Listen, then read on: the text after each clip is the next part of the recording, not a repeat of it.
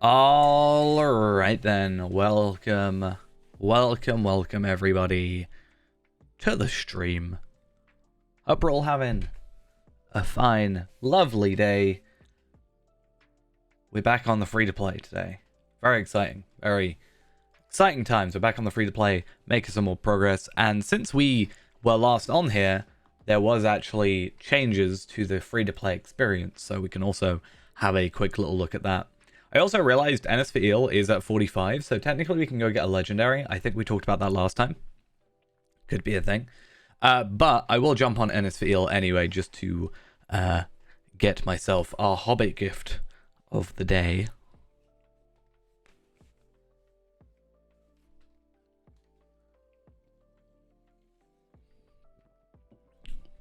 But yeah, we want to make some more progress. New video came out today. About half an hour ago. And that UI is very broken. We're a little bit behind still in terms of like videos compared to streams, but hopefully we can catch up soon enough. So, I guess then let's have a look at our Hobbit gift of the day. 20 virtue experience and 2 gold. Actually, not terrible. At least the gold. I'm happy for the gold. The virtue experience, I mean... But this does bring up a big point. Alright, so as of last time we were on, we have had the free-to-play changes, which now allow us to have all of these unlocked by default. Well, depending on your level. I assume these ones are just kind of as you get them. And then on here, we now have these unlocked, which means we can put on whatever, you know, eventually get our elf one-handed sword damage and stuff like that. And we can also finally put in our remaining virtues, because right now we've only been able to get Valor and Wit, which does mean they're quite high, like nearly maxed for what we can currently do. But it means we can actually put on like Determination and Confidence, and what else is like, I guess Loyalty, I think, is one that we should go for. But that's a really good thing that we've got added to that as well. So I'm pretty chuffed with that. I also have these minor crafting guild tokens of esteem. However, currently we still have to be... we either have to be VIP or we have to purchase the guild stuff, which is a bit of a pain. So I do actually need to just put all these in my vault and stuff. Oh, also, yeah, reward track is a thing. Is the reward track available as a free-to-play? You're not eligible for the reward track at this time. But I'm 45, but I think you have to complete the other quest for that. I think it's more complete that rather than... Wow, I forgot how much gold I had. Oh, I also put something in the vault last... not the vault. In here last time, but I'm guessing that maybe I've lost it. Posts. Mailbox. Let's check our mailbox. It's been a while, so I wouldn't be surprised if it, like, got rid of it, but, didn't I put, like, a shard on sale? Or maybe I did get it, and that was the money I have. I'm not sure. Or maybe it was on a different character. I actually don't know.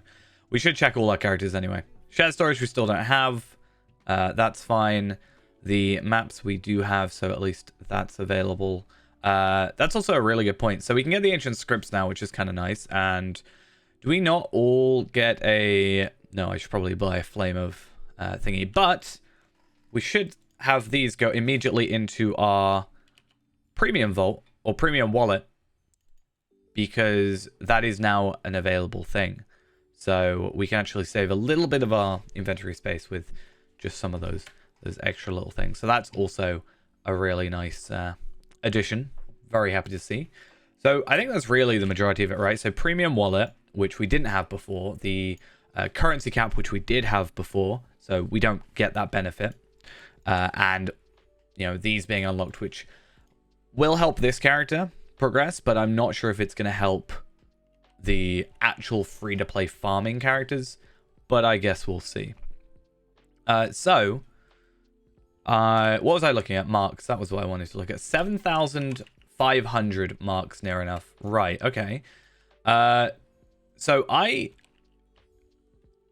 this is the issue, right? Cardolan trinkets. Sound like a great idea. Maybe they're not. I also want to see, if I put Altholic on, is it going to... No, okay, so this is good. I want to kind of do this. Right, because it's a different thingy. So, free to play. Add new account. And then this way we can just keep track of some of the more simple things on these characters. So whilst I'm on different characters, I can go and have a look at my Bjorning Honey Cake. And I know in my backpack I've got all these hearty crops and whatever. Random relic pack, which I wonder how that's going to work. I have 50 rejuvenation potions, which is interesting as well. And then we can actually have a look at our vault as well.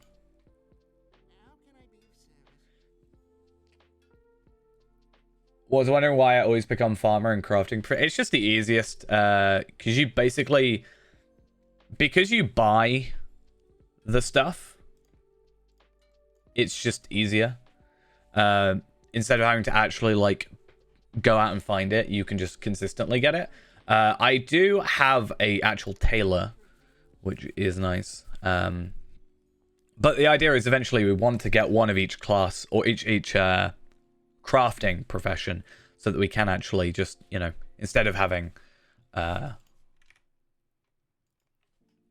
farmers, we would just have like a tailor and a prospector and whatever. I actually used to put everything as a explorer, which would be what is explorer? Forester, tailor, and prospector. And the idea was that we would have I not looked up? The idea would be that we have the ability to pick up the ores and pick up the wood and process the hides every single time. And then we would use that as a way to, you know, obtain materials and weapons and what have you for the next character. Which is something I think we started doing a bit more with Sorbine here, who is our tailor. Actually gathering those hides, which is the main thing. Even though Bjorning is heavy armor, it still gets stuff from agility. So it's not the most efficient way about going about it, but it's better than any other way. I should be right in thinking I've got my house paid, at least for a little bit. Yeah, till, well, the 22nd of July. Hey, it's my birthday near enough then. It's a week after. Oh, I also stopped using Prime back, I'm pretty sure, around the time. Or maybe since I just last went on this character. Why is it so messy? Yeah, so the Gondor Steed, that's from the thingy. The Heritage Rune I can't really use. What else is in here? So many enhanced XP supplies, my money. These can now just go. I wonder if the amount of missions that I end up doing on some of these characters will eventually end with us having so many of these enhancement rune things that we can just like build up our characters immediately to the max tier. That's actually quite a funny thought. Well, not to the max because it will be rares, but hey, it's close enough. So there's an extra gold. I do need to sort all those out, and I can hold on to this for the minute. I don't have a flame of thingy at the moment, but heritage runes will be something that we do hold on to. I don't think there's anything interesting on this character then. It's just he was crafting my tailor stuff, right? So we had the level 12 stuff.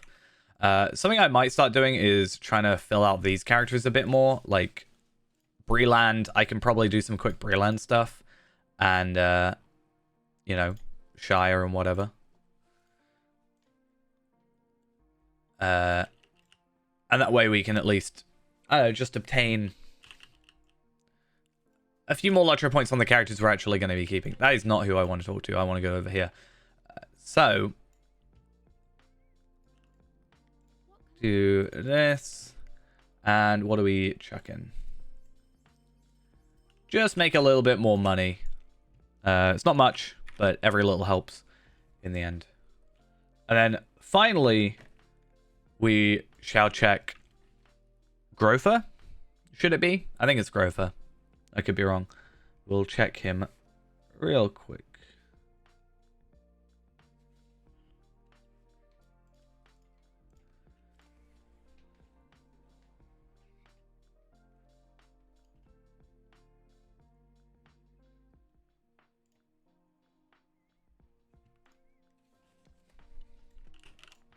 Okay, so I have new mail, and I hope that means that Ongrofa is who I put the shards on.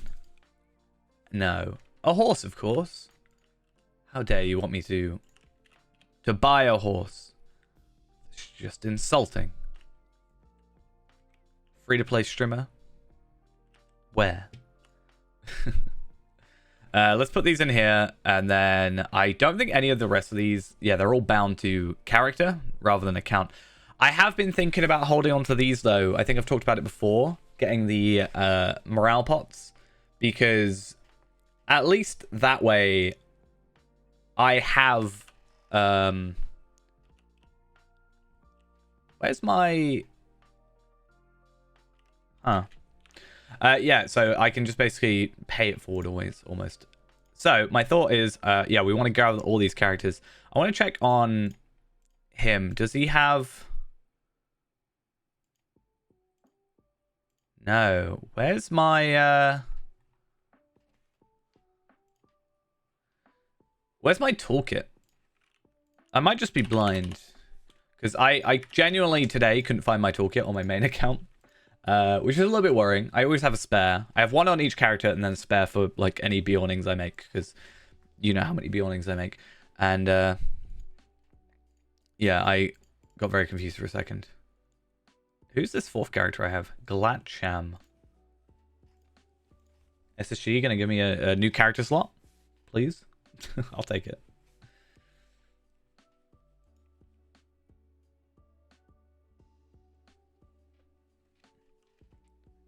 I also haven't even checked how many Lotro points I have. That's another thing.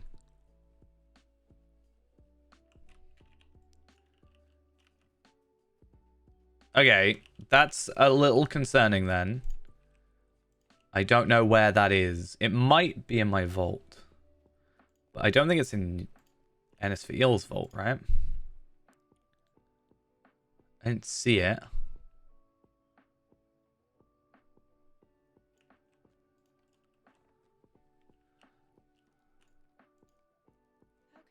Bit concerning if I accidentally chucked a toolkit. Oh, that's because I didn't click on Sorbin, who is the character I meant to go on. I just logged out from my character just to immediately go back on the same character again. That's really clever of me. Well done. Okay, so you have the Taylor stuff and a map of Moria and the anniversary stuff. So yeah, where's my toolkit? I know I accidentally deleted the token of Hornberg. I remember that happened, but did I accidentally delete the toolkit as well on the same character? I may have. I really hope I didn't, but the fact that Sorbin has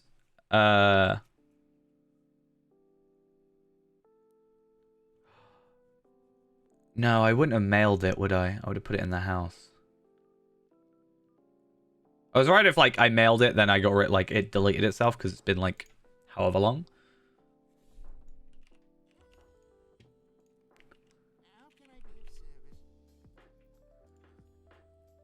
I mean, it's not. It is a bit of a big deal, but I can live without it. I think we might just have to be under the assumption it's gone. That's fine. I had enough people getting a bit annoyed about me buying that anyway. The amount of comments I got, well, not the amount, but I got a couple quite annoyed comments about me buying a toolkit for some reason. I don't know. It was weird. Gives me an excuse to go to an enduring one at some point for 450, but Moria is still our current goal. So we are still 800 away, I think. It was 2495 minus 1620. We're still 875 Lotro points away. Clearly, the best way to do that is just go into here, right? We just buy this. Ruin the whole point of the account. But okay, that's something we have to look into. Welcome, welcome, though. I wonder how many, like, quick ones here I can do with this guy. Like, I literally have to kill one orc And I could do Brood Slayer and Spider Slayer if I haven't already done Spider Slayer. Lotro Point Farming the musical. Obviously. We love musicals here. I was actually talking about musicals last night at work. I don't know how we got in the discussion about it, but I was like saying how I quite like musicals. So I'm just thinking, if with our horse, oh, don't lag, game. Play. Oh, this is a good start. Moving forward is apparently problematic.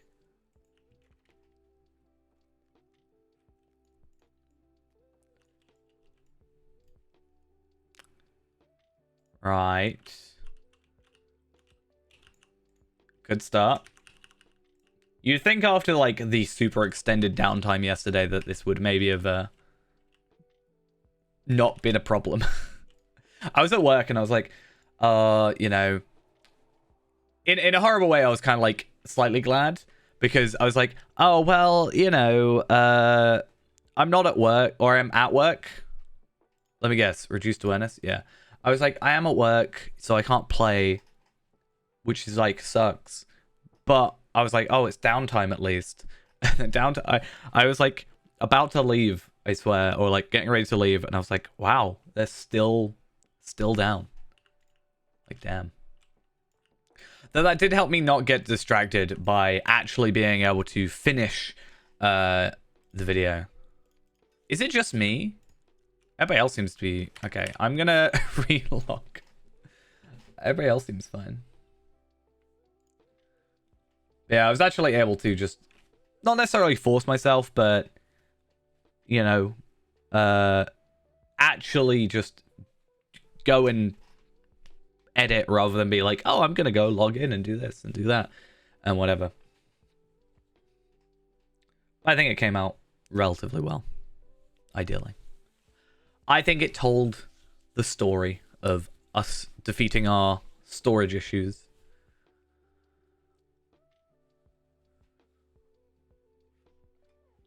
Actually, it's something while we're on the topic of videos, whilst we wait for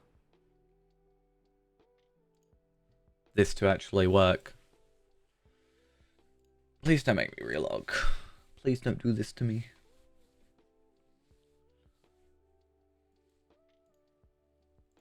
I'm gonna track my package. It's still not even in transit. It's been dispatched. Arriving by Monday. That's actually kind of good. I've got Monday off, so if it comes in, ideally Monday morning, then I can work on that.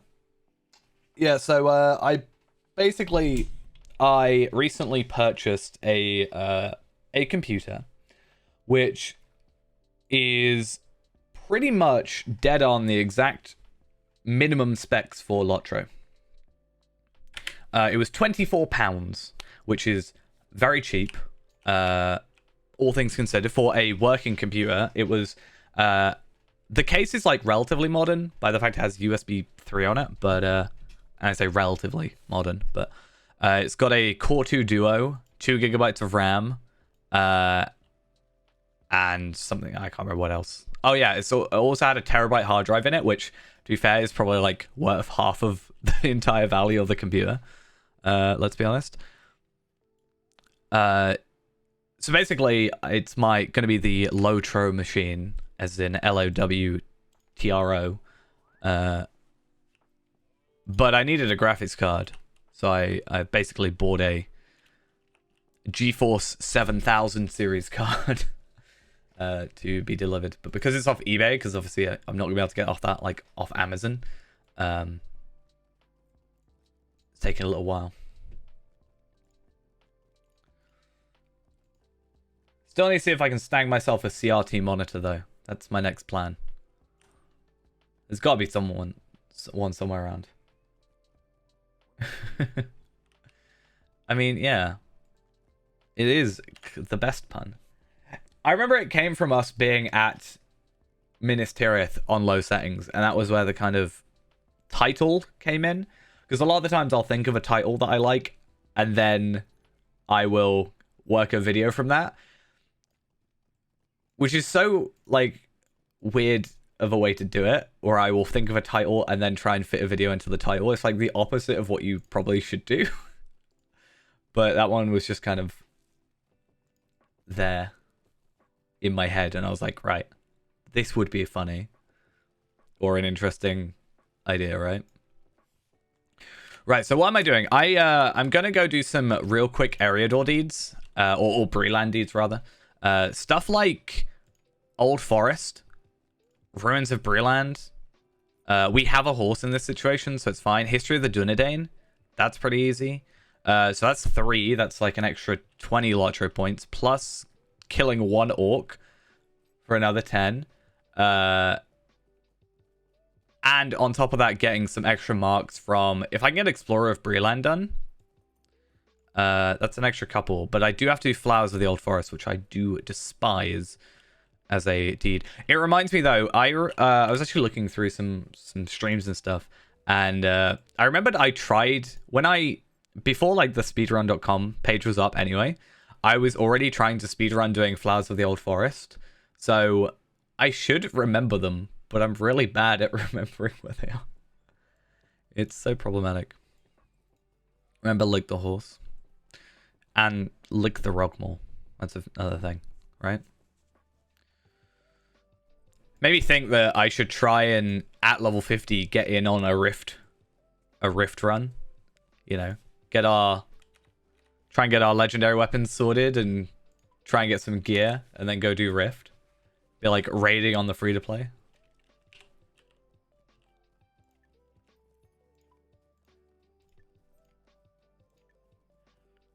Such a stupid idea. Right, I don't know where I've been, so I've got to just kind of assume I haven't been anywhere. So we'll start off with this and then we'll pop into a proper run. But where are we at in terms of...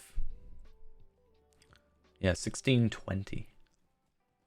There's other things we could buy, but Moria has been on my list for so long. Like, I could buy more inventory slots, and I could buy, you know... well, yeah, more inventory slots, more character slots, that kind of thing. But that doesn't really benefit us. We can only Lotro point farm 1 character at a time, so having more characters doesn't really give us a benefit there. Yes, technically, giving me slots and storage would help buying these. I could buy, well, like 20 extra slots, something like that. So I do at least get that advantage, but I'm just not sure if it's worth it. Shared storage, as we mentioned literally in the video today, it's a difficult choice because I only get 20 for 1,000, but it's cheaper after that. But then on top of it, I also like just buy my house, and I'm not gonna have the VIP thing with me, so I can't just access it whenever. Also true, that is on top of another thing. We get Runekeeper, Warden, 2 character slots, and the expansion. So that's another thing, which, you know, is of benefit to us. Something else I want to do as well is maybe sort out doing our UI. I also want to check if... So there's like alias things, right? Where you can set aliases for commands or, you know, I'm assuming that's how most people end up doing their like kinship advertisements and what have you, rather than just copy pasting it. At least I would assume. So I was thinking, can we put an alias for our UI, like saved UI? I could also macro it, but if I can do an in-game, that might be better. If not, so I recently bought, I'm still getting used to it, so if my mouse movements are a bit all over the place. I recently bought a new mouse. I used to have a Logitech G402. I still have it, but I'm using the new one, which is the Corsair Scimitar one. It's got like 12 keys on the side of it that are all programmable. So if we can just have like, I don't know, 1 button just to press it, and it goes down here and clicks and types. I think that would probably be fine. All it does is stop me having to type every single time. And, you know, it's not like I'm getting a competitive advantage, so I don't think it's a problem, you know? I really like the G402. I was just... So the reason I bought this one is because I wanted to have just more macro keys. I have my Stream Deck, which, you know, is only half full, so I have a lot of keys there. But if I can... That I, like, have to move my arm. Whereas if I've literally just got the keys on the side of the mouse and I can just press them and get used to them, then it's maybe better. I also thought about using it for Warden, like my masteries, but I tried it. I just couldn't get along with it. Maybe if I tried more, I could be better off, but at the moment I've decided to not do that. I want to check, have I done...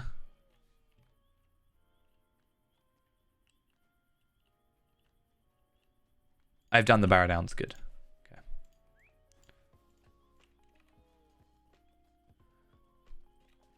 I'm trying to get like the right DPI. I think I'm on the right one now. I don't know. I feel it's a bit wider than the G402, so I'm still getting used to that. And I'm worried about accidentally pressing buttons when I don't mean to. So my thought was I might try...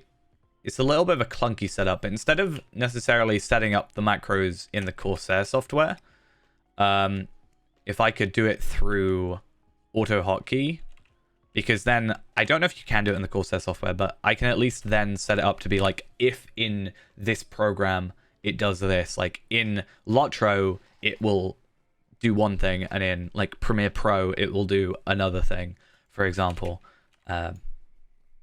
But I'm not sure if you can actually do that with the Corsair stuff. I am like not on purpose necessarily, but I'm like accidentally just a Corsair, like not fanboy, but I just end up having a lot of Corsair equipment. Like my mouse mat is Corsair, my keyboard is Corsair, my mouse is now Corsair. I know my power supply is Corsair. I'm pretty sure Stream Deck, is it Stream Deck or... Yeah, I think Stream Deck is like, or Elgato is owned by Corsair. So I'm like, I've just got a Corsair set up at the moment. My last 3 keyboards have been Corsair. My last 2 mice have technically been Corsair now. Because I bought a wireless mouse for my laptop, which was a Corsair one. So I guess it's nice to have everything sort of in one software though.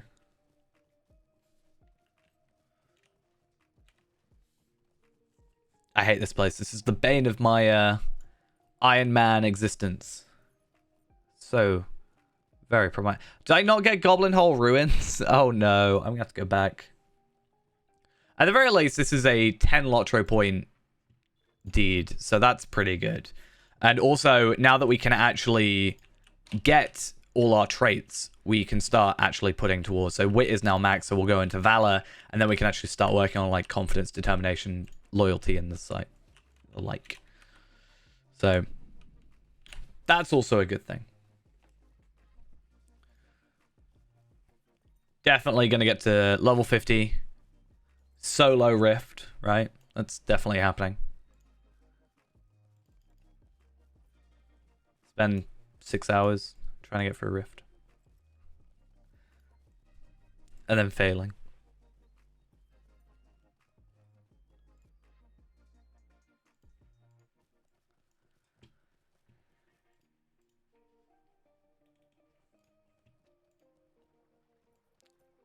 Nice to see Bjornings around. Oh, I've just realized it's been so long since I've properly played this character that my UI is still up here. That's so odd. Okay, they're definitely doing a Slayer thing. Question: why would you be a Bjorning and switch out to uncommon or to common gear? That's so odd to me. Like, okay, I can understand switching out to these because I think they're dropped items or whatever. But, like, that's a downgrade of just what you get normally. That's a weird one.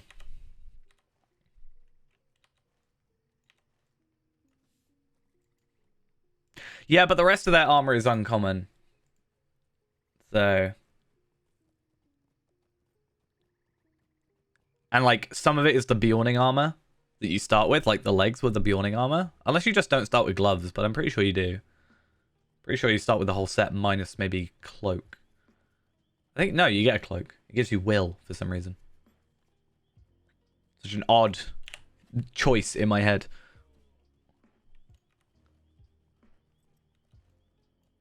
Right, are these gonna... Okay, I've already found it. Okay. I was like, I'm pretty sure you don't have to get this close. It could have just been a case where it has like higher armor. And that be like some people's... Like, I know especially I, like 2 years ago now, would have seen, oh, that's got more armor. Or, you know, wouldn't necessarily know the stats too well.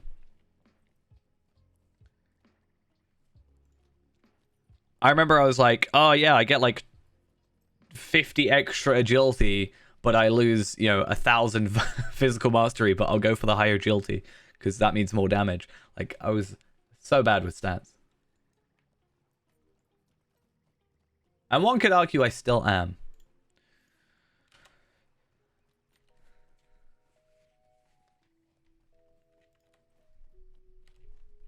Right, I also want to check stuff like moats. That's one thing. Marks as well. We've talked about that. What I'll do as well is, because I'm going to finish up here-ish, I should be able to go like here, or go to like the Trestle Bridge area and get myself that final orc. I even think there's an orc.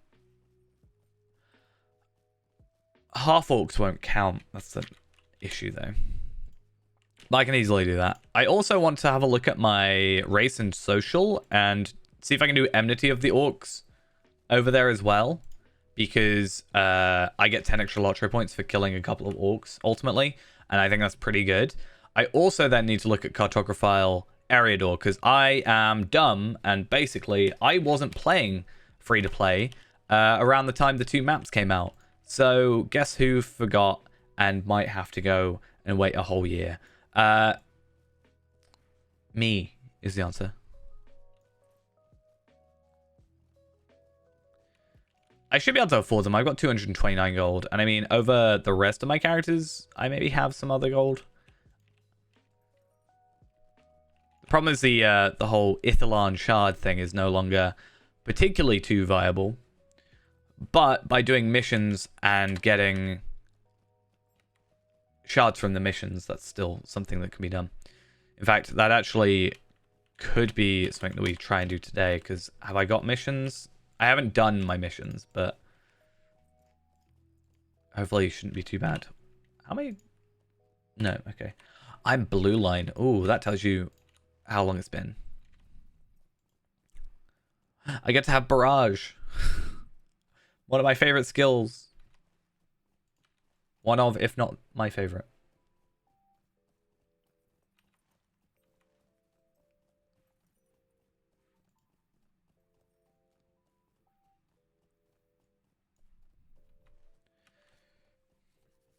Hopefully I remember some of these areas. I actually started doing I didn't start, but like I continued because my burglar is now 124, literally a quest away from 125 at the moment. I came back and did all the Slayer stuff around here, so at least it's sort of very ingrained in my head. It already was, but it's more so as of like last night. So that's fun. I think I was up quite late doing that. Possibly later than I should have been. But we don't talk about that.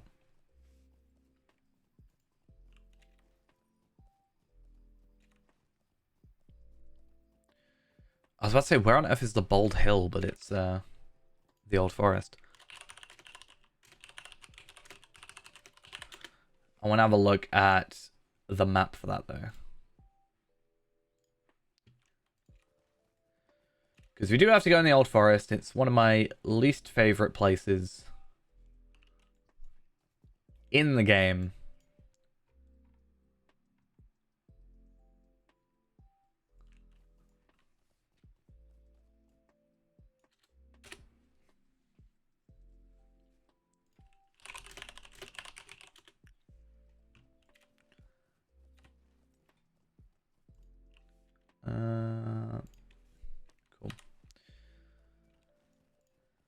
Should be fine because we're level 45 and we'll just like run through it without being attacked. But on level, at least, it's pretty terrible in my opinion.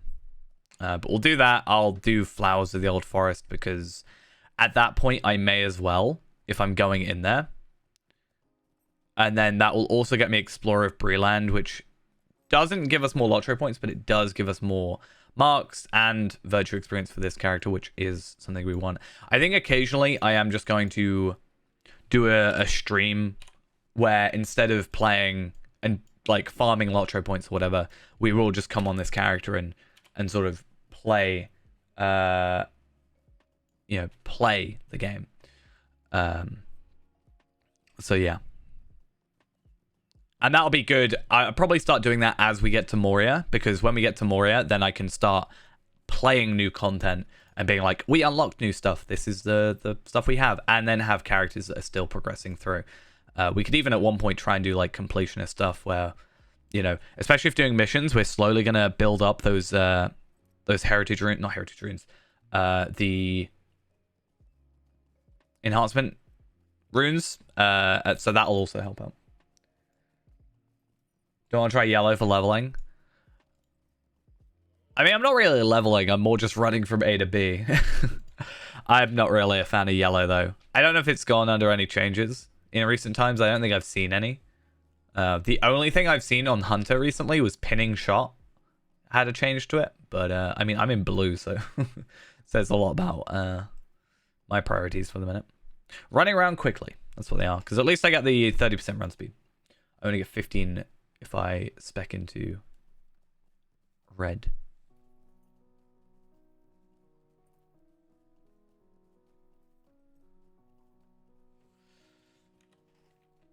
So Hillshire Ruins, then we'll jump down to Asdo's camp there, and something I want to try for the next run. So as a Bjorning, we'll start over in Archer, and recently we've been trying to look at the recently we've been looking at the whole speedrunning to 10 kind of situation. And I think I want to try that again. I think we did it last time, but if we can do sort of Breland Adventure to start with, and then maybe some of the Explorer stuff for here, and then go Ered Luin. I'm not sure if it's much different, but Ered Luin might be a bit quicker with the Slayer Accelerator, where we're not going to use the Slayer Accelerator and Bree whilst we're leveling, so you can get to 10 pretty quickly, but I don't know if it's quicker than going to Ered Luin and doing it that way. I guess we'll have to see. Unfortunately, I have not got my Token of the Hornburg, so that does mean that I am sadly going to be slower leveling, but it's fine. I also kind of want to get a character to 20 again, because we're making a lot of marks, or a decent amount of marks, and eventually, especially when we get legendaries, I do want to maybe occasionally come and farm Cardolan trinkets for a little bit. Could be an interesting idea. Like once in a while, just go through until we've got enough, like 100 or something, and then buy the difference.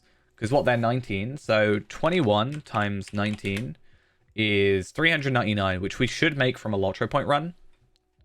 Plus I mean, we get 300 from Cartographile Eriador and or Moria, but even Cartographile Eriador should also give us an extra 300. So then we get 600 from each character. That should be a lot easier to do, and obviously all the extra deeds that we get stuff from. But it's just a thought that once in a while, as we progress, you know, when we get Moria, we can very easily, I think, get to 60. And on top of that, I have 28 at the minute, but it's probably going to end up being more. But I have 28 enhanced XP supplies. So if I can get to 30, that is 6 levels of double XP already. So, I mean, that takes me from 50 to 56 with relative ease. So that's also a potential idea. Right, I want like a combination of Flowers plus Explorer of the Old Forest. So I actually need to go up here to start. And then hopefully we can do this. There's actually one right down here as well.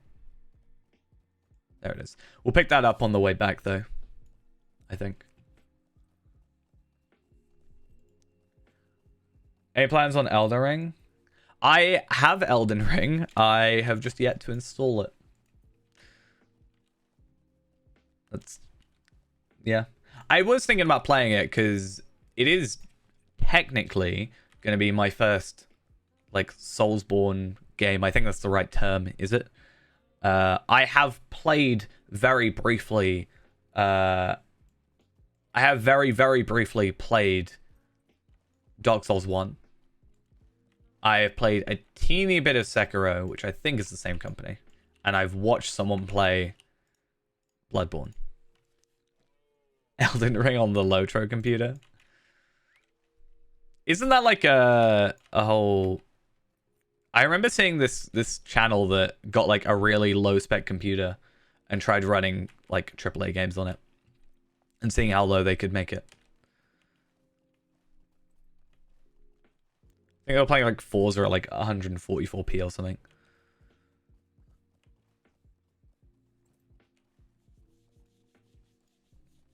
I think once the Lotro computer has run its course for that video, I'm probably just... I don't know what I'm going to do. I obviously don't want to just like chuck it. But I was like, I could probably...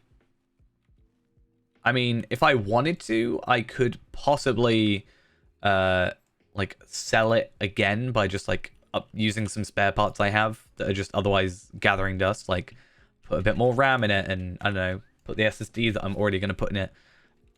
And I've just got laying around doing nothing. It'll probably work. Like a semi... maybe. I can't remember the channel name. I just remember it was in my recommended at one point. I was planning on building like a NAS type thing. Because I was going to... my dad has a lot of old, like... or like DVDs of shows he likes to watch. Because he just kind of likes watching the same thing over and over again. Like oldish shows. So I had recently... I started trying to gather one of them. There was like 20 seasons. They were like quite expensive. So I was going to plan on like, I was planning on getting like one a month was the idea. Or I was like going out and getting them from this one shop and stuff. But then lockdowns happened. So I kind of stopped doing that and they became really expensive. So I was going to basically get that and then put them on this, like basically get Plex on the server or whatever. Just so he could watch whatever he likes whenever he likes, and he has, you know, doesn't have to go rooting through DVDs and whatever. And I was like, maybe I could use that. I was like, I can probably put a Q6600. I think it's the same socket in there that I've got laying around. That's at least quad core then. Put a bit more RAM in there.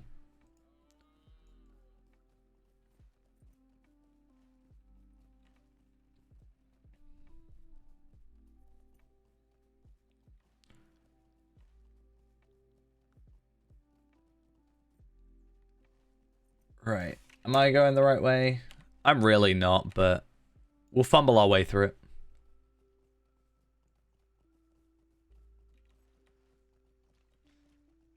I mean, I do have some... Well, not spare. I have a load of 4TB hard drives that have all, like, stream backups on it. I was thinking about getting an 8TB one soon.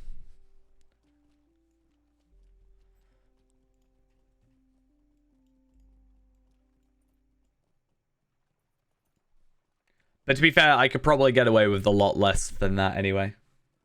Considering, like, they're not super high quality. They're like, you know, 720p or whatever. So I could very easily get away with less. I think some of them, like earlier seasons, are like 480p because it's just, you know, lower quality at that, like, the time it released. Let's go up here, get like Bold Hill, and I think Bonfire Glades up here.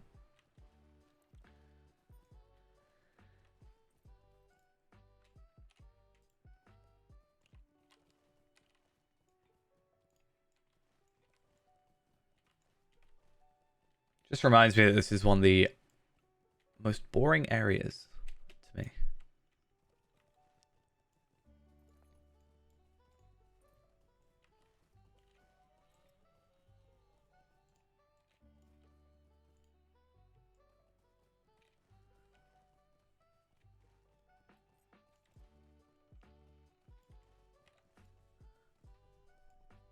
I also want to check, anybody that's actually seen the video that went up, just double checking, was the quality fine?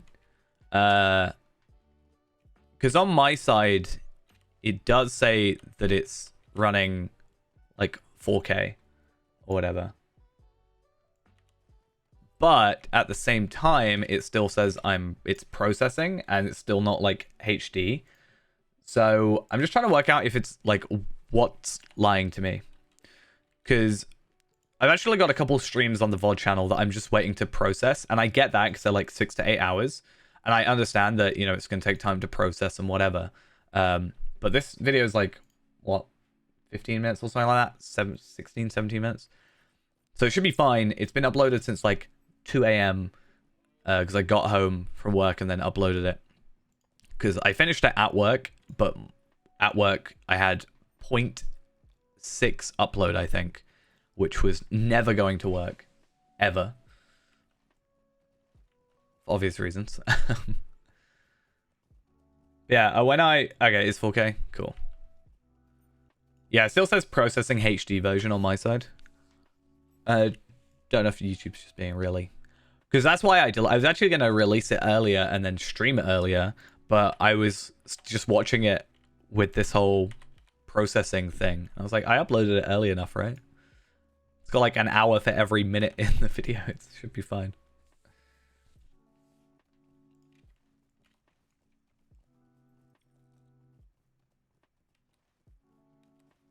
Oh, I've been running around on my war steed recently a lot. You know, getting from A to B or whatever. It just makes me feel so slow. And on top of that, this is only a 62% steed as well.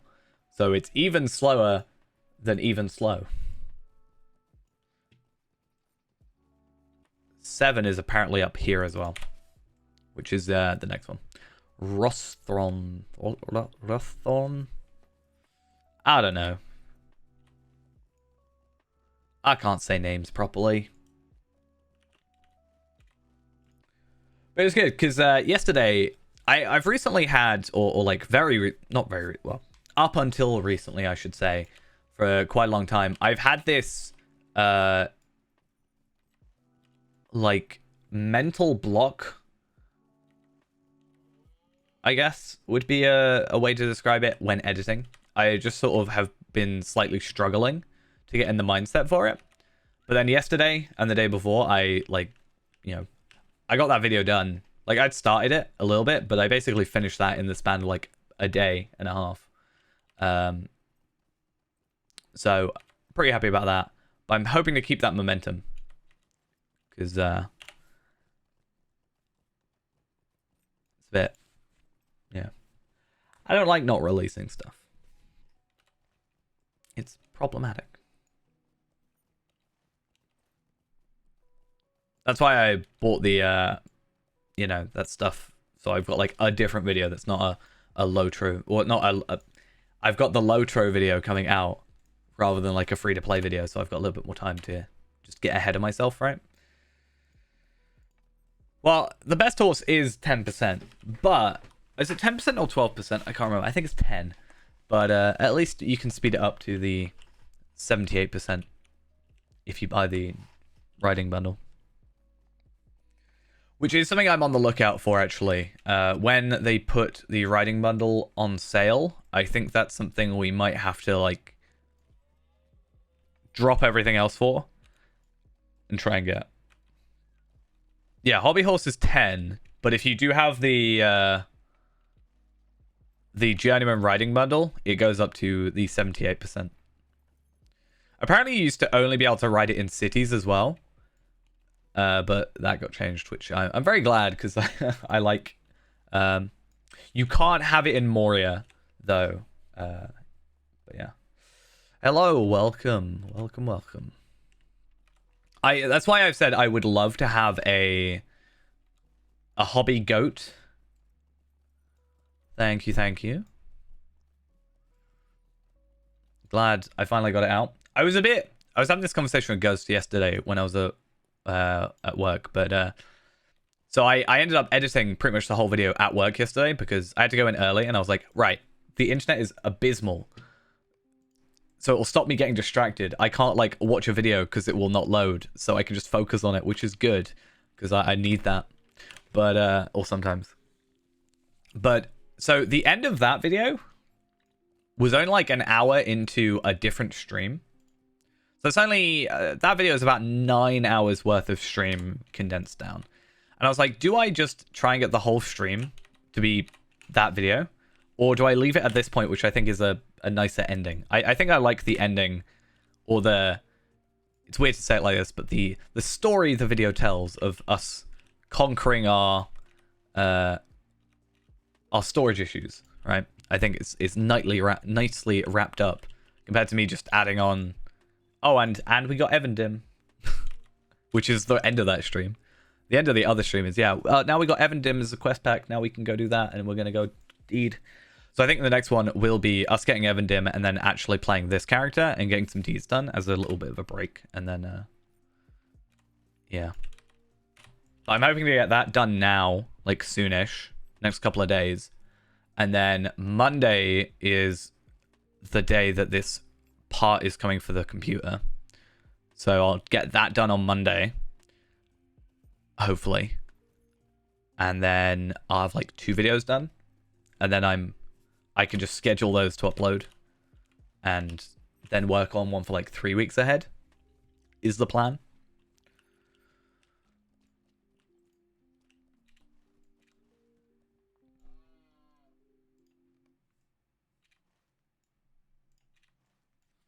Problem is, I had another video that I thought about recently, and then I completely forgot what it was. And I was like, oh, this would be a good idea. Oh, I don't know what that is now.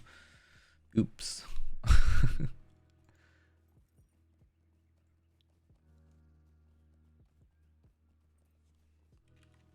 It probably wasn't the most amazing video idea. I know. Actually uploading content.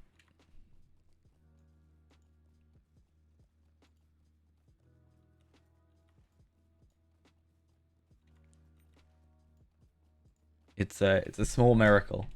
10 improvements video. We only had like 7 though, right?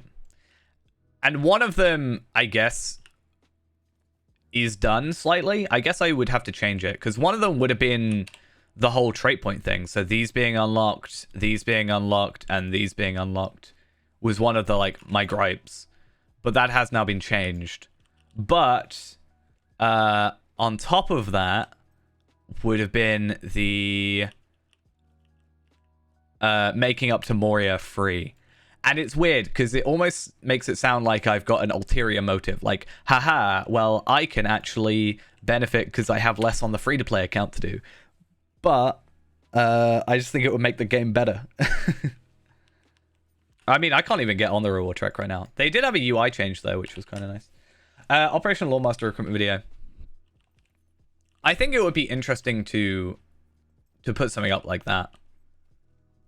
I still want to work on, it's just a lot of content to go through, a lot of streams, but I do eventually want to go through the story of Feyrand, like the Feyrand 1 to 50 video, but I found it so difficult to actually start it because there's just so much. Like, for example, today's video is about 9 hours, as I said, but how many hours did we put on Feyrand from 1 to 50?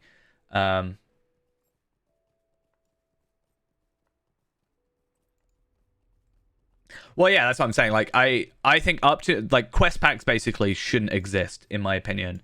I think I said this the other day, but I think they should take the quest packs that they did for, like, Minas Tirith, like Old Anorian stuff, and put that into a bundle as, like, the Minas Tirith or the Battle of Pelennor Fields expansion, right?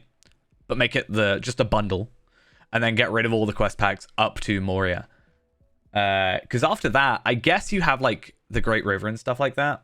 But, I mean, yeah, there's also that. there's seven expansions now? You could easily get away with giving out Moria for free.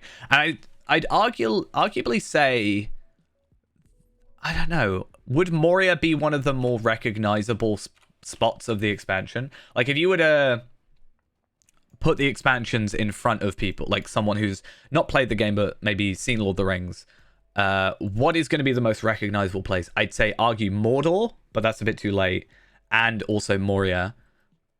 I'd say Moria is a larger expansion than Mordor, having recently gone through Mordor. Well, that's what I'm thinking, right? Yeah, it's like the Balrog is like a big thing, and then obviously just Moria as a whole. Like, you only really see, like, I'd say it's a battle between Moria and Mordor, and I think Moria just makes sense. Like, they could have that be a thing. So that would be quite an idea. I also want to finish this trailer, like remaking the trailer, because I like the idea of uploading it, because so the free-to-play videos, let's be honest, we've all agreed that that's never going to be in the Lotro Beacon. But when I actually did the stream doing the not the free-to-play trailer, but like the Lotro Shadows of Angmar trailer, they actually put that in the Lotro Beacon, which means it isn't one of those weird taboo things in my head, right? They wouldn't put it in the Beacon if it wasn't something they want, like, done. And there are other people who have done, frankly, better trailers than what SSG have released. Cough, cough, Mordor. I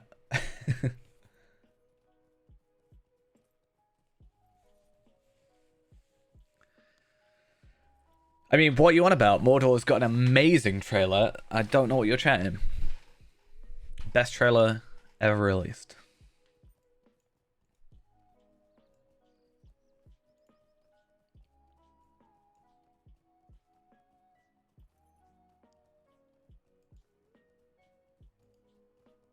Yeah, I think that's worth doing. For sure. I think that would be its own separate video rather than like a 10 improvements, and then maybe I could do like touch on it as a thing. I could put in what is essentially just like a copy pasta for the Final Fantasy 14 thing, right? Isn't it just like, oh, it's this world that you can get to level 60 and play the first expansion with a free trial, all that. I remember seeing that just copy pasted everywhere for some reason, which I find quite funny.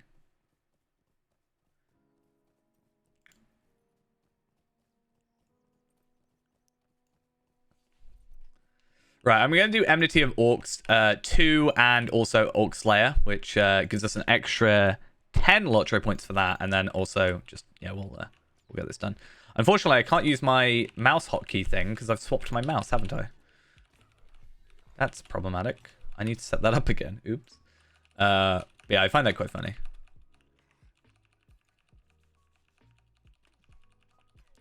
I definitely, yeah.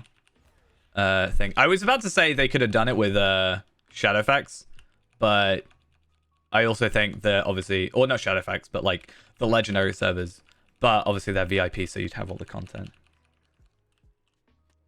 Yeah, that one. Just edit that to be Lord of the Rings. I mean, the fact that I am a Lotro player and have technically never played Final Fantasy 14, and I know that exists, proves how kind of, you know, widespread that is, and how if you were to have something equivalent for Lotro, would be useful, right? I mean, yeah, I think the legendary servers are certainly a missed opportunity in many places. I think one of the things I would also say, like, about the improvements is the gear for the older levels. Like, that's something that I've I think you can post links now, as long as it's not like certainly banned links. But yeah, Nightbot isn't as angry as they used to be at the beginning of streams when it was just set up to ban everything by accident, or like timeout for everything. Which I get why it's its defaults, but needs to be a little bit more nice, I think. So I want to quickly do my Enmity of the Orcs on here.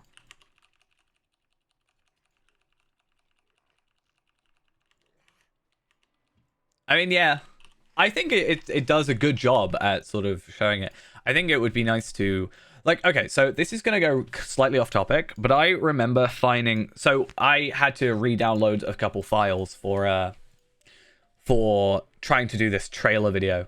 And I found... So basically, I went on IGN, because that was where the original thing was. And I downloaded 59 videos about Lotro that they had uploaded. And I found this video from ages ago, and I really like it because... And I think they could benefit from this, because I feel like otherwise it's a little bit lazy nowadays, in the nicest way possible. Where they actually just, like, talk about... They just talk about, like, it's like developer diaries. You know? Like this one, for example, let's just bring display capture up. This one here. Obviously, quality is very high quality. But I just like the idea of, you know, having something like this where they actually talk through... Hi, I'm Jeffrey Stiefel. I'm the executive producer of Lord of the Rings Online, and today we're going to talk about monsters in Middle-earth.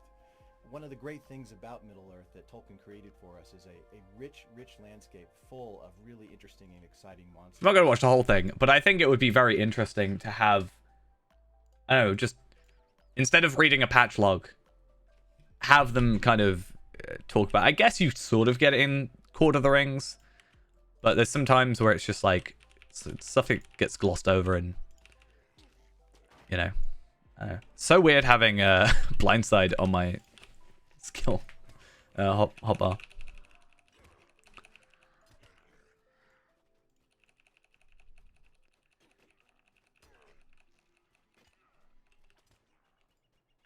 I actually wanted to like try doing that at one point myself, but I don't know how like I'd feel about it. I don't want to just like read something off a page and then slap that up as a video.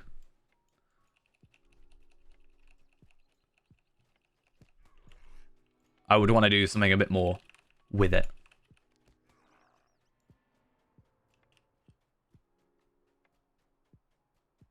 Yeah. There's also that, like, Cordovan is the community manager, which, yeah, it makes sense, but it would be nice to...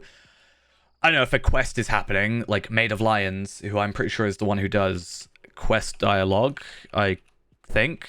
Double checking, maybe? I don't know. But, like, if there's a, you know, scenario, I think is also the one who does, like, the areas? The, like... He does the streams where he talks about, like, the regions and stuff. It would be nice to have, like, hey, we've got this new region. This is what we did. Like, you know, when I made it, this happened. And what have you.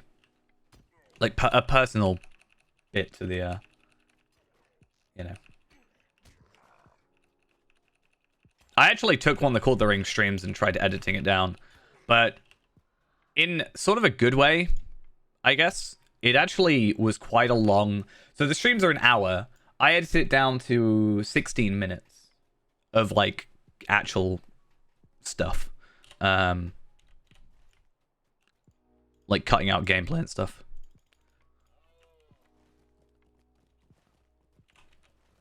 But I don't want to upload just an edited down Cordovan stream as well as, like, a video, because that feels just...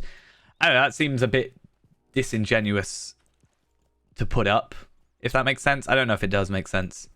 But it just seems a bit of an odd one to just put up. I don't want to just put up MD2. I don't want to kill 250. Right. We're going to log out. We're going to leave Ennis for Eel there for the mo. I get Return to Rivendell, which is good, because Return to Rivendell, when we get to the legendary items, will be quite useful, actually. So I think Grofer is going to be our next choice.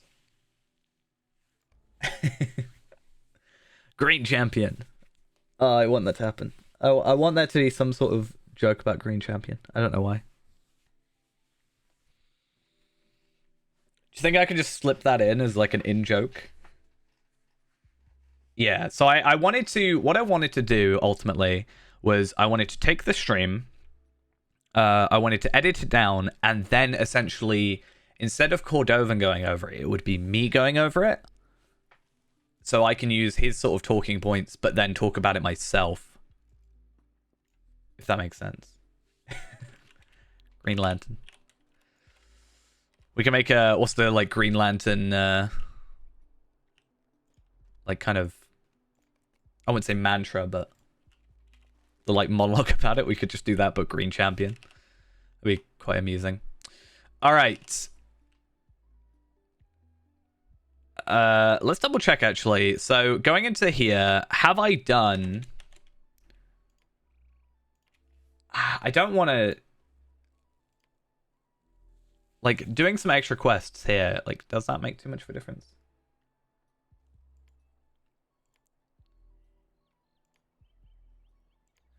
Okay, at the end of the day, we don't have a horse anymore on Grover, so we need to just chuck him away in the nicest way possible. He needs to leave because the horse is kind of a big deal when it comes to that.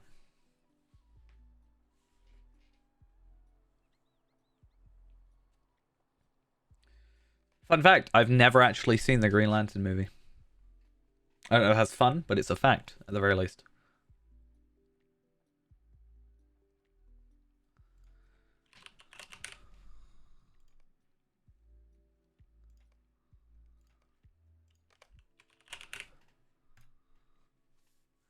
Oh, actually, this is also another thing I want to do. I want to sort out our UI. Yeah, building. We've had building with 62%, but the issue is interaction with stuff in bear form is just a bit janky. So, yeah. Also, it's peaceful movement only. So if we get in combat with something, we will still have damage taken. So what I want to do is I want to take our warden out, like, thing, but I want to change a few things. So I actually don't want to, and this is going to sound maybe weird why I don't want this. I don't want the time stamps in chat because I realized recently the video that went up today, that stream is from April last year, which shows how far behind I am on that. And I don't want to have, I think having time there kind of like can throw off the thing, right? Having the time be like so weirdly different to when the video releases might be off-putting, or at least it's off-putting to me. So I want to get rid of that. I think by default, can I turn off filters by default? Can I have world chat off and like LFF off by default? Is that a thing? I don't really think there's anything other than that. Bags is an annoyance, but not really something I can otherwise fix. What I can do, though, is I can move like bag 2 and bag 3 here. So that when I do actually have the character restart, then this is closer and I can just drag the bags in. That's a thought. Is there anything else? These won't change on my UI change, though. That's an annoyance. Is there anything else that I can think of? My character stuff being down there. It might be better to have it a little bit lower. So I'm going to just use mouse keys to just slightly go down a little bit.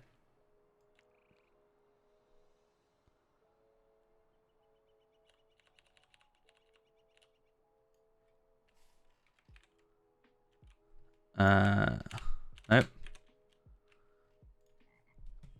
Nope, that's slightly off still.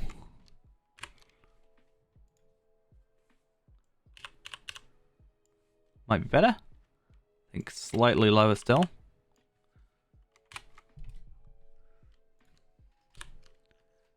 So once again, cool, I think that's better. And then I want to go /UI layout save free to play. And then I want to check, so alias I think it's like this, isn't it? Slash UI layout load free to play.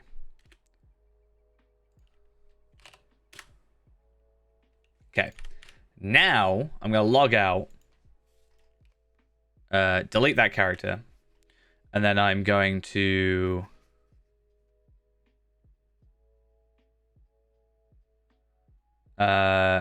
remake the character and see if the alias carries over, because I've never actually used them. But if I can minimize the amount of setup time at the beginning, that just is useful.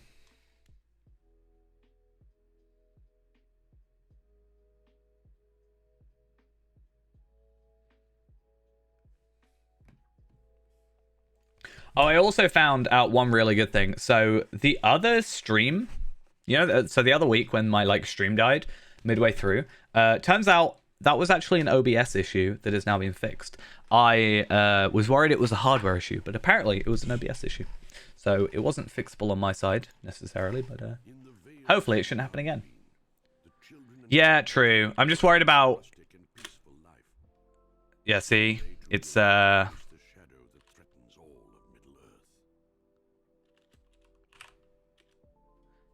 Yeah, it's not worked.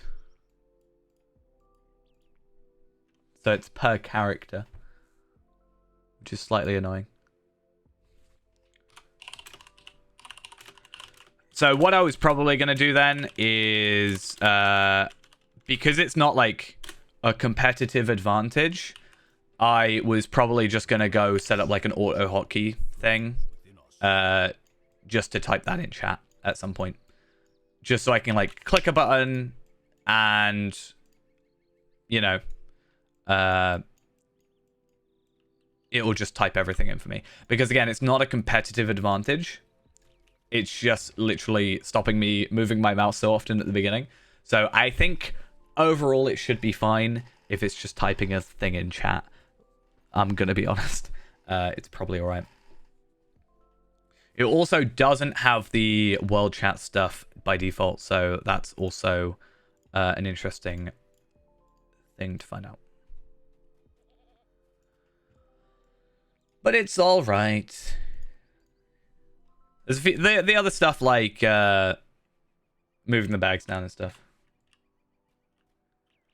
Yeah, I think if it's like, if I was doing it for skills, I would probably be like on the edge, like on the line. But if it's literally typing in some words at the beginning, like there are people that have that where you press a key and it just types out their whole like kinship thing. So I think it should be fine if I'm just typing a command at the beginning rather than me having to type it out manually. It's probably fine.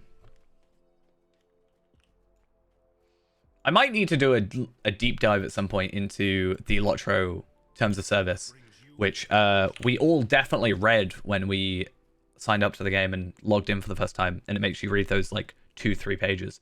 But I might do a deep dive and just be like, what is the actual official stance? And, you know, not that I'm trying to get away with anything, but I just want to make sure that I'm not sort of, I don't know, being malicious in their eyes, I guess.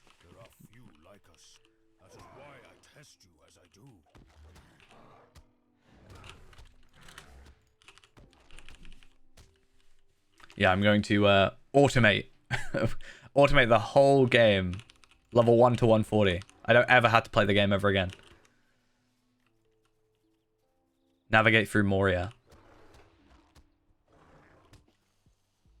Oh, I thought of a really stupid idea. I don't know if it would ever work, but I just thought about it. I mean, I remember hearing a story of these this one group that put in their terms of service, like if you ring this number and or something, and say like quote this line, you'll get like, I don't know, it was like $100 or something. So we'll see. Maybe SSG are giving away money.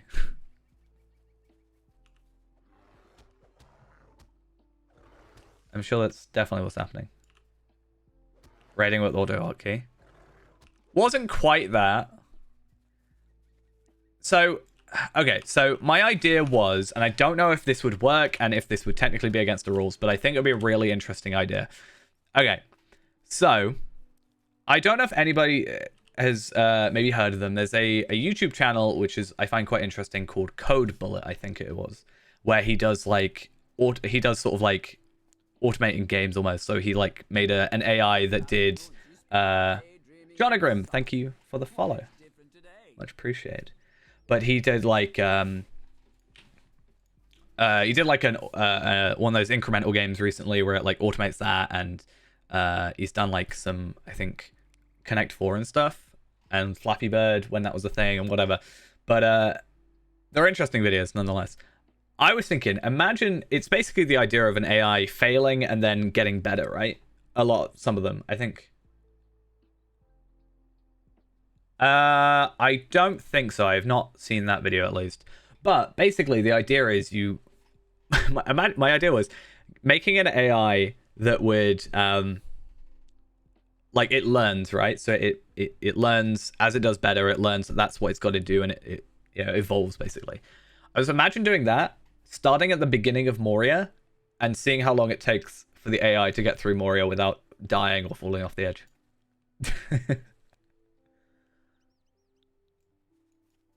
I have a feeling that would take far too long and the weekly reset would happen, but it's one of those things where I'm like, that would be a really good idea, but I would probably never be able to actually pull it off.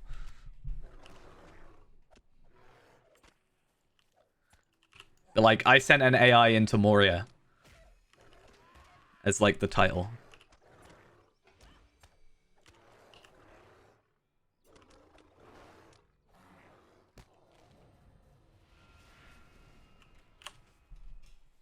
But yeah.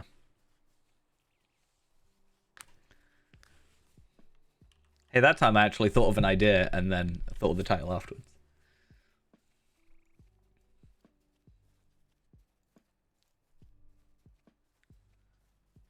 It's actually kind of funny. So Louis7 recently brought out a video going through how he makes his videos, and it was really weird comparing mine and his process sometimes.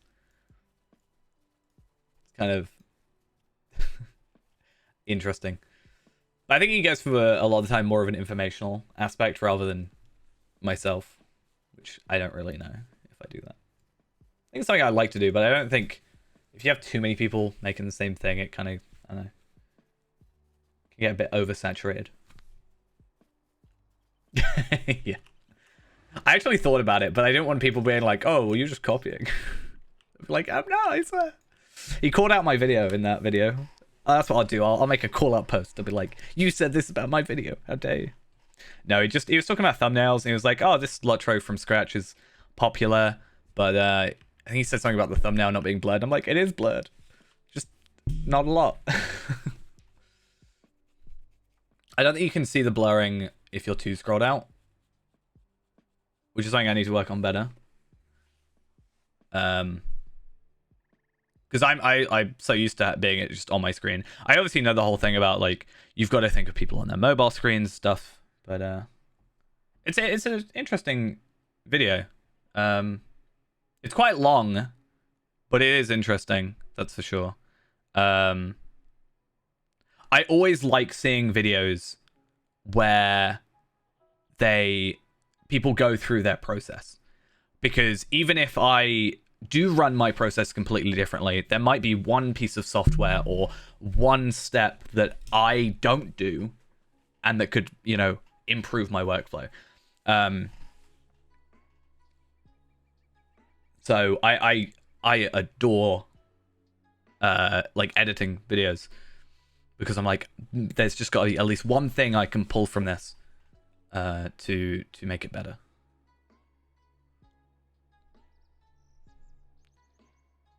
Because I always find it quite impressive, because he streams on YouTube, obviously, and one of the I think YouTube is kind of like, obviously he's more condensed, right? Because the video came out because he hit 10k subscribers, which I think at that point might be the most subscribed Lotro channel. I could be wrong. I'm pretty sure he's been in that for a while. There might be someone. I can't remember. But my point being, that's why it came out. But I was saying, like, one of the things I don't think I could do, the official one, I mean, yeah, but they don't really release stuff. I think in the kindest way possible, I think the official Lotro channel is very badly managed, in my opinion, and it is not a very good official channel. But that might be me just being very ignorant. But honestly, that's sort of my thoughts on the matter. Feel free to disagree.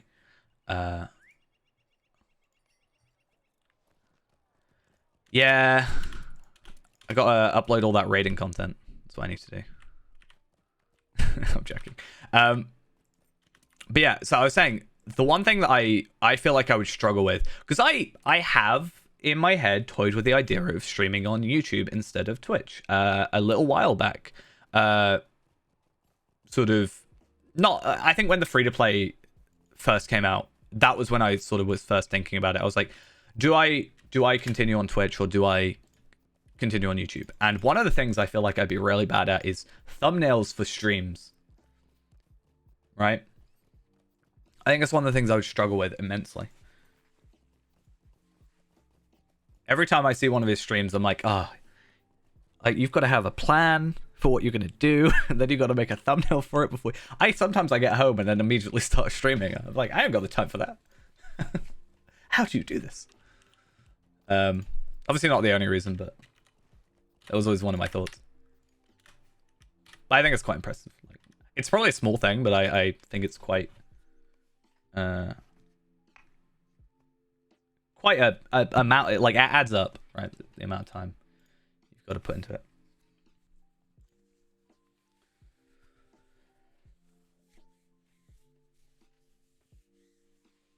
Hey, would you look at that in like an hour and a half? Is it an hour and a half? Something like that? No, like 2 hours.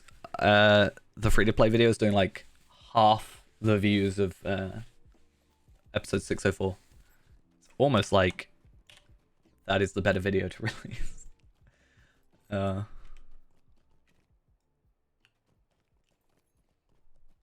can I do for you? I don't know if you can help me. Might I take a moment of your time? I certainly still think I'm once I eventually get through all the Lotro like Gundabad content, I'm probably going to, I don't know, it feels weird, but I might officially end the Tarvelard series. Honestly. It's a thought. What can I do for you? What can I do for you? I should have done a Brawler series, but also considering how Brawler is, I'm not sure if it's a good idea that I would have.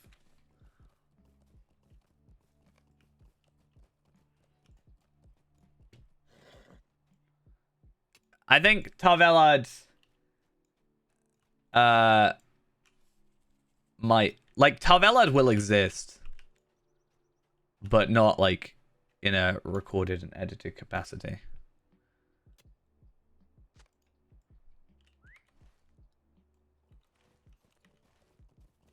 Because I'm very held back. Like, Tarvelard is my main character, but I've barely played him. Like, I literally haven't touched him. It's the reason Ennis Fi'il existed. Well, Ennis Fi'il existed before Tarvelard, but Tarvelard, the point of him... Well, Ennis Fi'il would be my character, and then Tarvelard would be my YouTube character.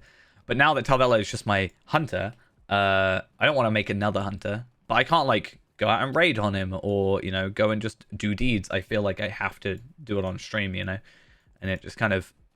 I don't know. Not that it doesn't make me want to kill him. It doesn't make me not want to play him. But sometimes I'd rather play another character. Nice outfit. It's a sorry day. I mean, I'm sure it was no good, but I actually really like the Beyonding outfit, to be fair. The starting one. Yeah.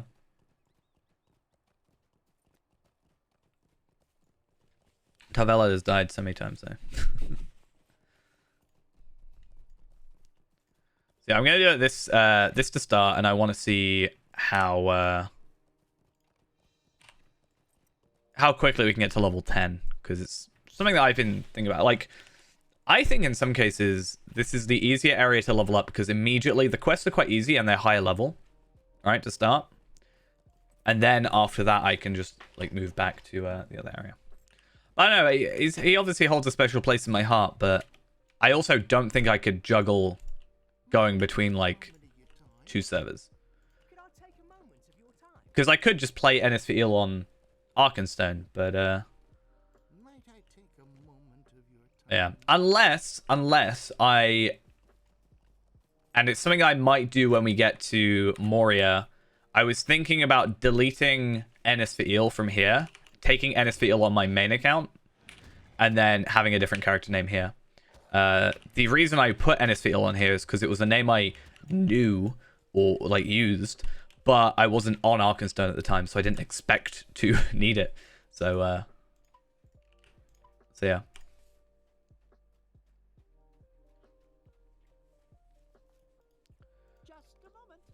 Oh, isn't there okay, I could be wrong about this. Isn't there a title called Well Traveled? Because a lot of people have either on purpose or accidentally mixed up Tar Velard's name to be Traveled, either through autocorrect or I think Ghost occasionally does it on purpose. So if I was Tar Velard Well Traveled, I think that would be a very fun title for him. I'm pretty sure that exists. I think we'll just start a Bjorning, because, you know, Bjorning was originally what Tar Velard would have been. Tar Velard would have been Bjorning, because I started releasing content for Lotro when, what was it, update 12, when Bjorning came out? That was the plan.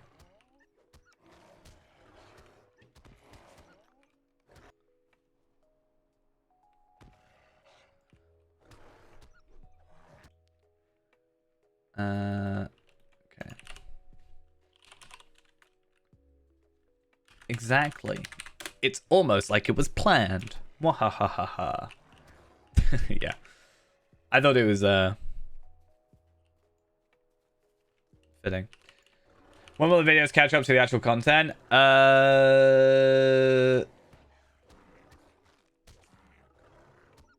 Good question.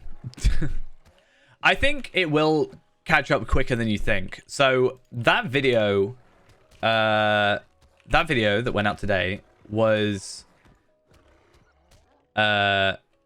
recorded, or that stream was in April last year, but as of like May time we ended up streaming a lot less because I was back to work, so the free-to-play streams became more and more separate from each other, which means there's actually just less difference. So yeah. Imagine being Brawler. Like, I couldn't actually imagine that.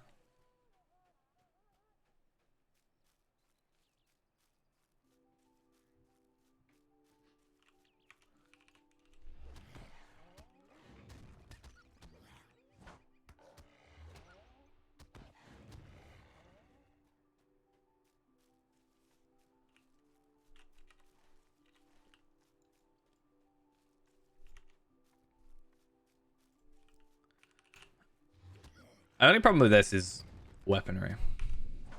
Didn't play Lotro. Couldn't be me.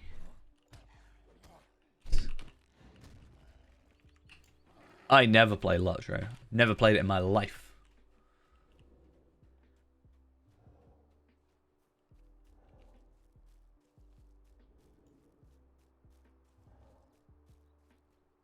Let's see how lucky we can be with this. What are the plans? We're gonna... Right, I know. It's really off... No, not normally what we do. Plan is to increase our lot trip points. No, I don't fully know. I think I wanted to do this run, but try it slightly differently. Try and actually go through Arch it first. Oh, so basically I was saying, today's video that went up that stream, that video, or 2 streams actually, because it was 2 streams, that was actually from April last year, which says how far behind the free-to-play ended up being. But when I went back to work in May of that year, so a month later, everything became a lot, like, less consistent. Like, I did less free-to-play streams, which means there's actually not as many streams in between anymore. There's actually not too many. So hopefully the video should catch up relatively soon, because a lot of it, so again, that video was about 9 hours, I think, worth of stream, or like 9.5 hours, something like that. And a lot of it is just been cut out. So I didn't edit for my streams. I just need myself to get out of my, like, writer's block is not quite the term I'm looking for, but it's close enough, where I need to be in the right headspace to edit. And I kind of wasn't for a while. Now I'm a little bit more. Like, I sat down and edited for, like, the last 3 days straight. Near enough. Obviously, I have been working as well in the meantime, but I actually took my laptop to work yesterday, and I actually, like, yes, I took my laptop to work yesterday. Not yesterday. Yeah, yesterday.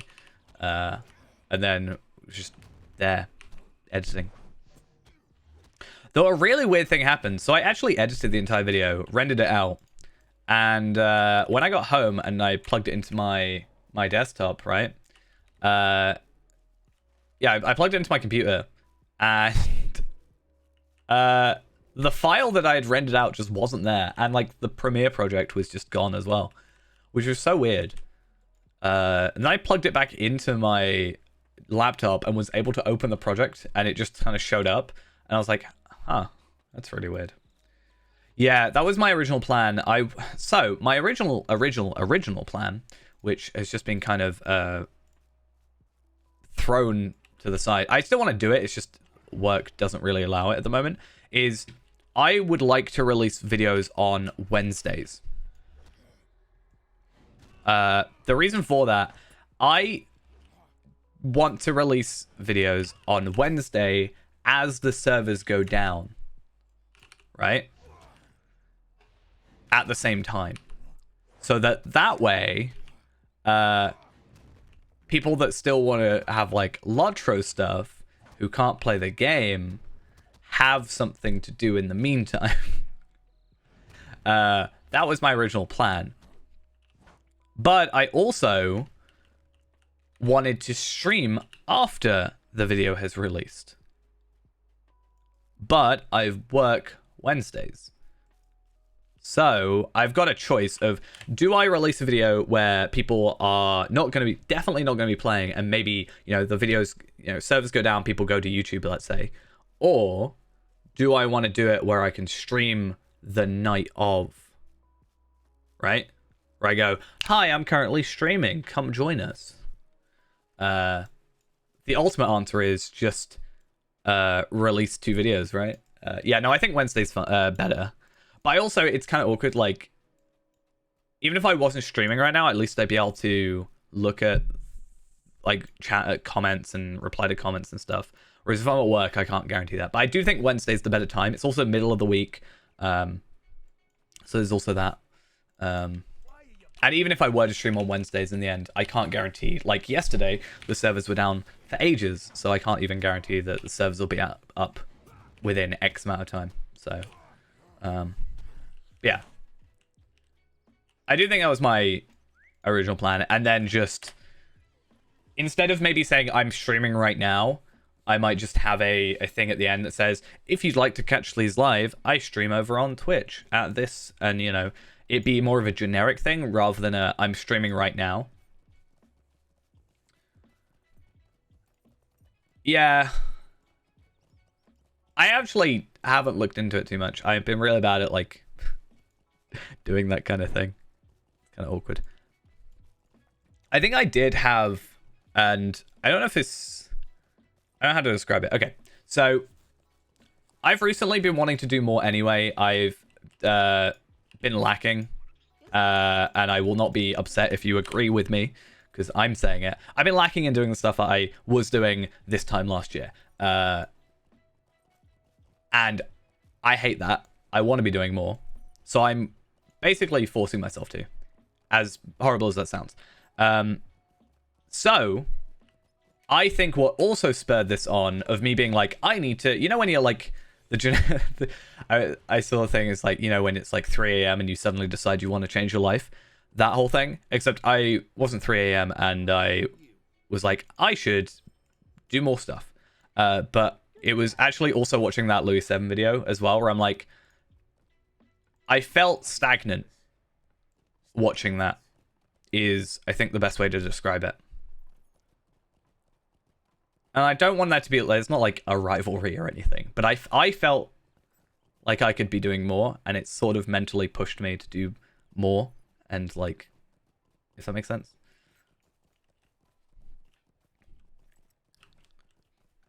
So yeah, that's where my head's at, if that makes sense in any way. So I was like, oh, it hit 10k, like congrats and all that. But then I was like, I'm at 5.6, but I feel like I've been there a long time. 5.6, 5.8, one of those two. So I think I just needed that, like, not that I'm like, I have to overtake him right now. How dare he? But yeah, I don't know.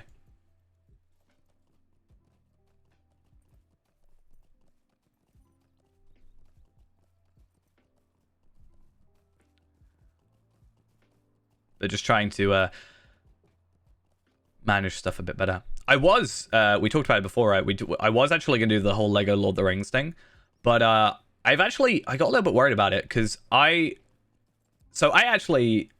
been talking about that for a while. I've had it installed for a while. I wanted to play it on stream, and then I saw a video that was uploaded that was a stream of Lego Lord of the Rings, and in the comments or at the beginning of the video there was talk about how there was potentially issue with copyright on it because of it uses lines from the movie, like audio from the movie. So it kind of made me a little bit worried about like doing any of that. So I don't know if I will, or we just like don't worry about it because it's not gonna be that huge of a deal for me, to be honest.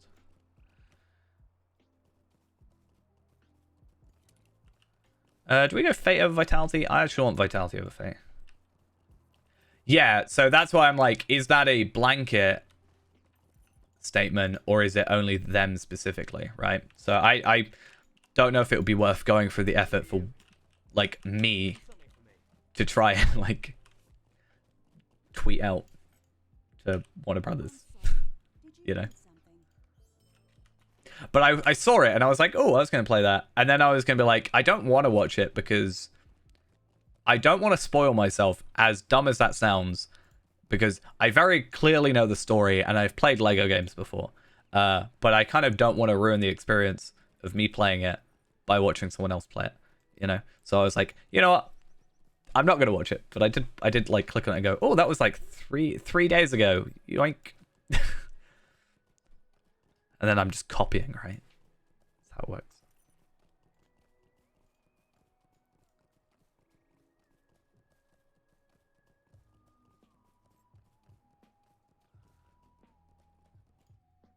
One slight good thing, though, I did say, another slight good thing, is I think I said in like 3 weeks' time I was going to have to... It was 3 weeks from now, the 24th, I was actually supposed to be going away like halfway across the country for the night, which would have affected streams, obviously. I'm not going anymore. So the 24th is open, which is also good. Because otherwise we'd have even less streams. Imagine that. The only day I'm definitely not going to be... that I know for a fact I'm not doing anything is the 14th, because I am out for a birthday that night. And I'm told I'm not allowed to leave early.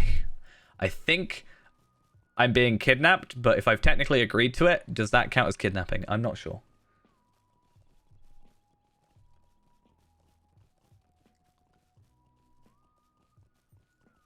I'm not sure on the specifics of how that works. I guess we'll have to see.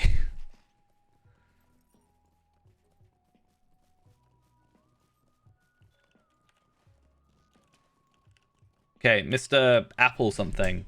What's he called? Apple something?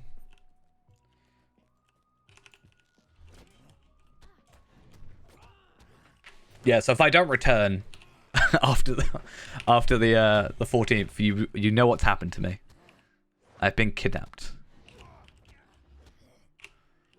No, so basically it's I've got to go work for a meeting anyway, and then it's someone that I work with's birthday anyway, so we're like, oh, if we're already all together, why not?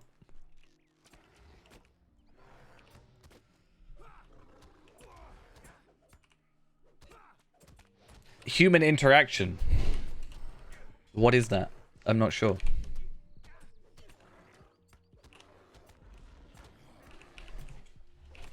I feel like I'm a lot weaker than normal, but I don't know. Maybe it's this 1% crit chance. It's clearly making a difference. Am I being shot? I am being shot. Arrows, how dare you? Yeah, so what I want to do is... Oh, actually, I'm really curious to see what this says now. Is it just that it's locked like before? No, it's not locked before. What, the free-to-play? It's not technically no Lotro store. It's no money. So there's 3 types of accounts. You've got the free-to-play, premium, and VIP. VIP is when you pay the subscription. Premium is if you've bought anything with money from the shop, right? Applewood, that was what it was. So we are not allowed to spend any actual money, though we are able to spend Lotro points if needed, which it is to get the content. In fact, isn't it very soon that... isn't it relatively soon that you can buy Gundabad for Lotro points? And Brawler, I think. So that'll be a... Oh, interesting. Not that I was worried about it being locked or not obtainable, like, before I got there. It's not like I'm getting to 140 anytime soon on this account.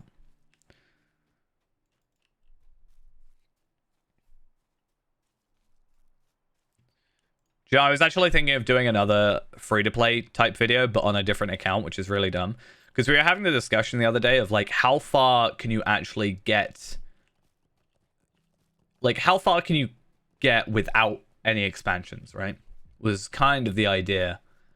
And I was going to see how difficult it would be to actually get to, like, 140 on a free-to-play, if it's even in any way possible. So that would be, like, no missions, no quest packs, no expansions. Like the fully free-to-play thing. Because you got to think, how many virtues are you losing out on then? Right? You can't get virtues if you don't have the quest pack for a region. Because you cannot get... the only way you can get basically virtue experience is through what? The first 4 regions. And then your daily hobby gift. That's essentially it, right? I don't think there's any other ways. Missions, but I wouldn't have them. Because I wouldn't have the content for it.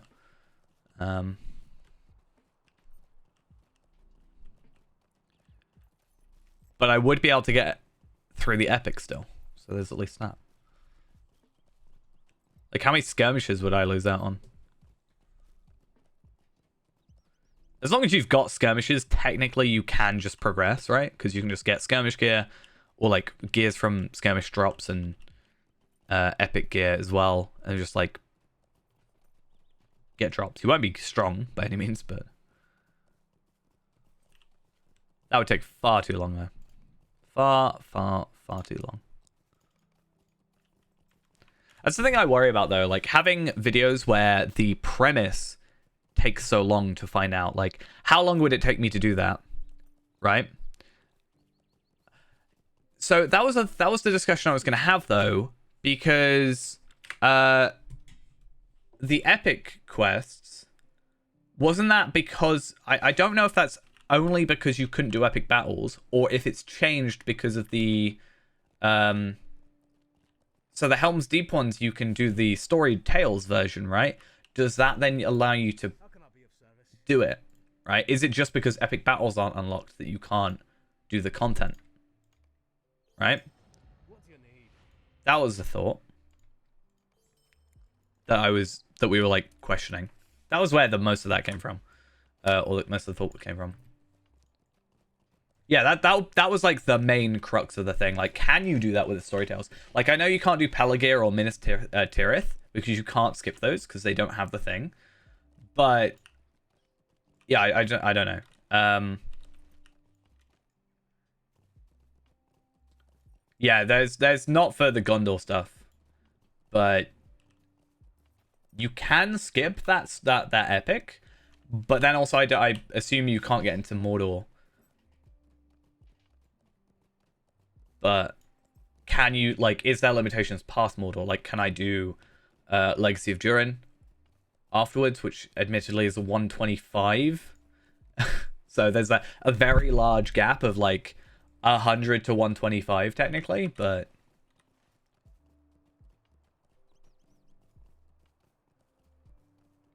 like, how far can a free-to-play go?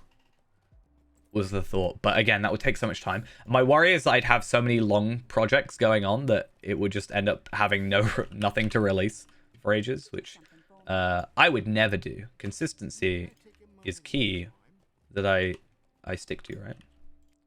Might I speak with you a moment? Yeah, I do think they should get around to doing story tales for the Gondor stuff. Kind of annoying that it doesn't exist, in my opinion.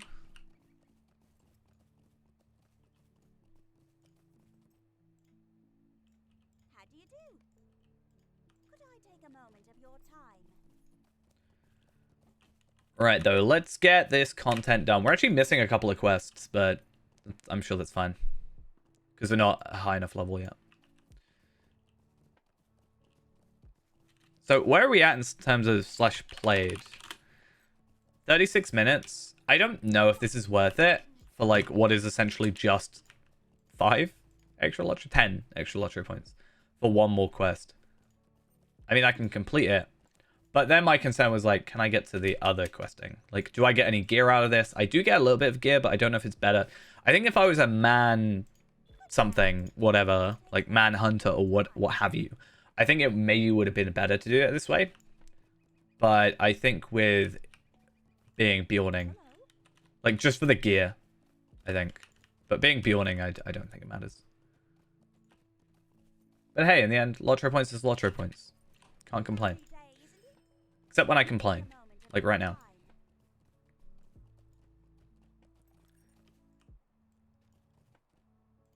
Just a moment. I don't really want to collect lilies though, that's the only thing. Is the level 12 quest gonna give me how much experience? 630?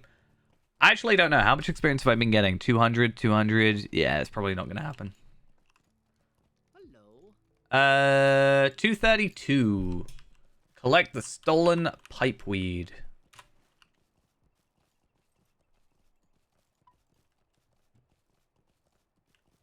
Will do.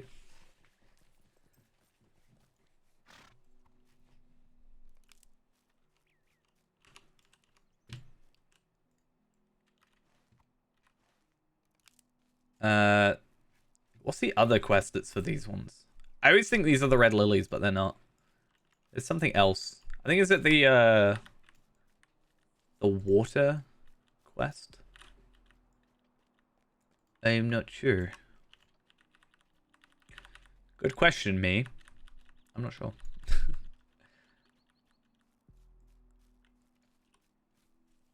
I think we'll just go to level 10 though, which is like 2 quests or something. So we'll get like the red lilies and the pipeweed, and then we'll dip to Ered Luin for a little bit.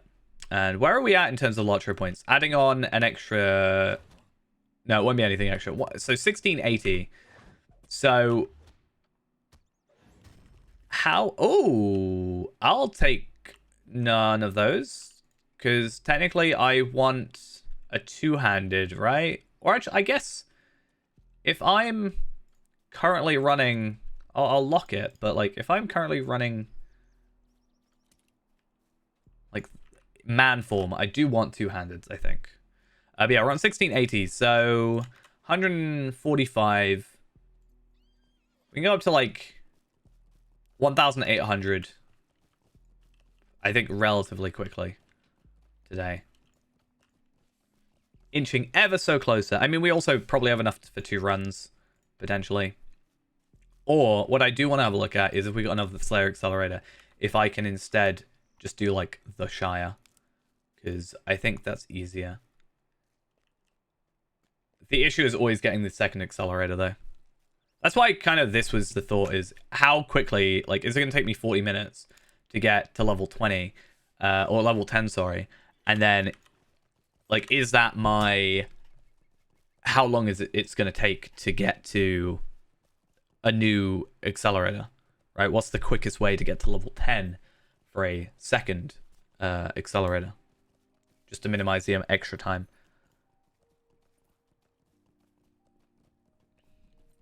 Because I think overall the Shire is quicker, but less Lotro points. Am I going down here? Nope, I'm going up here. Deliver the red lilies to Lily. Why are they your favorite flower, huh? Hello. Tell me. Tell me why. I was also thinking of trying to use this to our advantage, but it doesn't count for... it doesn't work for farmer. And I think it's just the actual crafting experience, not the experience gained from crafting. Right, so this should level us up. This one? Is it this one? No. This one. This one. I think this one levels us up.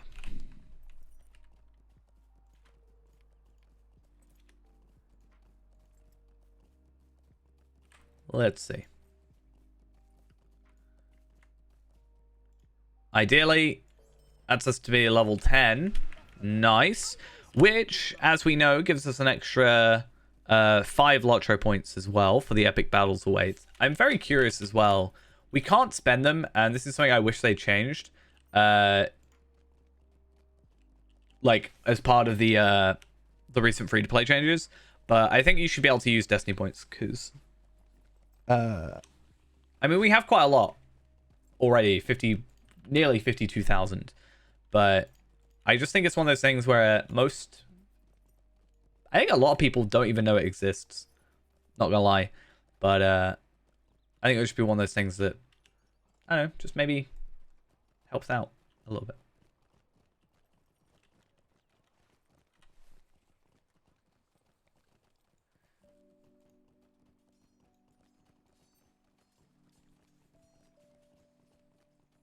Also, it would mean I level up slightly quicker on my main character. Doesn't really matter for us as a, like, farming Lotro points. But it would be, just one of those nice things. Oh, I do want to get, actually, I want to make sure I save these morale pots, right?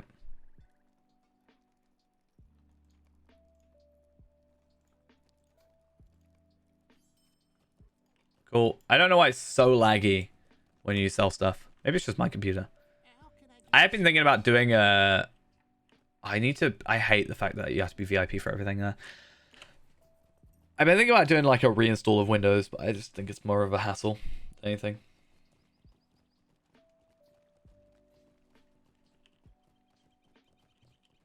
Maybe. Right, let's open up this though. Oh, I could use to write a special passage, so I think that counts down here. Does that count? All known travel routes, regardless of the restrictions, are available and free. This effect continues to expire in game time. I think that lets us use this bottom one, and I otherwise have no use for it. So, let's see. How can I be of service? Okay, so I can still go to, like, other than being under-leveled, I can go to these places. Which I guess is slightly fine. Saves me a little bit of a trip. Not much, but a little bit.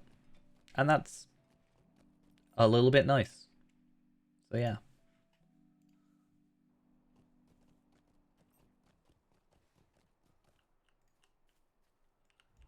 Okay. Let's go grab what we can. I can't even remember what time or what level Wanderlust comes in.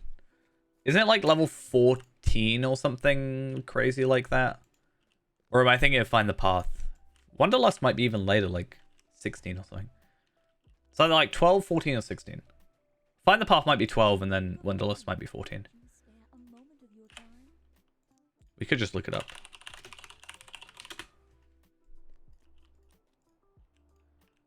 You may be of service to me.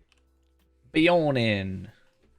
Wanderlust 15. I was wrong. In every thought, I was incorrect. It's so unfortunate. Greetings, friend. Will you lend me your ear? It's still fine. I am thinking, though, we can start off with the run speed boost for 6 hours, which I didn't realize. Has that gone up that it's 6 hours? I'll take that happily. 6 hours of that, and then 90 minutes of, like, it is only 5%, but hey, 5% damage is still more damage. I'll happily take it. And then we do have our Slayer Accelerator, but I won't use that now, just to save us some stuff. I mean, the run speed boost is fine, but I also do actually have my horse, so does it matter too much? I mean, it will help us out just generally playing, right? So movement speed is increased.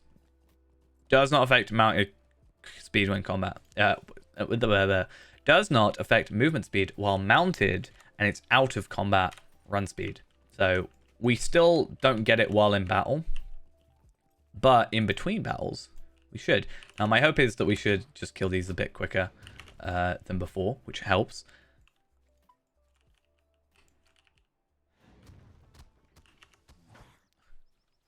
And yeah, we'll see if anybody's here. I did worry that in the video that went up today, I did worry that I complained a bit too much about people being around, but I think it just kind of... I think it comes across that I'm not actually, like, upset about it. It's just more complaining about my luck. I think it came across fine. I was worried to start with, though.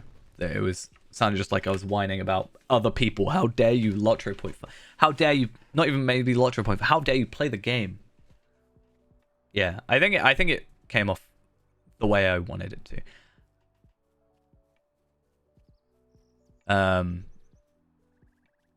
Yeah, there was a part that I cut that was me explaining, because it doesn't quite work now, because I was like, my most viewed video is is my Lotro Point farming video, and I was like, that's obviously not my most viewed now, but I was like, you know, I had to like re-record it 6 times because people were there all the time, and I wanted it to not have any cuts and be like the perfect run. Come and stay a moment, friend. What do you need? Will you lend me your ear? But yeah, there are obviously people here. So I said I should stream the free-to-play like super late at night, or on Arkenstone, I think I said at one point. Because if I stream it late at night, there's going to be, let's say, 100 people here. There's a very small chance that those people are going to be, or a smaller chance that there are going to be lower level characters in these areas. Saves me a little bit of time. Or on Arkenstone, just because time zones.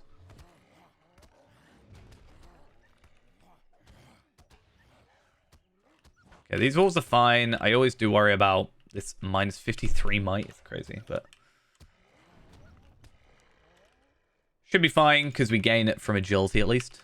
I think I came over here once and I lost all my might, and I was just doing like no damage because, well, might is what gives me damage. It just doesn't work, but yeah.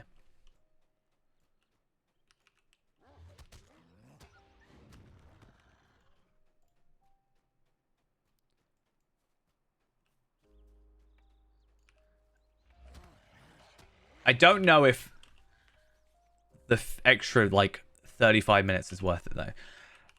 Let's be kind and say 30 minutes, because 8 minutes of that, 8 to 10 minutes of that is the intro, right? So let's be nice and say 30 minutes. Is 30 minutes worth it to get to level 10? And be just slightly stronger than if we were to come here at level 5, right? Because the gear is the same. We have 2 trait points over that, and we do technically have a teeny bit of wit.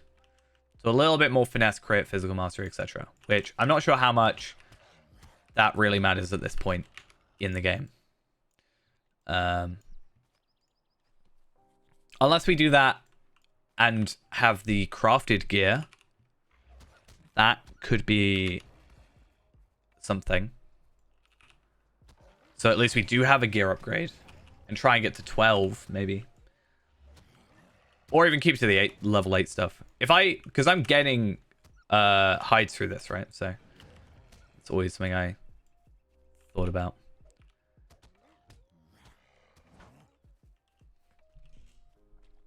If I had a lot more character slots, something I would think about was getting the ingredient pack thing, the crate. Because I can't get the VIP one, which gives us 6, but I can get the one that gives us 3, sorry. And I could put that in my house. And if I got that at the end of every run, but that assumes I'm getting to level 15, which hopefully I do. We'll have to see. But I could get 3 and then use those to craft. I think I could craft 3 bits of jewelry with that. Because otherwise I've got to become a prospector and hopefully get the ores. So I'm probably going to get the jewels, like the agates and whatever. Assuming I... Amethyst, that's the one I'm after. Assuming I unfilter them. Megavanen. Might you spare a moment of your time? No. How can I be of service? I cannot spare any moment. I'm on a speed run. What are you on about? Okay, let's get out of here. Okay, so where are we at in terms of wolves? Like, I feel like that felt good. That felt like a good amount. I mean, 23 out of 30. That's, I think, pretty good. I probably got... I still don't know how the respawns work in this game. If they are, like, on a set time, as in, let's say, I don't know, every minute they'll attempt to respawn. And if there's one already there, they won't. And if I kill an enemy at, like, 59 seconds, will it respawn a second later? Or is it a preset time after death that they respawn? Because I know the sickle fly in Bree is every 10 seconds after death, right?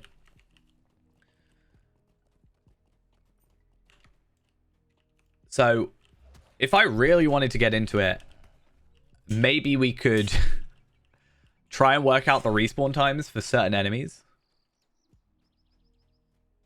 Just to try and make things a bit more, you know, efficient. Like, these enemies will respawn in 30 seconds. In those 30 seconds, I can come back here. And by the time I come back, they're going to be, or like in a minute, it takes me 30 seconds to come here, 30 seconds to get back. I'll kill these, then come back, you know, just to, so we're not waiting around. So that's something I might potentially have to look into. But at what point am I getting a bit too into it? You know, I do wonder. Because I remember there was a game, I can't remember what game it was, but I remember there being a game where enemies would respawn faster if there were more people around. Or at least hearing a story about it. I don't think I ever played said game, but I think it was something like that where if more people are around, they would respawn quicker to sort of make it so nobody's waiting around for too long. I can imagine people just getting like 6 ults just to speed it up in an area. Would I like to join a kinship? No, I'm good, thanks. I want to see what kinship it is first. Are we guessing? What are we guessing? Everlasting Hope. I actually didn't think it would be Everlasting Hope. I thought it would be the companions for some reason. I haven't seen Cliff Divers, though, that much recently. Maybe they're just not advertising.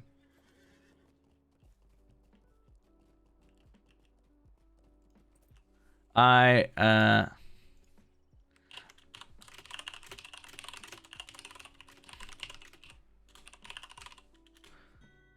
don't want to be rude, so I'll message back. I just said I'm good. And then you... and then you invite me. I can just imagine them. Just right-clicked over my name and ready for a reply and then immediately clicking it. Unless there's like a setting where you can immediately like...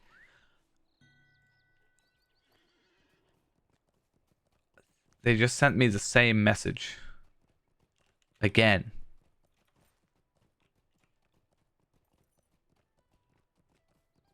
Like, what?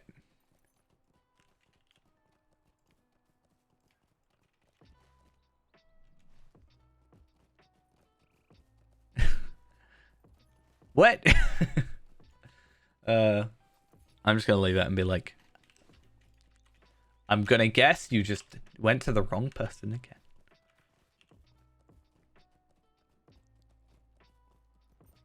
That's quite funny though. I just said no. Hail, friend, and well met.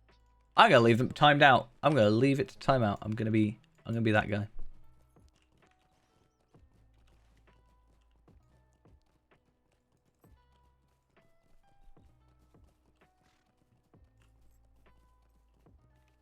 How long does it take to time out? Is it like a minute or something? Sweet-eyed Melon. The sorrows of the Eldar are never ending. Will you hear my sorrows?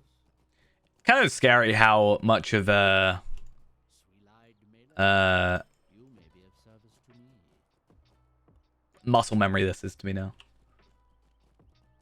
Oh, I need to as I say that, did I forget a quest? No, I didn't. Okay. I'm thinking of a quest later.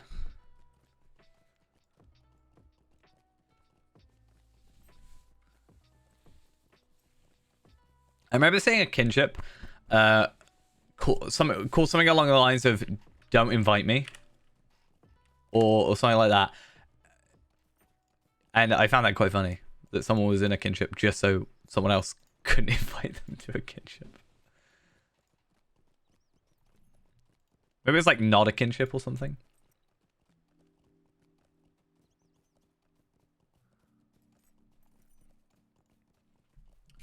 I still remember when I lost my Undying title. I lost it to the Sickleflies in the intro of Archer when I first started. It was such a sad time.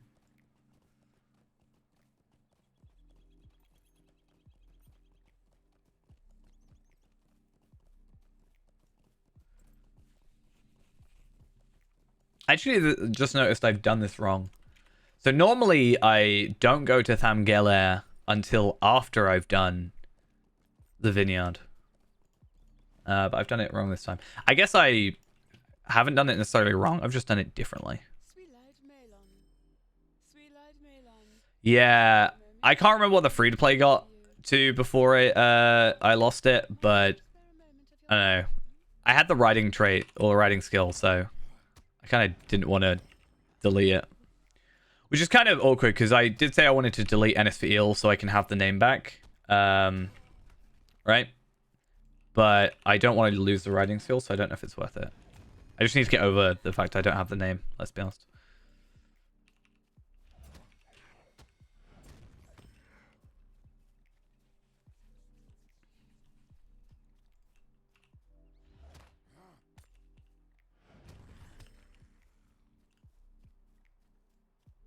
So I always wondered if there's like a better way or better 6 of these to get. Is it 6 you've got to get? Yeah. So I always get these 4 and then I get those 2. But I just wonder if there's like a better way of doing it. Like, is it worth getting these or is it worth just going over there? Because I'm backtracking at some point. It's the little things to help speed it up.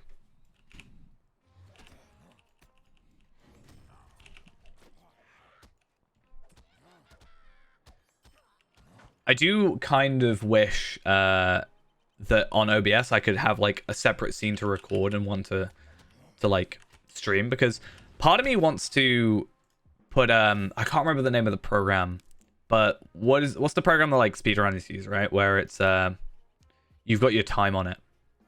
I have it installed. I literally can't think of the name of it, but whatever software that is, I want to put like actual gaps of where we should be in like times and see what splits we can get. Live split, that's what I'm thinking of. I said the word split, and I remembered. So yeah, I was thinking about doing that, but I don't want it like cluttering up the video. That would be my only concern. But it'd be curious to see like if we're doing better this run or we're doing worse this run or stuff like that.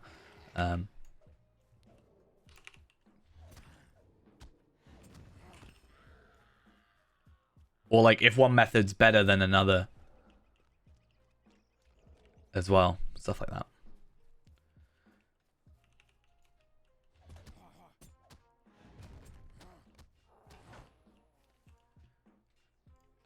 Which one have I completed them all? The Humans, the Hobbit intro, or the Elves one? I think the human one. Honestly. Okay, so intro area. Do you mean like Ered Luin, as in the prologue, or do you mean like the intro to the elves and the intro to the men, for example, like the archer stuff? Because if it's the actual intro, like the level 1 to 5 kind of area, right, at the beginning of the story, for the actual intro bit, the answer is men, because I used to run for Lotro Point farming. I used to be like man minstrel, and I used to play a majority man characters, and I only played like elves when I made my like main characters. In terms of like the prologue stuff, I would say it's this area. Okay, so for like 1 to 20, or like let's say 1 to 10, if we're talking about like proper intro stuff, it will be Ered Luin. I will have completed thousands of times more than like Archer. I don't even like Bree. Like, I think the questing's fine, but it gets like, I don't like it pretty quickly on. Whereas I think I'm fine with Ered Luin stuff. It's pretty fine. But as soon as I get to like Asdo's camp, I just switch off my brain and I don't like it. And then the deeding, I just don't like the deeding in Bree. I don't like the Explorer deeds. I'm not really a huge fan of some of the Slayers. It's actually just not a great area to do to start with. I think it's fine if you're like leveling a character normally, but from my perspective in this account and stuff. So I don't like Barghead Slayer. I don't like Executioner of the Wicked and that kind of stuff. I don't really like the Tree Slayer either, or Woodcutter, or whatever the deed's called. And I don't like the Old Forest, just in general, which is 2 deeds.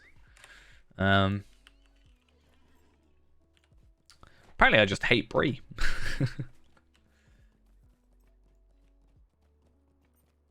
What changes have I noticed so far? So the main one is going to be not necessarily seen on this character, but we do unlock all of these now without having to buy them. Obviously, that's great. I think we do get down to here. So the 30% damage in bear form is something we'll now unlock, which might change the way that we play this character. We might switch to the two-handed more specifically because we're going to get 30% damage increase. And then obviously you also unlock all these. We're not going to benefit too much, as I said before, because they're level gated now, as they've always been for just VIPs. But at least on our main character, we actually do have that increase, which is nice. But yeah, we'll at some point probably go two-handed axe and see if we can maybe, or two-handed club maybe, and try and get those from a woodworker. Would probably be the idea, just to make it all work. I am going the right way. Okay. So I'm going to try something, which I tried before, but it should work. Because we've got the free Stable Master, if I go Falathorn Stable Masters, it will take me here. And I think it's technically closer.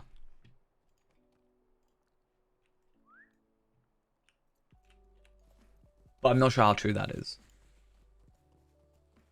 Including the loading screen, actually, it might be worse, but we already have to go there for leaving Middle-earth, so it could be better.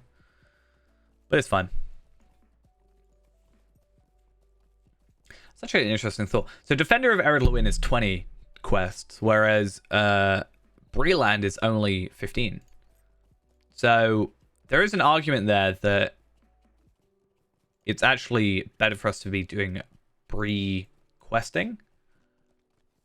But again, I think deed-wise, this area, I think Ered Luin is like the perfect starter area in terms of its, it explains all the deeds perfectly, I think, for a new player. Because it explains questing deeds, slayer deeds, and explorer deeds, I think, pretty much perfectly. But still gives you a little bit to look for, because stuff like Wardspire you don't necessarily go to as part of a quest. Whereas with Bree, it's kind of just very, very busy. Which is why I still think it's just, this flows a lot better.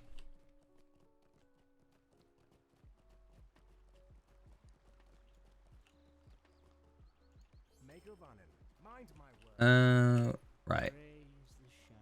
Always remember he has 2 quests, not just 1. Very important. I've messed up many times by doing that. Oh, and also, yeah. I don't normally come that direction, so that's why I slightly messed myself up. So, one as well advantage we're going to get by going to Bree first for the questing is that we actually basically get duplicates of all our stuff. So that helps as well. So normally we'll only get 1 of, well, this earring, right? Whereas this time we actually get 2 earrings. And then we'll actually should get another might bracelet, so we can actually switch out for that will one. And then I don't think we get any rings or a pocket item. But it's nice. Oh, I am dumb. What have I done? I gone the wrong way. That's what I've done.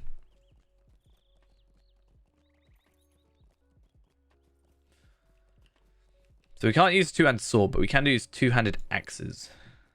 That could actually be what we use the universal ingredient packs for.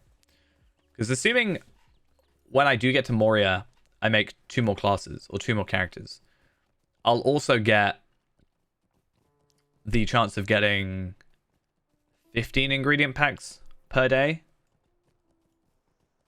which will help out. Because if I'm only using, let's say, like 2 per run for an axe or something. In fact, I kind of want to look up Lotro Weaponsmith and see how that works. So Weaponsmith, I think Weaponsmith makes axes, right? That makes sense.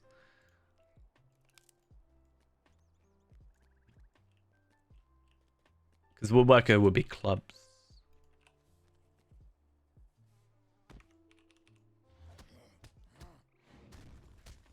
Yeah, I think you can very easily get away with being premium, especially after that code and stuff.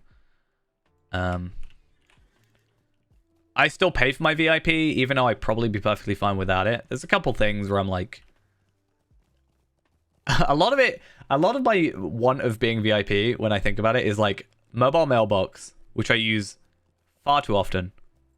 When I started this account, that was like my biggest problem, is the fact that I didn't have the mobile mailbox and the VIP jug thing. But I went so long without that I'd probably be able to get away with it now without doing it. It just helps with my Bjorning stuff. But if I just dropped having the Bjornings for loot box openings, I'd probably be perfectly fine just being premium.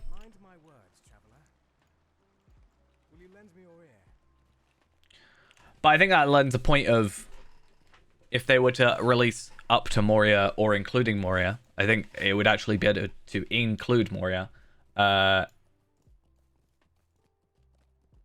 Would be like a big thing, right? I think it would be so much better, because then they'd actually, like, you know, you wouldn't feel like you're being...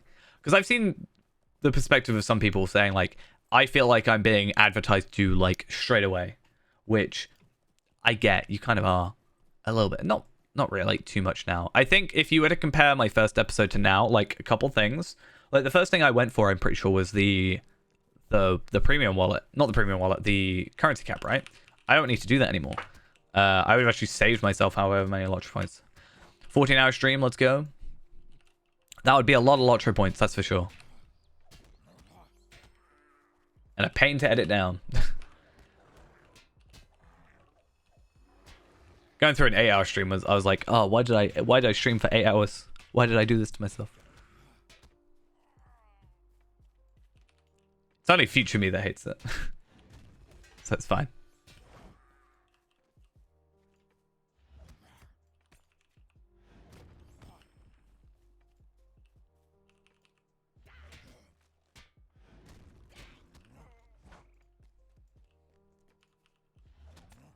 We need to actually work out what to do for our 10-year anniversary of the game, I've just realized.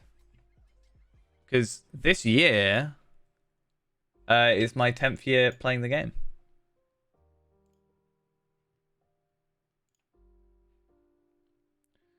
I'm pretty sure. Yeah, so the 18th of the 4th. So April. Right?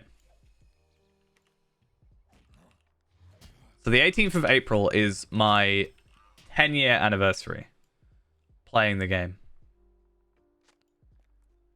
So I'm probably going to book that off from work that week. Subathon. That would be totally a good idea. That wouldn't work really, but it's fine. Yeah, last year... See, this is the issue, right? Last year, I did a 24-hour stream for the 9-year anniversary. I think I even said that day, or like one of the days before or after, like close to that time, I was like, how am I going to top it for the 10-year? I mean, obviously, the good thing is for the 10-year anniversary, I get myself the Dragon Fireworks, which is fun. I will probably get another 25 Bjornings done, so we can have another 100 loot boxes done. 28-hour stream. 48. Let's go for it. Ooh, I got a ring. I got the same ring I'm currently wearing. That is kind of crazy. I didn't even think that would be a normal drop. To be honest. I mean, it's not useful to us by any means, but yeah.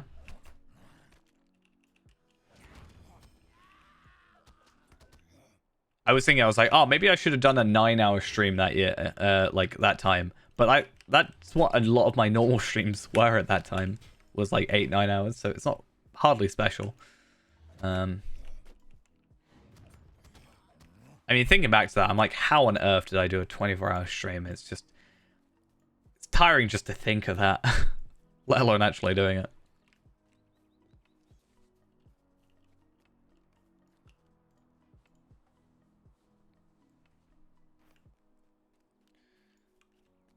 "24-hour farming stream."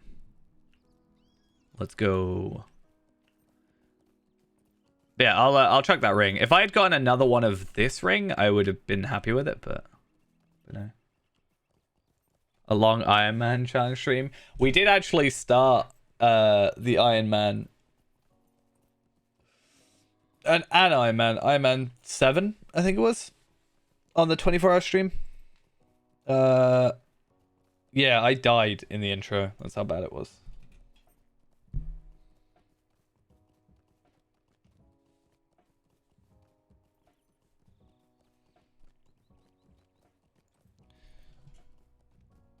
Yeah, it was a quick death.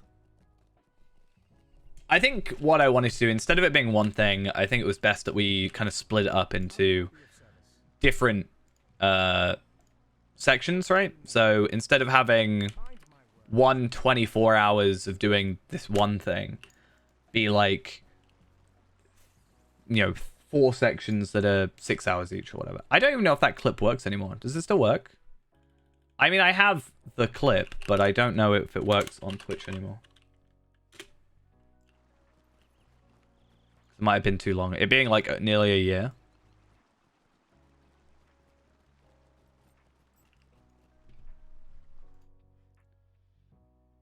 Oh, it does work. It just doesn't show up in my chat properly. Hey, look at that extra 4 might. And our extra wit. I guess that's another thing, right? I can get my wit higher up. I'm not even spec'd into my wit, but I can actually go higher level because I've actually like put the level, like the focus into the levels early.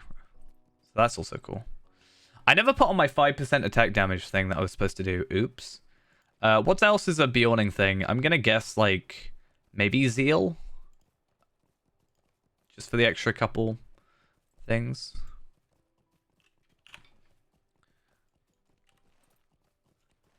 But yeah, instead of having like one thing we do for 24 hours, split it into a couple like different things, but not have that be concrete, like solid. Like if I get tired of something, like a couple hours in, I can just like switch out and go back to it later or whatever.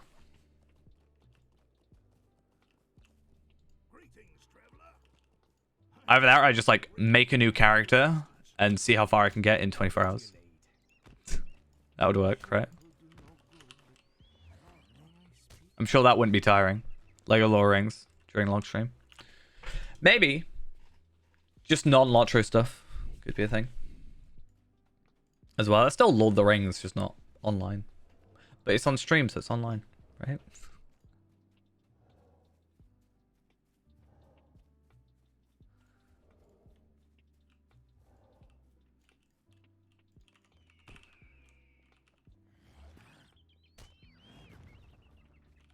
And then in July, which is what, 3 months later, would also be my birthday stream, right? So it's also another thing that we can look forward to. Face reveal 2.0. Never.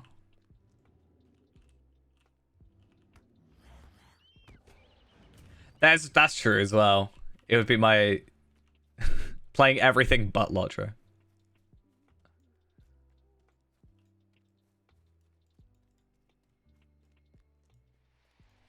Lotro? Never heard of it. Ever. If Ghost had his way, he would probably make me do the wedding over and over again, to be fair. That would be a point.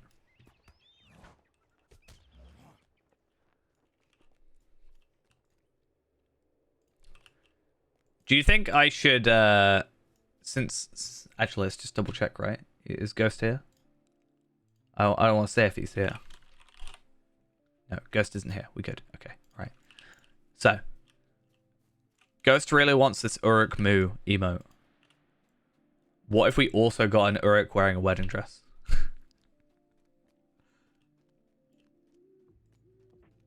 Be so great.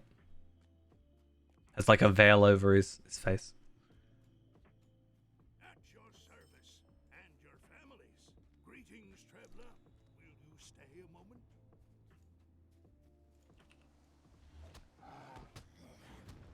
Be clearly the best emote. But we make that one called Uruk Mu. So when Ghost tries it, it's just the wrong emote.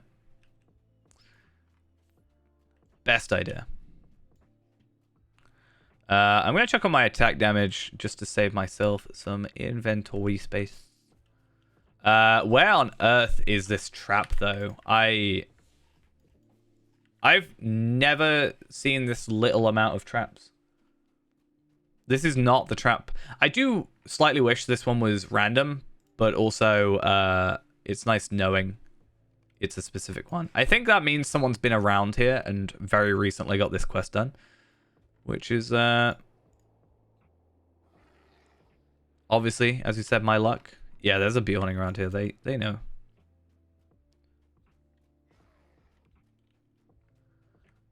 I always say that my minimum amount is like 1 per hour. So if I'm doing a 2-hour run, I want to make at least 120, right? Obviously, there's stuff that like affects that though. I don't really know what the correct thing is anymore, to be honest. It's been a while since I've done a run anyway, but even this one's a bit skewed with the extra 30 minutes. Where are these traps and why are they not in the right place?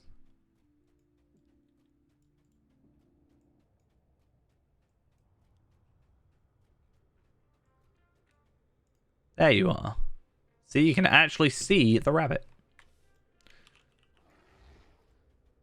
I never knew that until I read the wiki. Such a weird, not a weird thing necessarily, but I feel like they didn't have to do that. But it's kind of nice they did. I am at your service. Come and stay a moment, friend. Collect sharp thistle plants. And kill as many Hendravels as possible.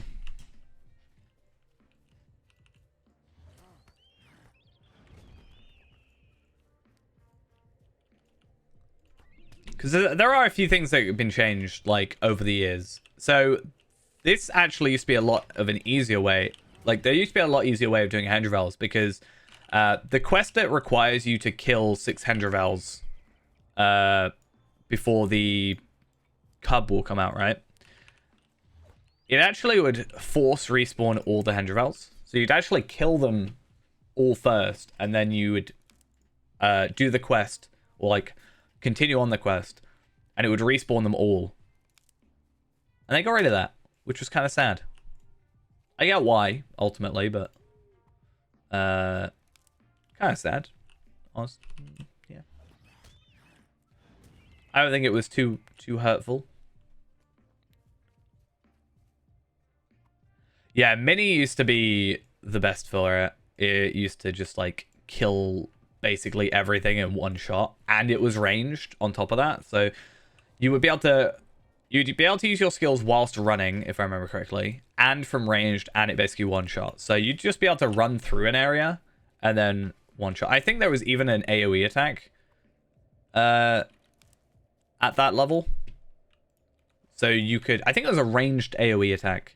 I think it was the Call of Aram, or however you say that word, or name, or whatever. And yeah, probably one of my favorite skills still, or animations. But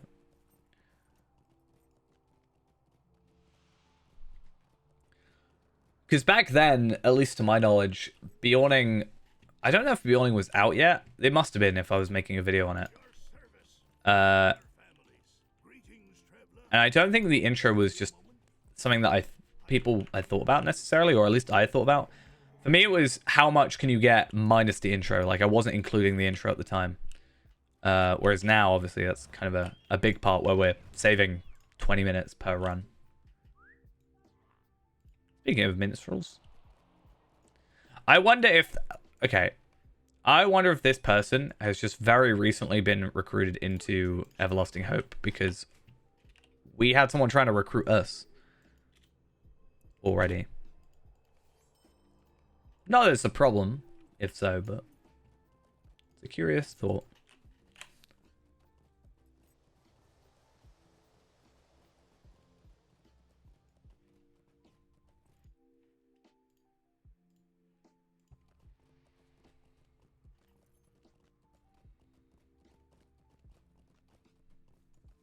Okay.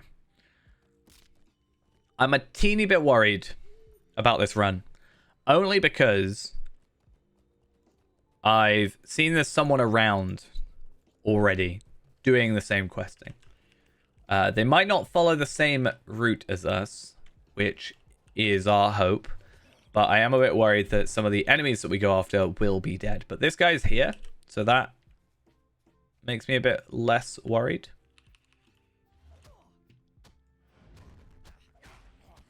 Oh, aren't I supposed to use expose, like, to start off? Isn't that a thing? Wasn't I told that? I can't remember.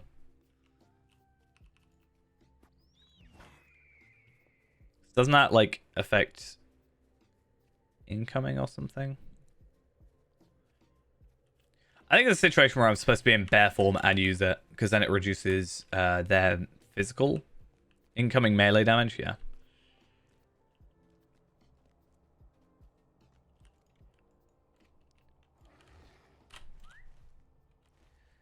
Feels so weird sometimes where it's like, yeah, it requires you be in man form. Okay, just put me into man form then. Don't tell me that. Just put me in man form.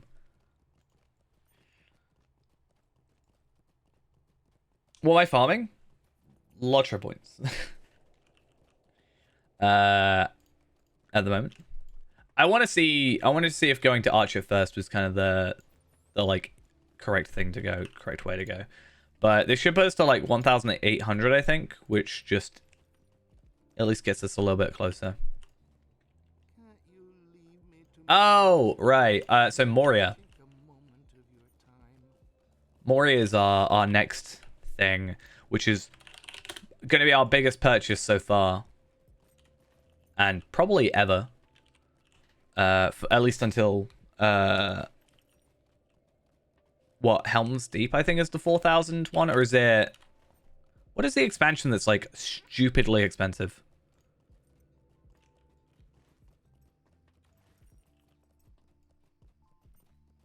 Yeah, it is Helm's Deep. Why is it 4,295? Why epic battles are not worth 2,000 lottery points? Or 1,800. That's not a thing. But or it shouldn't be a thing. But Moria is our current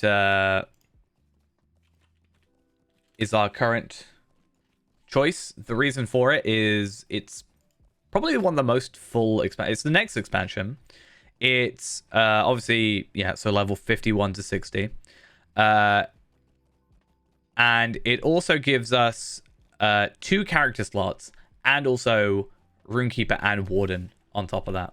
So we're getting like some extra stuff out of it as well, on top of the actual expansion and being able to continue with the you know, with our main character. And then we can technically go without having to worry about the quest packs for a little bit, because we don't actually need virtual experience from that, because we can just get virtual experience from missions and stuff. Got the Building class bundle finally. Nice, nice. Yeah, you save like an extra 300 lottery points or so if you do it that way. So I tend to find that to be the better choice. It's difficult though. When I got to 1,000 lottery points and I was like, I could just get Bjorning now, and then they actually, like, it's so much quicker for the rest of this. I was like, no, I have to get myself the character bundle as well. I just need it to happen.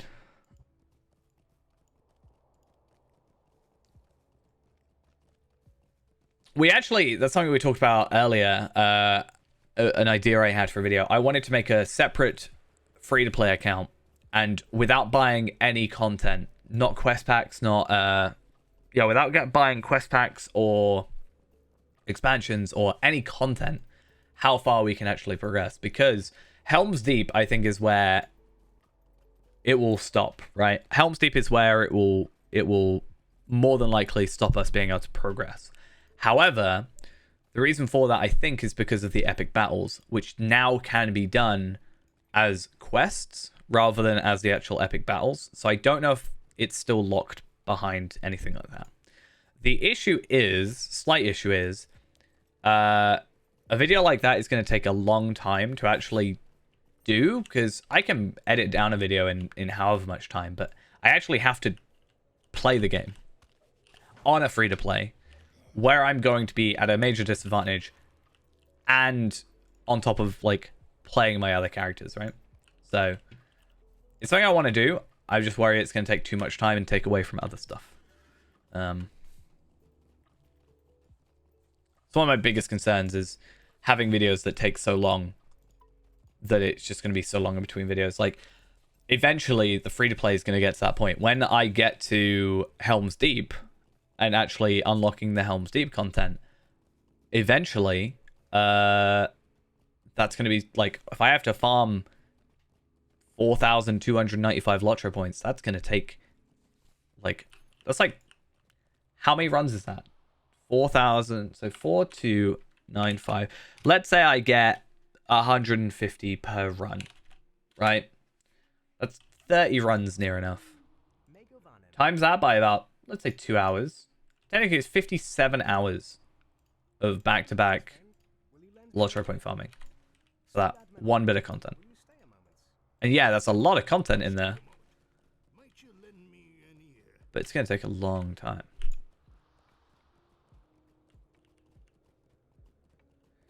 Yeah, because I've got to do it on top of my main account, on top of work, my main account, this account, and then I'd be adding this extra thing into it. But I don't want... I was worried about, like, these big ideas, and then if I'm trying to do them all at the same time, they're just going to slow everything down. But then if I do one after the other, there's going to be such a delay. So I need, like, other content that can go in between these, like, bigger projects.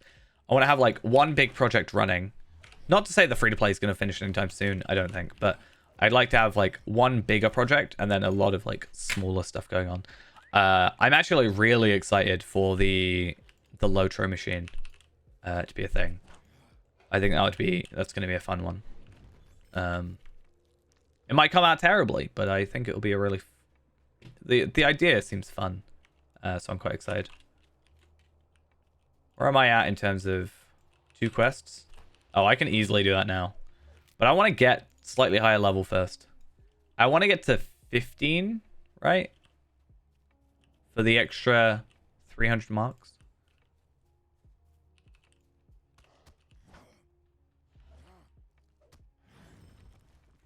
And it's something I actually wanted to think about. Like, going through and editing that video today made me think again, like, do I want to farm characters up to 20 for the remaining 15 levels? Because something I talked about is like doing Eredluin first and then farming the remaining levels to 20 for the extra rep. Because that is 100 extra Lotro points if I get the rep. But I think if that's something I'm going to do, it will probably be like off stream. Right? So if I were to... There's probably 2 things I do off stream because it's just very boring and repetitive. And that would be farming from 15 to 20.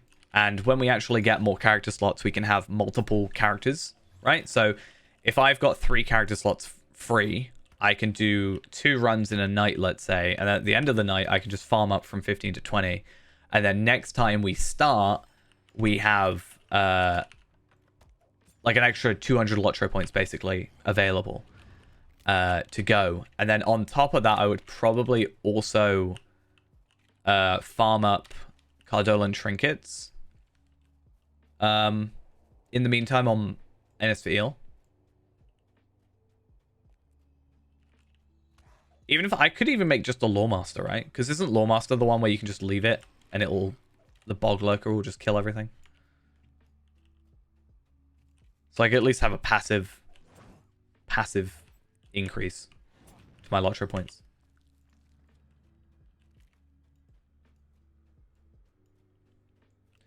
Yeah, even if I just get Cardolan trinkets, there's still an extra 50 Lotro points per. If I do 2 characters in a night, or even if I do get to 3, it's, you know, however much, you know. If I do 3 characters, it's like at least 150 Lotro points that I'm just getting from that. I'll also get like some money from it as well.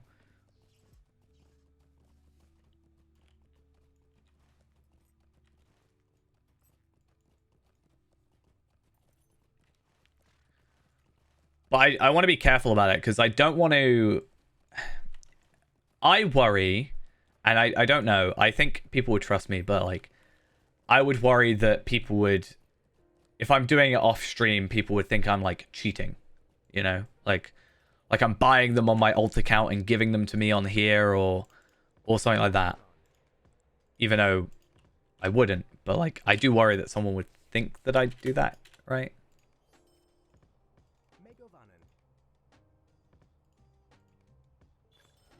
Hey, level up. And Zeal. Already up to 4. Crazy. So, I should be able to give this into you. Not Bercy. Bercy's the other guy. And then let's try and kill the dude over here. I have a bone to pick, no pun intended, with this guy. Because... this is actually the guy that killed me on Treebeard. Yeah, that's why we took such a break, is because I didn't want to buy the expansions for super cheap when there is a potential that they don't do that next year, you know, and then it kind of becomes so disjointed. So that was why there was such a long break in between streams. I do think I should have still farmed Lotro points during that time. That's something I probably should have ended up doing, but yeah. I feel like if I had gotten to like 2,500, I would just been like, oh, what do I do now? I can't do anything. Or I would have spent it on something stupid. Like the premium wallet, which now we don't need to do, right? So. Even the first video is now technically outdated because of those changes. Or the free-to-play changes. which I find slightly funny. The video that I could never remake because it would never be as popular as it actually is. Yeah, I didn't buy it, luckily. I only bought the currency cap, which I have had use for since, right? I've had more use for having over 2 gold between when I bought it and when when it became free. Whereas the premium wallet, I never actually had use for it. So they changed it. So free-to-play accounts now get the currency cap, the premium wallet, and these things and these all unlocked instead of having to purchase them, which I think in total, if you had to purchase all of these per character, I think it ended up being around about like 1,000 Lotro points or something. So we basically save a load of Lotro points just because they changed that. I think crit is the priority there. I hate the... I was like, what enemy's attacking me? Hi. But yeah, they've done a few changes to that. There's still a couple things I'd like to see changed on free to play. Is my... Nope, my game isn't dying. But baby steps, you know. Again, I think up to or including Moria should be free. That's like the big one. I think there's so much content in the game that they don't need to be sort of trying to get you to pay for every little thing. I think they wouldn't lose much. I think they wouldn't lose much if they just either gave it away for free or no, yeah, I don't think they'd be losing much because a majority of the players that are probably past that, and it would bring in more people who would then buy Lotro points and buy VIP and buy content.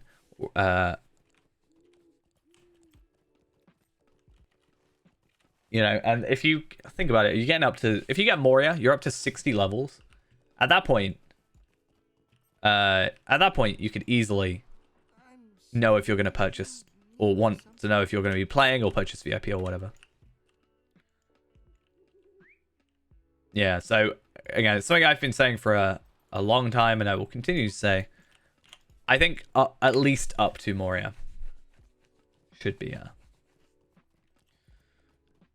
available. What do I go for? Might or Vitality? I lose 10 morale for more damage. I can deal with that. Okay, so I need to go do the Ward Spire because it's something I forgot to do then. Because I'm dumb. And then what else do we have to do, right? So we've done Hero of Ered Luin. We have some Slayers to do. Goblin Slayer Advanced, Wolf Slayer Advanced we're already on. We're not too far off on Hendrivals either. I'm surprised I'm not at Goblins yet, but I think it was because there was another player at Thamgelir, which meant I didn't kill as many. But there's so many Goblins around this area that it really doesn't matter. Spider Slayer is one that we should do as well. And also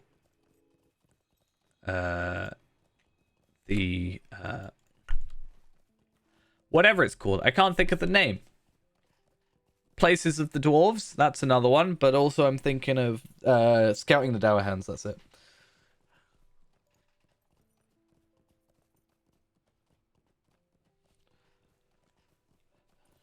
I think it would be worthwhile, but I also think maybe if they added all but the current expansion to VIP, they could probably do it. And then you could buy the upgrade maybe to the like the higher bundles still for like a discount. So if you got given like Mordor, but if you wanted, no, let's say Minas Morgul, but you wanted to buy the Ultimate Edition, you could buy it, but it would be discounted. But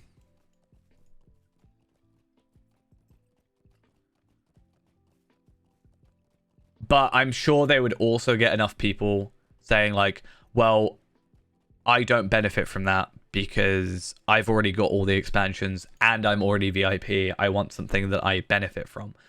I think there would be plenty of people that benefit from that, but I think there might be a vocal minority complaining about it. Hey, Alex, thank you for the follow. Much appreciated. So, Wrath Terig, that's the other one I forgot, but I knew about that one. Yeah.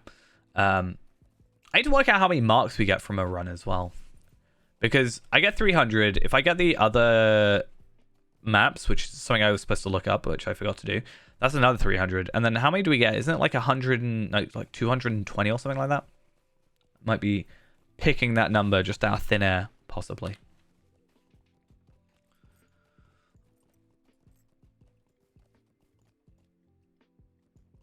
But now our Zeal's at 6. And this is good, right? Normally, at most, I could get these 2. Right? But this time, I can now go for 3. And I don't know what level we start gaining that at, though. What level do we start gaining this? I think it's 27 or 19. I think 19, 27. Unless I'm mixing up these. We'll have to get out of combat first. But we're actually getting like a little bit of extra out of that now that we remember. That's one thing I do need to remember when I start. 17, 23. And then 19, 25. So I was kind of right. So 17, we're not really going to get that. But what's the next one we should go for? Maybe a Valor? Just get that extra physical mastery, because I don't think we're struggling with vitality at the moment.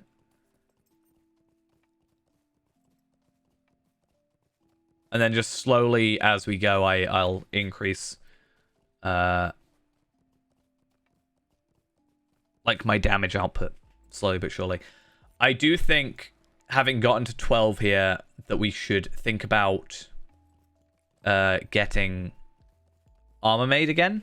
But I think it might be the level 8 stuff with the light hides that is better for us. In fact, I never looked at the weaponsmith stuff, which I was supposed to do, but Taylor as well.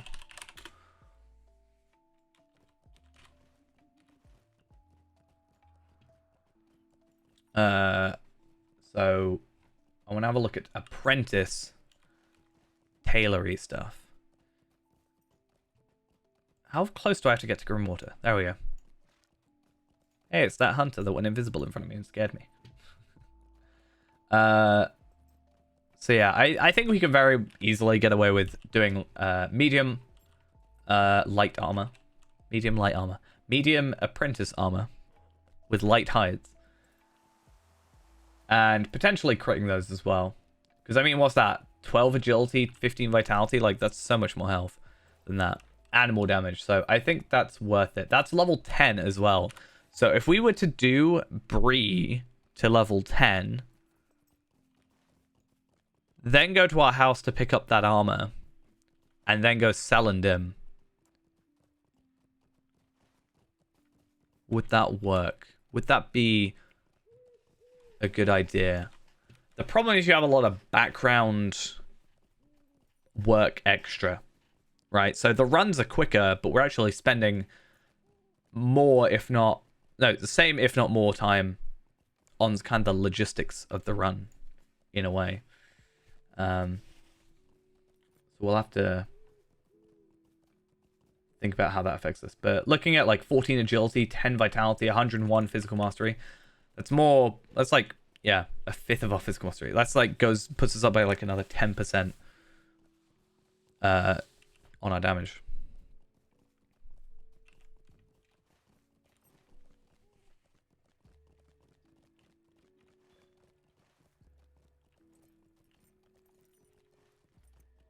Oh, I should have a quest for here as well.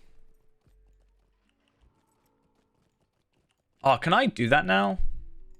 I'm pretty sure I'm allowed to. Yeah, so I can travel to the mission-y areas still.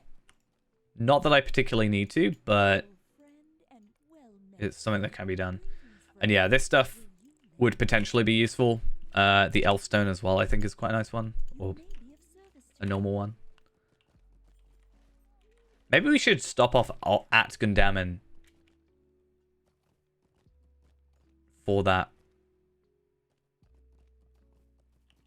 Because if we stop off at Gundamon, then we pick up the extra Elfstone quest for Glamir. It's a level 13 quest. So it's just a bit more...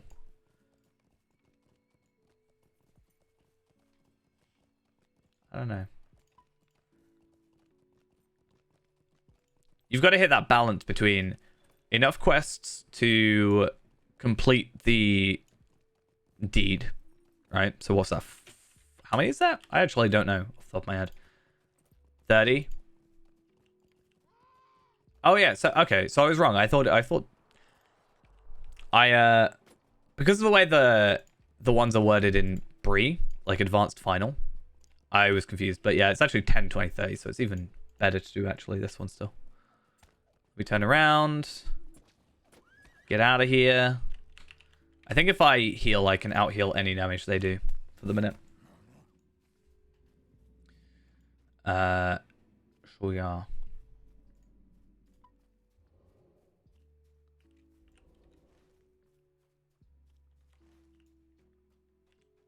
Let me out of combat. Come on, there we are. Cool.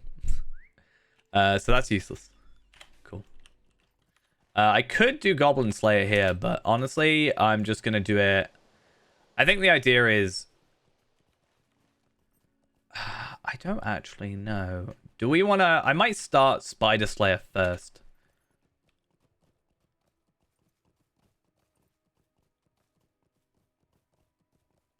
Could be an idea.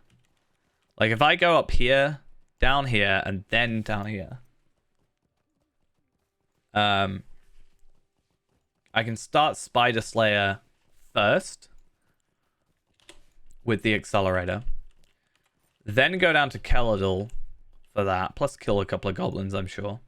Yeah, then go Keladul. Complete the Slayer, or the like, exploration D, plus the Slayer. Then go do goblins. Well, no, then Hendravels. Then goblins.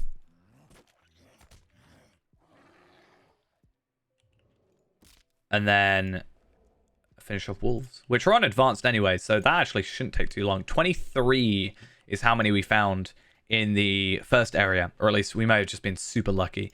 But 23 times that by 2 is 46, and we're already 12 in, so that's 58. We literally have one more kill, which by the time I left, there was actually already an extra one spawned, so that's good. The problem here is I am too slow because I fell off the thing.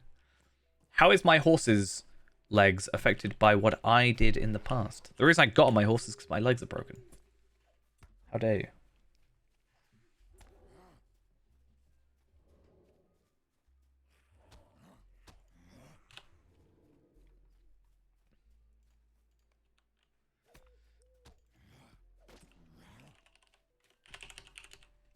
I want to have a look at this stout padded armor at level 10 though. So apparently they take 2 universal ingredient packs, but the weaponsmith is actually another thing I'm interested in.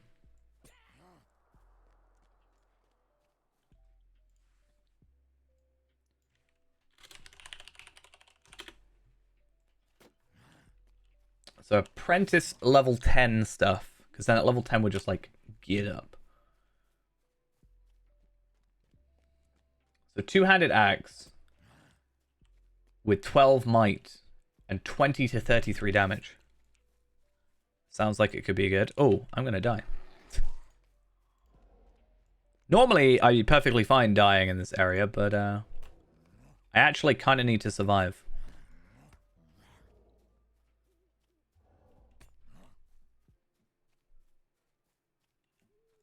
So if I put that on and then increase my out of combat morale. Cool. Because I'm not using those. Let's be honest. And I know it's out of combat, but at least it's something. So yeah, looking at the heavy bronze axe of might, or potentially vitality, but I think might, because if I crit it, I get might and agility. Wait, what? Yeah, I get might and agility, which is just like the perfect double stat increase. And then we'll just stick in bear form at level 15. Ah, see, that's the issue, right? So I'd get this extra 30% damage in bear form, but I get that at level 15, which by the time I'm 15, I'm probably finished with the run. I still think it's better. I'm pretty sure I'm like, you're supposed to go red, like bear form, really. Like I'm pretty sure that's a whole thing, but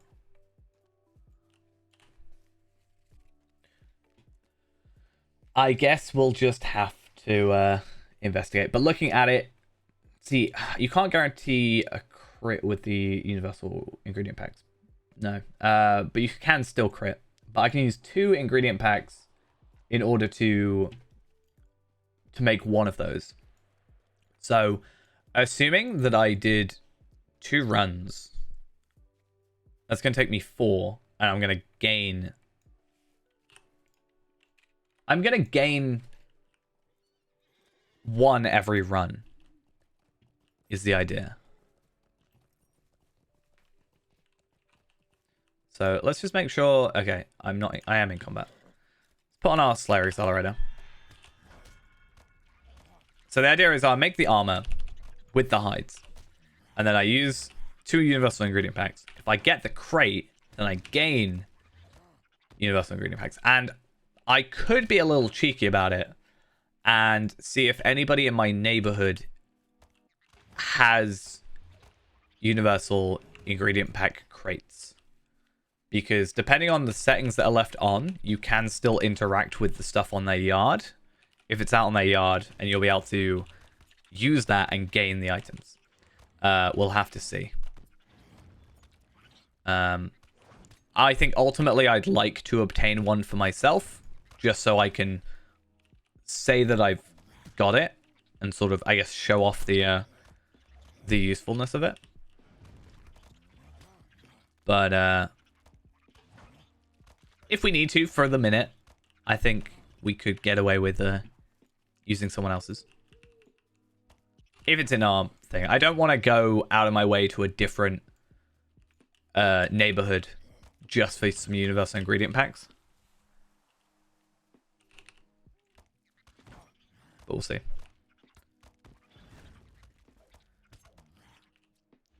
Such a good place for Spider Slayer. And obviously because we are Bjorning, we also get Enmity of Spiders, which I don't think does much. It gives us some fate. I guess we could spec it. But we get some fate, which I guess is nice. I would be interested in the Bjorning Club and Axe damage bonus, but I think that's quite a late addition to the list. So it's not worth sort of trying to get. Because it's not going to work. So one thing I want to do is just have this sort of here. I was thinking at one point about putting buff bars on or something. Just so I could have this going only. Do I have any plugins installed for alternating the look of the menus and such? So it's not a plugin per se, but it is a skin, so you can get UI skins. If I do that in chat, I use JRR Jap Me Short from the JRR collection, which is a nice collection of many skins. I just think it looks nicer than the default, in my opinion. It also has the added benefit of the map actually being the correct size instead of being scaled to your screen. So you can kind of actually look at your map while navigating. Because the map is actually 1024 by 768, but then just gets stretched out to whatever your resolution is. So it's not the greatest. Wait, I didn't know you could spawn over here. Hi. Probably shouldn't have tried to kill you, but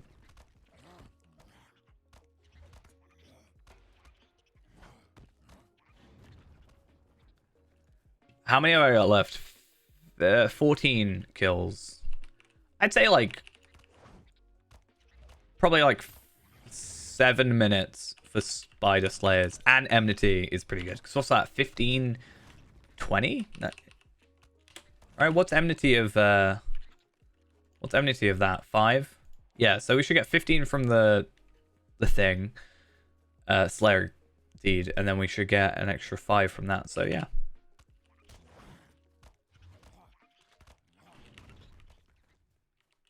I'd say it's a pretty good speed for us to get that. Assuming more spawn. So what I technically should do is log out when anything like this happens, so we don't waste our accelerator. I actually logged out on my burglar for like a whole day just to wait for brood hunters or whatever it is in Taradan to respawn. Not specifically for that reason, but I did log out, and then it was like 3 a.m, so I decided to wait, but I think I did it twice, actually. First time wasn't so late.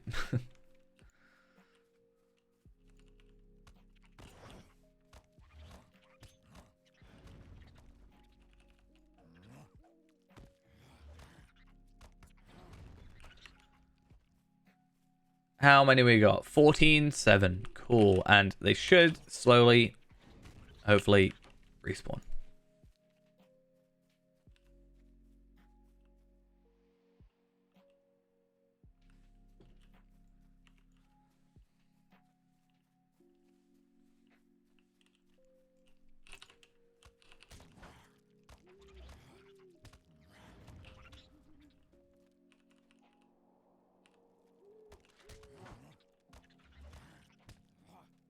Okay, come on. How many? Hey, you are cool. Cool. So I always have to worry up here because they can also be, I can't remember what the other enemy is, but it can be a bit of a hassle. So 56, 2 more kills, and then hopefully that's it. The chill wind things. 2 kills, 1's here, and evening. Doing pretty well. Just some good old Lottery Point farming. As you do. I'm going to guarantee near enough there's a spider out here. There we are. I'm not waiting on 1 spider, which I know I'm going to come across. There's even 2. I know they were there. There's no point. But yeah, doing some good old Lottery Point farming, trying out a few different things, trying to see if the new free-to-play changes do particularly change how the run goes. I don't think it's a massive difference. However, I will say it's quite nice being able to trait in 3 different things. So I've got my wit and my zeal and my valor. When I'm out of combat, at least, I'll be able to have them all in, which is pretty good. Because when that's maxed, yeah, I'm gonna I can't do that till level 17, which isn't happening. But I get some decent extra stats. And then if we add our armor on top of that, I think we can actually be quite good. And light hides aren't too difficult to come across, so I think we'll be fine in terms of keeping it up. And it's stuff we've already got to do, right? Because we're already getting Sladies done and stuff, so I think it helps out. Also, enmity is nice. So I should reach enmity of goblins by the time I'm also doing Goblin Slayer Advanced, so that actually coincides really well. I was a bit worried that we didn't kill enough to start, but it's actually pretty much perfect. I think the latest we want to go is 10 out of 60 on Advanced. Because then we're like coincidentally finishing enmity and the Slayer at the same time. So then we'll go Keladul. Get the exploration deed completed, and the Slayer deed. Get a couple of Hendrels from that. Then we'll finish off Hendrels afterwards, and then we just have Wolf Slayer, which is always the bane of our existence. But I feel good about this one. I feel like we're going to do well. Now that I've said that, something terrible is going to happen. But we're used to it, so it's fine. I'm expecting a wolf to be around. There we are. Oh, I'm so used to playing burglar. I was like control 6ing to press my throw knife skill. Just to get that ranged attack. Because normally I have a button on my key, on my mouse, on my old mouse at least, that was the just like U. So I had like tab and U, which I actually do have it already set up. I can use that. But yeah, I had it so that I could actually like. Oh wait, what? What? I don't know what that key is. Anyway, I used to have it so I could actually just auto attack from ranged, but I actually don't know what I've got mapped to my button. Yeah, we want to try and get as many of these now as we can. It's a big deal. I've also gone the wrong way, so clever me. Sizable dwarf, thank you for the follow. Much appreciated. Hope you're having a good time. I don't know what's... Yeah, it's you. Tab you. I'm a tab you.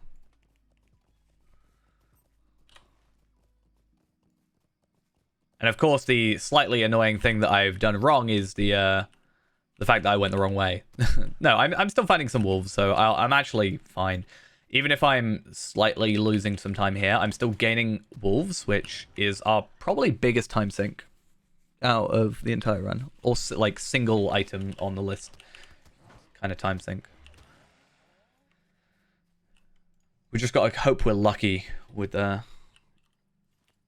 spawns. That's why wolves are probably the worst, because everything else I can guarantee has a spot. And I can kind of still do that with wolves, but they are dotted around. So I kind of just have to hope I find some.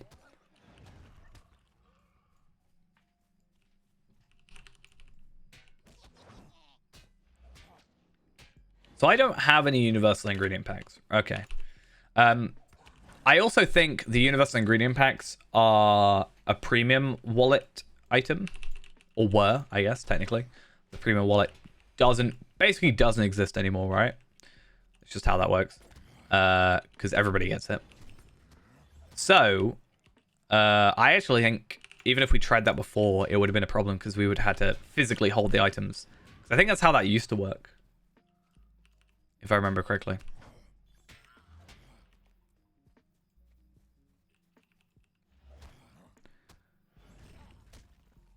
But the biggest problem is getting to level 15, because that's the requirement, if I remember correctly. At least for the premium crate, like the 6 universal ingredient packs. Yeah, so they've changed it so free-to-play gets the gold cap removed. So everybody has the currency cap removed. The premium wallet, which allows you to have, like, the... Dol Amroth tokens or whatever they're called, like the barter tokens and all that stuff. They're all now just available to everybody. And they've also made it so that you don't have to pay for these extra slots and also don't have to pay for these side bits as well. So just a few little changes that were really nice to see, in my opinion. So I think I said it was about 1,000 Lotro points for if you were to buy all of these, a little over 1,000 if you were to buy all of the slots and stuff. Now it's just held behind the level that you would normally. So we have to get to level 17 until we unlock our third virtue slot. And then 23, and then what, 19, 25, 31, 37. So, and then these just unlock as you go. So nice little changes. We saved some Lotro points, and that was the main thing I was trying to work out today is like, does it affect us? When we get to level 15, we're going to get this 30% bear form damage. Does that affect us? Are we going to get to level 15 in time or not? I don't think we are. But it allows us to more focus on these, I guess. So I've got Zeal, Wit, and Valor. Oh, yeah, definitely. Definitely a lot better. It's nice for them to have actually looked at free-to-play and sort of changed some stuff and actually, you know, done something about it.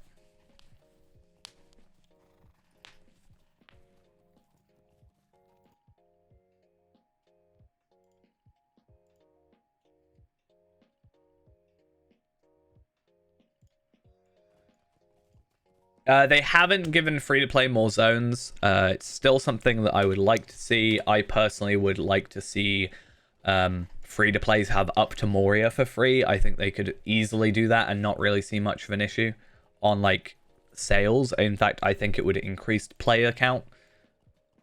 But unfortunately, it's still just up to the Lone Lands.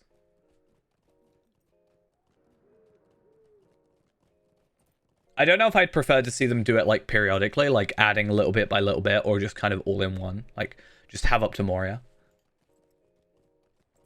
But I think, you know, including the first expansion plus all the content before, there's still so much content in between that and the end game. And again, I think it would cause more people to play the game and get invested, and then maybe turn to VIP or even just premium slightly.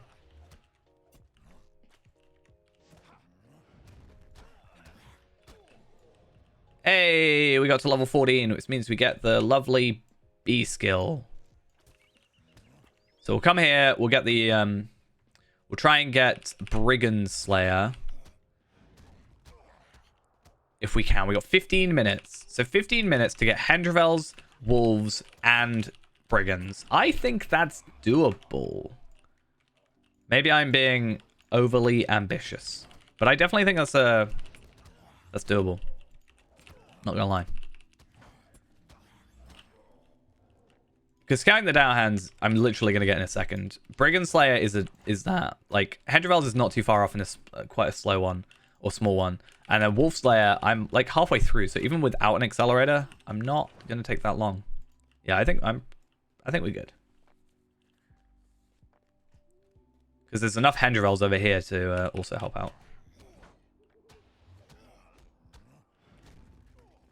I really wish there was like a Slayer, a better like display for deeds. I wonder if that would be something you could do as a plugin. Like, so you know how there's maybe you don't know, but you know how you get like buff bars, for example, or I can't remember the other one I'm thinking of. Those sort of trackers for buffs and stuff. Do you think you'd be able to get the information for deeds from that and have more of a better visual? That's something I might look into. Like, I think if I were to do a plugin, that's something I would, you know, if I could do a plugin that I myself use, or like, then, and benefit from. I just think about that. I just think some way of better tracking for a zone. Like Slayer deeds. Rather than me having to either put it on my tracker or look into the deed log. I don't know. Maybe I'll be the only one that would find that useful.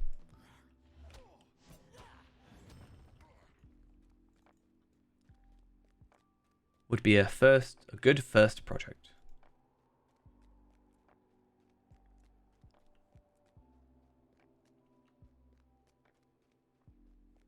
Oh, definitely.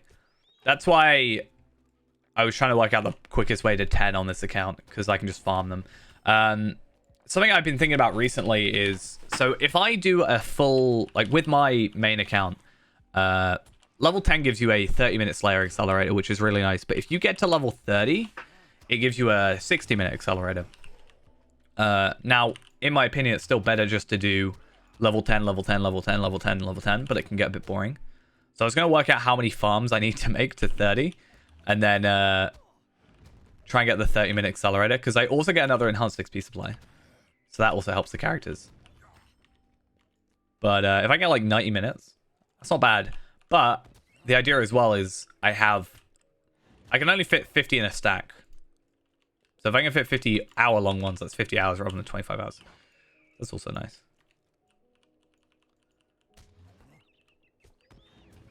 But the gift of the like starting adventurous stuff is something I've been quite interested in recently. Yeah, so the gift box you get at level 10 has a 30-minute Slayer accelerator in it. So what I've been doing on my main account is I'll make a Bjorning, which, you know, takes like 10 minutes to make the intro. I'll then go from Archit to Comb, go to the crafting vendor person, make a farmer, And then I will just like go to my house where I've got my supplier, my farm, and my workbench.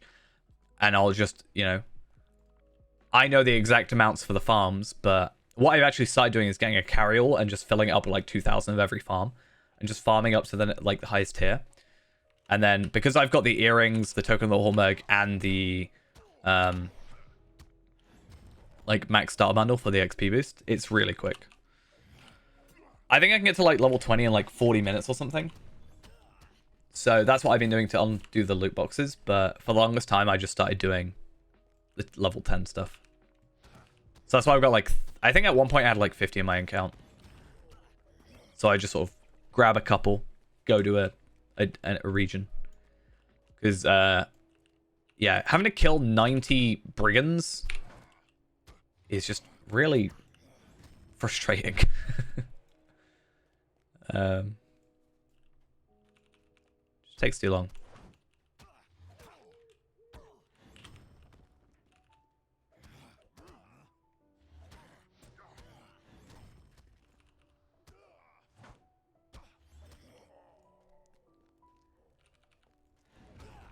How many more do I have? Not too many. 2 more after this, right? There's also the hope that if I do like loot box unboxings, that I'll also get a 90-minute accelerator from that. Okay, Brigand Slayer complete. I need to start thinking about, I guess at this point, I just need to go into passives. So I probably just need to go into like determination as a passive.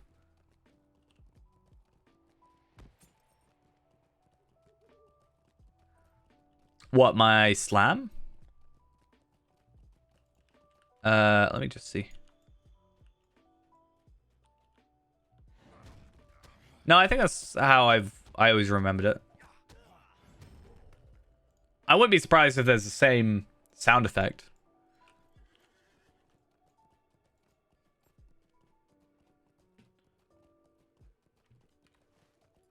I think where they can reuse sound effects is I mean, the amount of times they reuse icons. Especially on like session plays and stuff. Not surprising.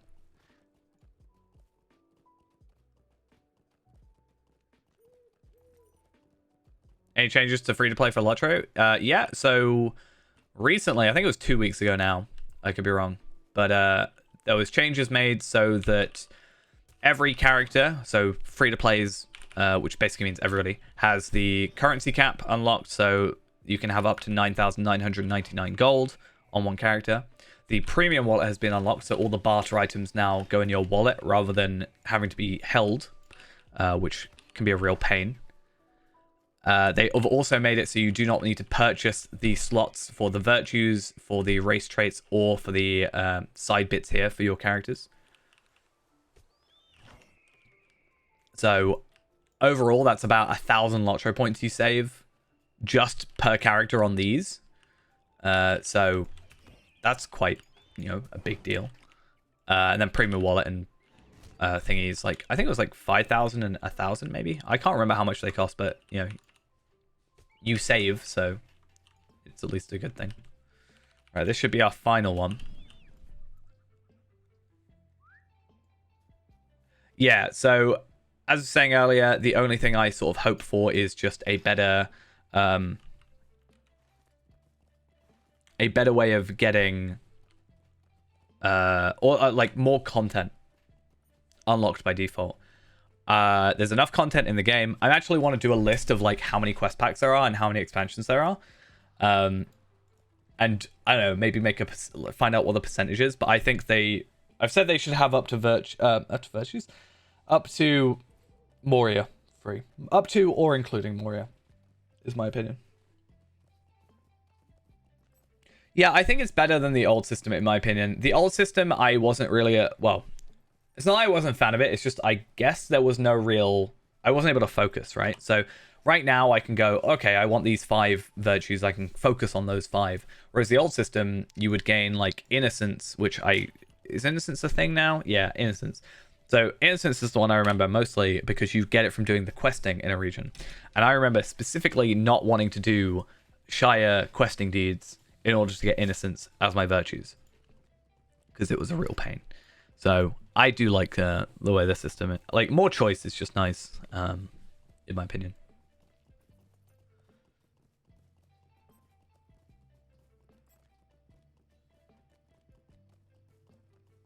So we'll try and get Wolf Slayer done, which we have 5 minutes left. I do worry we're just going to get there and it's going to be the 5 minutes are up, but I'm going to go this way.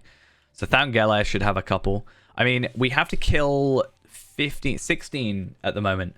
So that's actually not too many in the grand scheme of things. And we guarantee, I think, around 20 if we go to Nenhilith. So if we go Nenhilith, we're about 20 without an accelerator. So even if we go there without an accelerator, we should be fine. Which is nice. I'm just trying to work out if there's anywhere that we can like slightly speed up the run so that we don't have to, you know, we're like not this close. I think it's something where if we do get the Journeyman Riding Bundle, it might be just enough of a difference to speed up. But I'm not sure.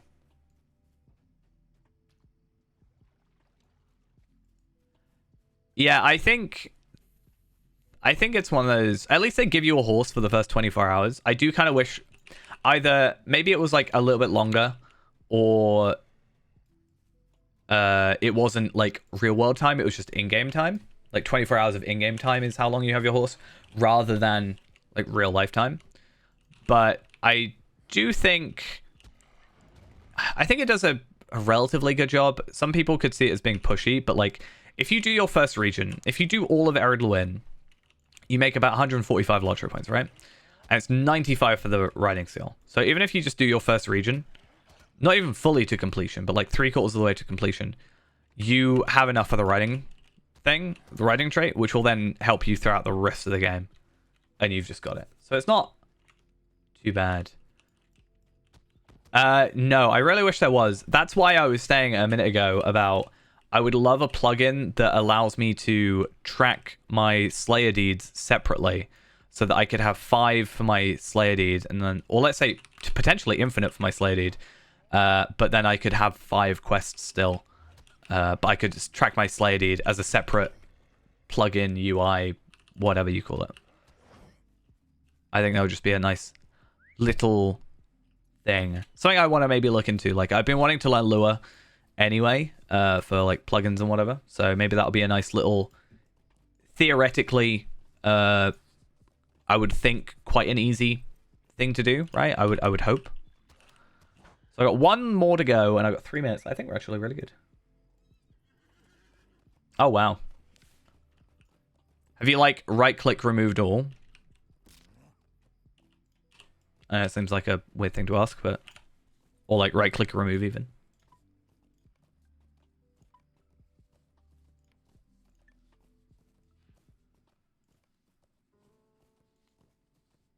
Otherwise, you might just have to, like, complete it. It's a way to force you to complete it.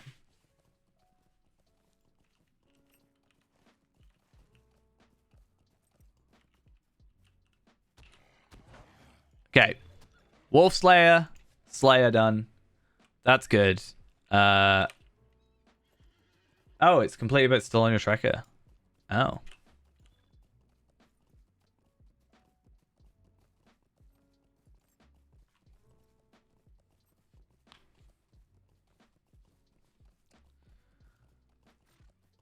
Not sure, because I've got like a key where I can have all my things be added.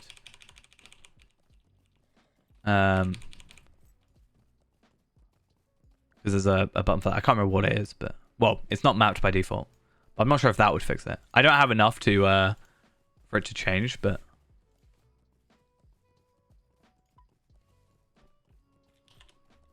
that's a weird one. I've never heard of that.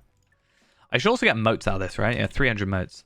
Need to find if there's anything we can use moats for to benefit us. Other than just every 5 runs, we can get a bit of gear at, like, teal rarity.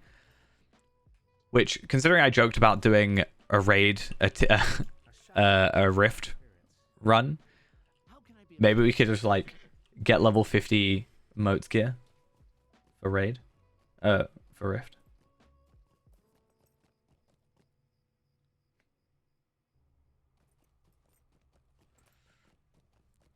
Okay, so Noglond is going to be the most annoying one. Yeah, very precious. I do think they should add more. Like even 10, I think would just be better. Or having Slayer and quests be a separate thing in general. Or like deeds, I guess, and quests be a separate bar.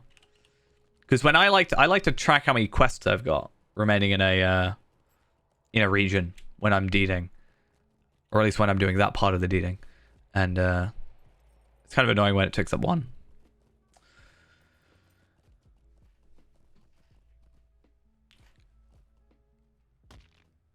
Okay, so how... Okay, so I've actually used up my thing. That's kind of annoying. We've still got 16 seconds on the Slayer Accelerator, so I think we've done good for our time here, but I'm not sure if that's just because we've been more efficient, or if it's because of the whole getting to level 10 thing first. I definitely think we could speed that up even more if we actually did gear, so maybe we'll do another run in a minute with gear. Because what's our slash played at? Slash played, 2 hours, 20 minutes. And... I'd say that's relatively good. We're at 1620 to start, right? And we're on... We've gained 200 Lotro points. Is it 1620? I think we're on 1620. Yeah, I've still got the thing from when I calculate. So we made 200 Lotro points in 140 minutes. And we're actually about to make slightly more. Because we'll gain... It's only 5 more, but still. So that's not terrible, I don't think. And 10 minutes of that is the intro. So, I don't know.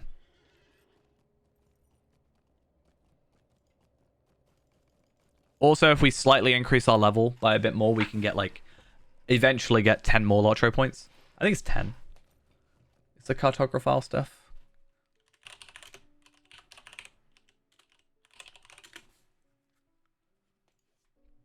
Is it 5 or 10? 10. So we can actually go up by another 20 Lotro points if we get those last 2 maps. But it's available at level 15. If I hadn't have lost my Token of the Hornburg, I feel like we would be level 15.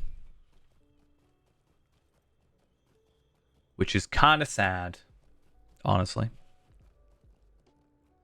That I lost it, that is.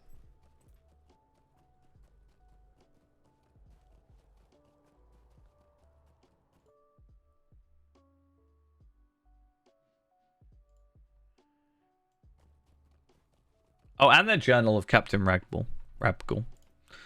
That's another thing at 15. Is that Journal of...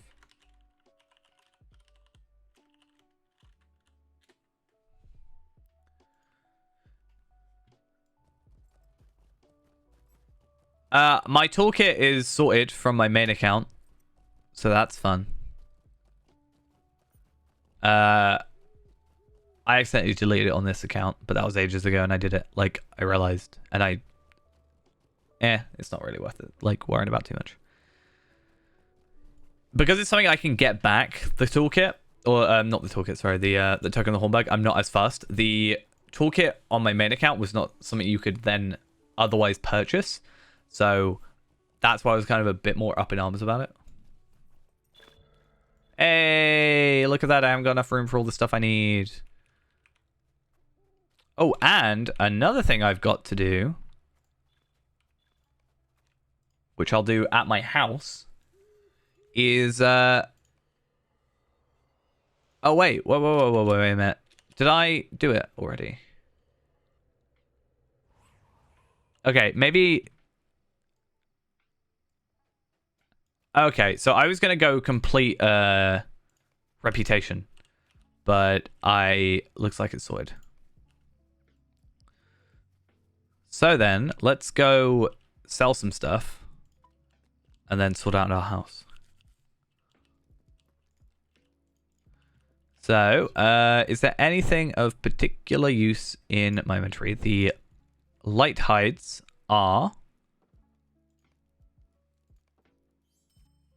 Class Ds do have a daily cap. They can be increased through the use of the skill and Slayer deed accelerators. The normal Slayer accelerators don't work. It's the 90-minute skill and Slayer deed accelerators that will keep it uncapped and doubled. But I think everything but Brawler has daily caps. It's normally about... I think it normally is supposed to be like whatever the max divided by about either 10 or 5. Depending on the deed. I also didn't pick up the stuff I should have just picked up. I was supposed to go like buy the coins. Because I now have 380 silver. Yes, that's why I don't use the 90-minute accelerators for Slay deeds. I just use them for... Yeah, I don't use them for Slay deeds. I use them for...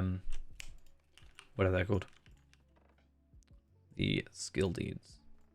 Because I just get my training dummy and do it on those.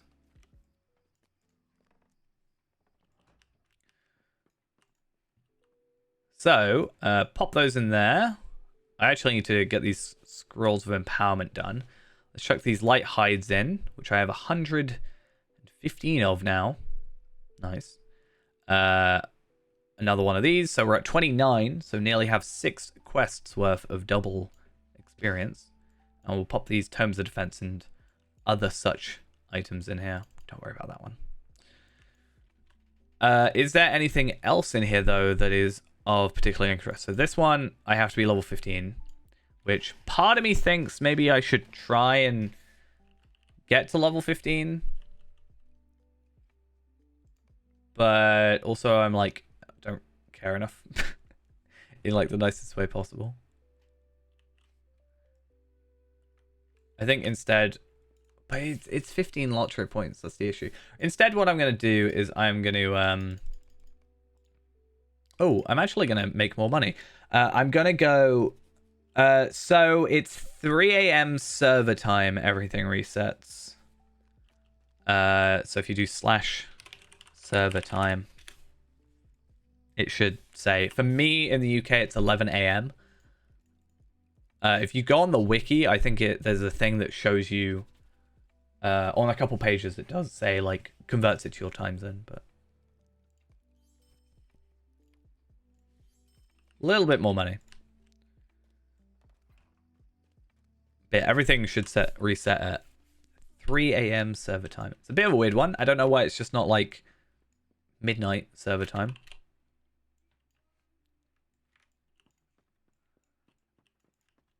Alright, well, I don't have the money for it, but I'm gonna go to Breeland Festival Grounds.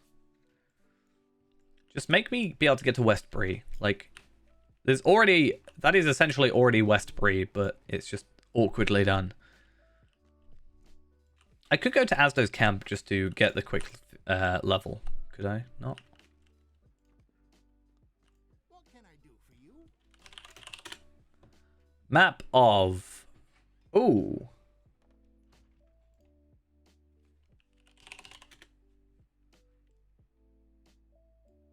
Nope.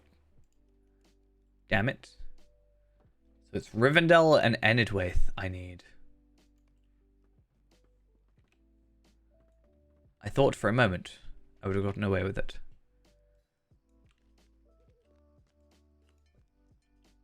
Will you let me speak my piece? So, apparently... I don't know if I want to go over there. Or if I just want to focus on the next character. So how many do we get in the end? So we started 1620. We ended with 1830. So 210 lottery points in one run. Yeah. So they'll get certain things that are corruptions, and then, yeah, that will remove them. Not everything is a corruption, if I remember correctly. You'll have to, like, hover over it a lot of the time. But yeah, every class will get at least one corruption removal. So, just thinking. So I am at 1830. So I need 665 lottery points. If I'm getting 210, it's only 3 more runs.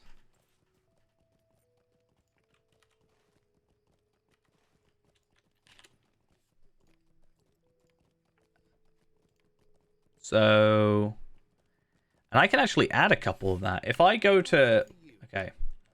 If I ignore the whole questing thing, the questing part of this, right?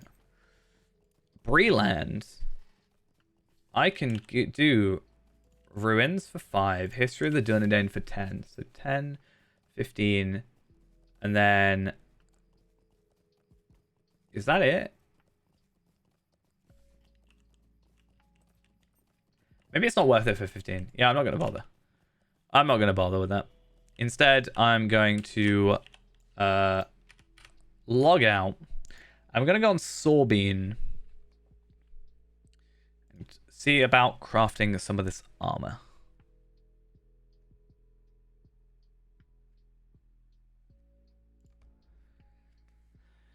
I also want to have a look at Sorbine's rep, because I'm assuming I have gone to... I'm assuming at some point I have done the reputation on here. But, like, I'm thinking 210, but what if it's, like... What if it's, like, 215? No, 225. Yeah, under 3 runs, then. Greetings. Oh, I forgot I have this extra Slayer Accelerator for this character. So, rep. Matham, Menabri, I'm already maxed. Thorin's Hall, I'm acquaintance. That's fine. And then I can tailor up some of the medium armor for the next run. What do you need?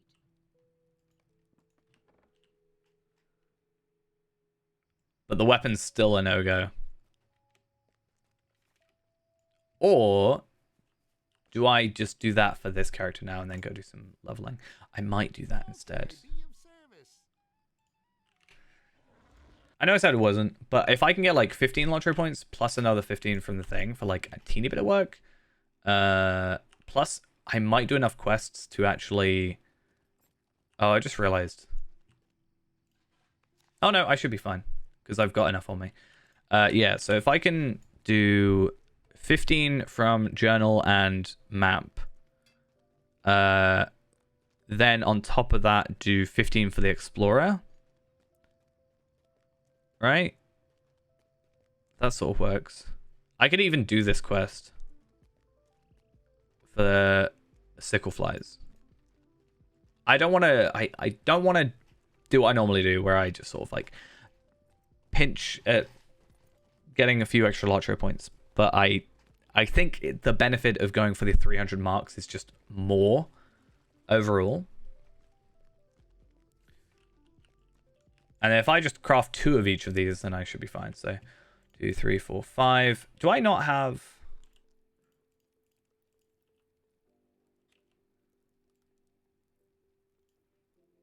I don't have the helmet.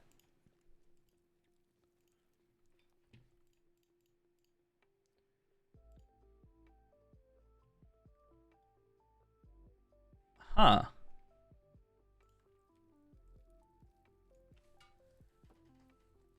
So, pretty simply, the free-to-play changes are that everybody now has the currency cap removed. So the currency cap for everybody, free-to-play to VIP, is now 9,999 gold, 999 silver, 99 copper. So that's pretty good. Secondly is the fact that the premium wallet is now a thing for every character. So instead of having barter tokens that you need to physically hold in your inventory, they will just go into your premium wallet, which is also quite good for just saving inventory space and saves you quite a few lottery points. On top of that as well, all these set bonus, I guess, is what they're supposed to be called, for your trait tree. Instead of having to purchase them for, I think it was 95 lottery points each, they are now just available as you progress. And same for the race traits, and also the virtues over here will all just be available as you level up, instead of having to purchase them and be the correct level as well. So I think it's about 1,000 Lotro points overall if you were to add all these up. So 1, 2, 3, 4, 5, 6, 7, 8, 9, 10, 11, 12, 13. So it's actually more than that. So 13 times 95. You save 1,235 Lotro points per character that you would actually be playing. You have 10k marks from years back. You can use them on rep items if you wanted to go that route. So you can buy Cardolan trinkets for 19, and you can buy Mathams, well-kept Mathams for 20 marks apiece. And if you get 121 of each of those and have a character over level 20, you can get to Kindred, and that's 50 Lottery points. So there is no level cap in place technically for free-to-plays. It is possible that you could get to 140 if as a free-to-play, which is the current max level. Technically, content-wise, I think you can get about to level 90 without buying any expansions. But that's actually something that we're going to be investigating soon, because they recently changed the way some questing works at that level that was limiting. So I don't know if it's changed so you can now progress without the expansion available. So I think they've done some better work for free-to-plays. However, there's still stuff like you will slightly struggle at that level because you will not be able to complete side content. You will not be able to complete deeds for the regions in between, let's say, North Downs and Moria. Because you won't have the quest packs as free-to-play. But I think it's one of those things where I would like to see up to Moria for free. But baby steps, as I was saying. I want to go see then if I can find the apprentice. Is it apprentice? Is it apprentice? Apprentice. I'm just going to look up apprentice. Apprentice. Okay. I think. Have I just. Okay, I might have just sold them all every time I've played. Taylor. Okay, very expensive Gundabad items. I get it, because shards, but it's not what I'm after. Okay, so next run, I need to focus on the apprentice stuff, because I cannot make the helmet yet. In fact, I wonder if... How can I be of service? Heavy padded recipe. I'm just going to look up recipes. Can I look up recipes? Crafting. Recipes. Taylor tier 1. Heavy cloth leggings. Not what I want. I think whatever North Downs is where you start sort of requiring some more of the free-to-play stuff or the VIP stuff. At level 20, you can get yourself a horse if you're VIP, or the riding skill if you're VIP. I'm pretty sure that's how that works. So let me just double check before I say that though. Yeah, so VIP players can acquire the riding skill at level 20 if you complete a quest, or you can purchase it. So that's level 20 is like a good jumping off point, because you can also have the North Downs unlocked, which is I think a level 30-ish area, right? Where? Let me look up. I actually don't know. I don't really think about that area too much. Where to play? So, I mean, is it North Downs? Yeah, North Downs is like level 20 to 35. So, you'd unlock that, and then Evandale, Trollshaws, etc., etc. So,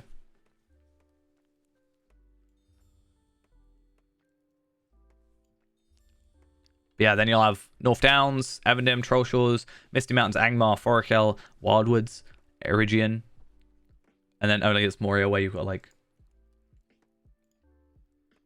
sort of, you know, look at the expansion. But I think you said you had Moria already, so that wouldn't really stop you either. Anyway, I should start crafting. And then maybe I'll look at like making the padded helm for that one. Yeah, so if you do get VIP, you basically have until Mordor at level 105 or 106 until you sort of require content. Because after Rohan, it was quest packs for like all the Minas Tirith stuff until Mordor at 105. So a spool of where is it? Spool of rough thread. I want to buy 2 of those. Oh, and am I buying 1, 2, 3, 4, 5? So 10 more. And then if I look into cloaks, am I going to benefit much from a cloak?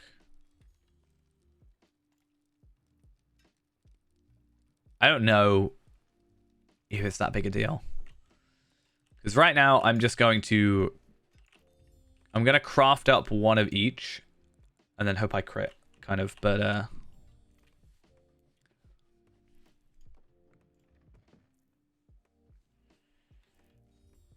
it's only a 5% chance to crit. But maybe. You never know. Oh, actually. There's different... Oh, yeah. I want to go for the offensive choice, if I can. So that's... What's the difference between these? Okay. Someone explain to me why I would ever go for the second option. This option. 13 agility, 9 vitality. No, sorry. Yeah, 13 agility, 9 vitality, and I get 8 extra fate, but I don't get anything here. That's such a weirdly crafted item. You don't even get any benefit from the crit. Why is that a choice?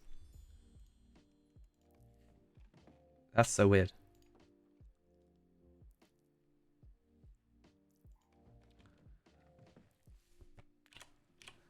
Yeah, so I have money. I can send these over. So I'll send these over to Grofer now. And we'll just try and get those last little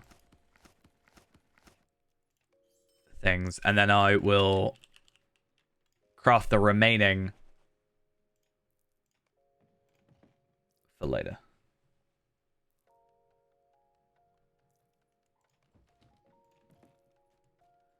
Yeah, at least this one you got like crit defense versus physical mastery, like offensive versus defensive. But this one, yeah, it's just like, why would I go for one that just gives me less stats?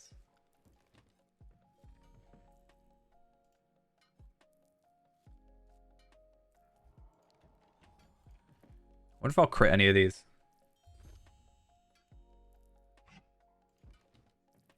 I'm not sure it would make too much of a difference, but it would be really interesting if we were like able to crit everything at some point.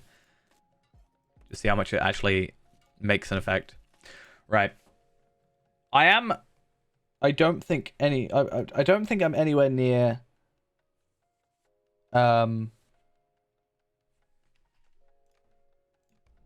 I don't think I'm anywhere near my mailbox, but I'm not sure if Asdo's camp has one. Right?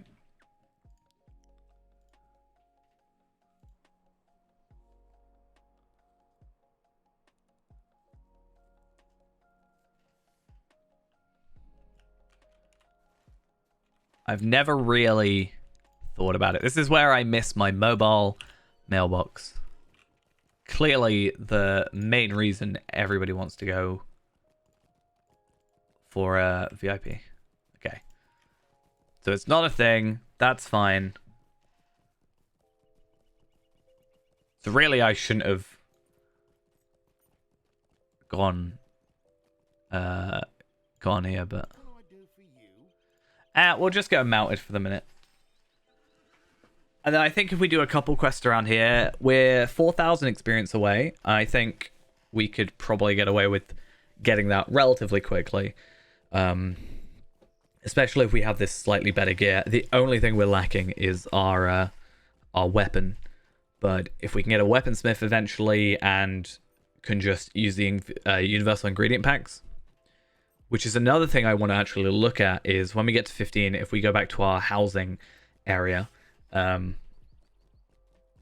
if we can find a quick place that has the universal ingredient packs available, start stockpiling those up every single time we do a run. If we can basically guarantee getting to 15 every run, then we can potentially start, if we're spending 2 per run and gaining 1, so we're gaining 3 total, but we're using 2, we're overall going up by 1 every time. So, and then plus on top of that, like, our characters that are on our main account or on our actual account, like, can pick those up, like Ennis Eel and Sorbine and stuff. Okay, so I'm curious to see how much our stats go up. Like, so much more agility, and yeah, we lose might, which, but we gain so much more physical mastery. That one's less like of a thing. I might actually go down in stats. Yeah, I actually go down in stats going for that, but I think we overall we do better. Though it would be interesting if we could get away without doing one of those slots.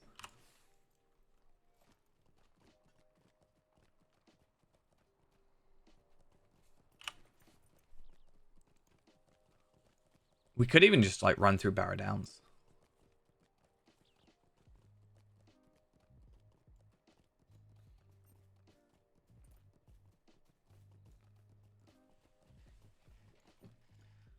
Yeah, we're looking at about 4 more runs, I think. So we're only about 8 hours away. Maybe 8, 9 hours away from unlocking Moria, which is pretty big deal. Because I think once we get those extra character slots, I'm going to start maybe doing a few more things behind the scenes. And what I mean by that is I'll get characters like this to 15, and then in the background, I'm just going to farm them up to level 20 in the background. And then I'll, on my hunter, Ennis Eel, I will slowly but surely, at some point we'll have to do a leveling thing when we unlock Moria, but we'll come over to like this area, go down to this one and start farming the Cardinal trinkets. And eventually we'll get some, Mathams as well with that. And that should equal an extra 100 Lotro points each character, potentially, if we do that properly. So that should speed things up significantly. So what we'll do is we'll farm them up to 20 off stream, and then on stream or off stream as well, we'll get the Cardinal trinkets and stuff. And then next stream we will go on the characters and then add the Cardinal trinkets on and stuff and get those extra numbers. So these quests are giving us 363. So that's about 5. Well, actually, it's about 10 quests plus kills, actually. So maybe a little bit less. But we'll see what we can do. If not, I might pop over to here and start doing those quests.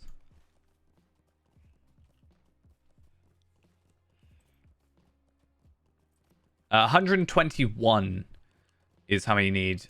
You do have to complete the quests for them. So there's a quest in the Barrow Downs. So there's a quest down here by this traveling vendor. It's I think it's like 2 quests and then a third to actually unlock it. And then it lets you use them. And then for the Shire, there's one as well where you have to... for the Shire is the easiest of the 2.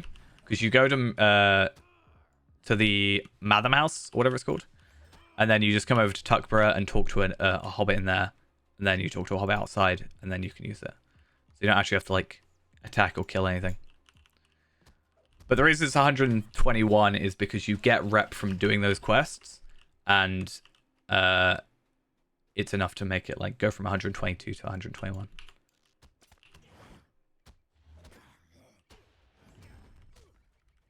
Just in case you thought it was a weird number, which it is.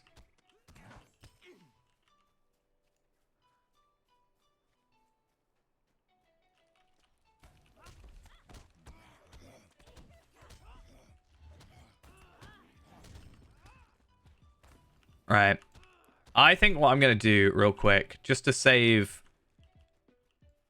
this person and me getting in the way of each other.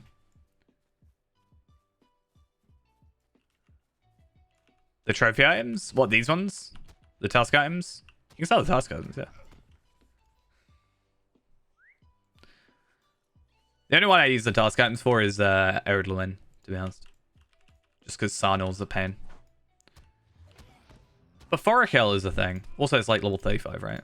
Forakel's, the mine, I think, has Deep's Crave Mine or something.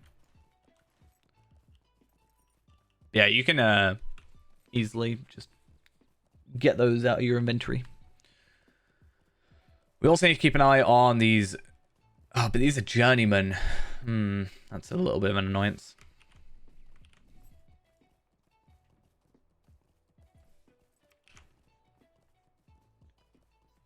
Have I? No, I don't. Okay. Let's go gather these, though. So whilst we're leveling, we're also gaining our location thingies.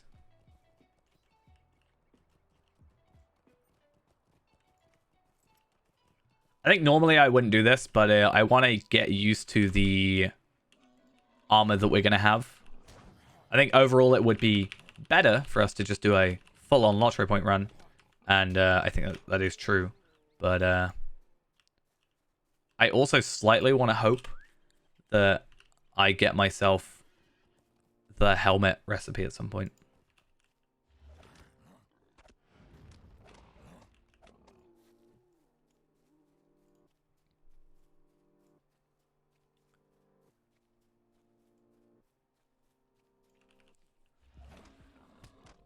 I actually wonder if...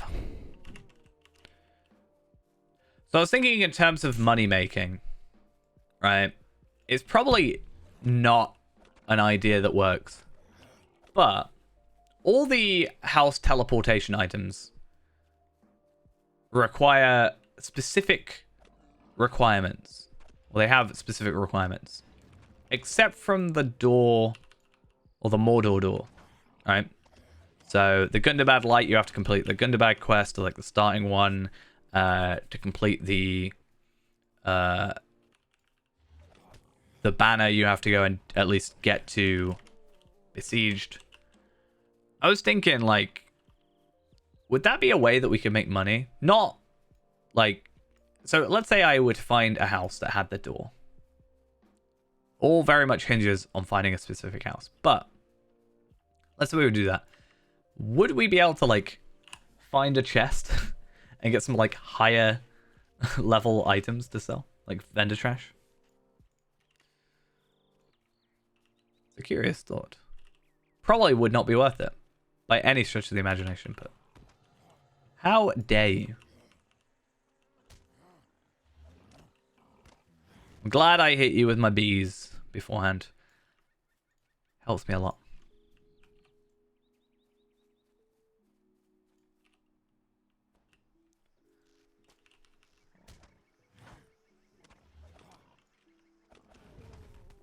Okay, one more to go. How much are these giving us? They're 67, 71.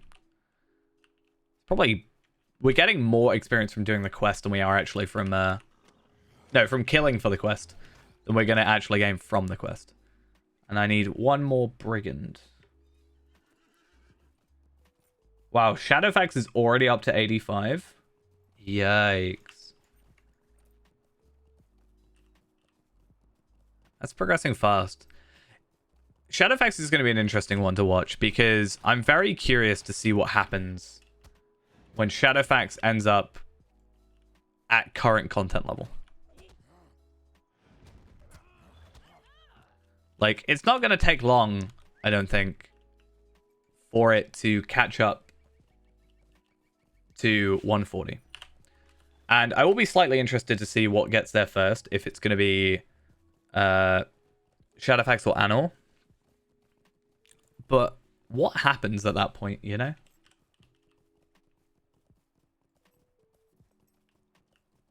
Is it just going to be like, I don't know, 6 months after the next expansion? Then they decide to put it on? Like, so then they just add that extra delay? Okay, so one quest, or actually like a couple kills. I'm probably just better off killing a couple of these guys, to be honest.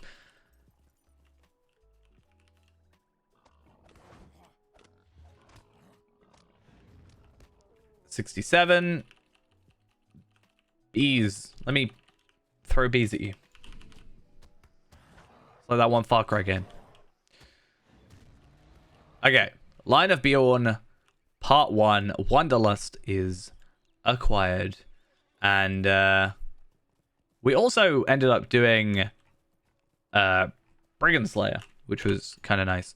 And at 15, we also get, not only do we get Wanderlust, but we also get this Flayer of Evil. Which means if we were to continue, potentially, like, I don't think the 5 levels is worth, the time to get the 5 levels is not worth the 100 lottery points. I think the farming might be, like, passively, off stream. But I think that will be quicker than it will be, like, leveling normally. Compared to just, like, starting a new character and stuff. But, it doesn't really benefit us that much is what I'm trying to say.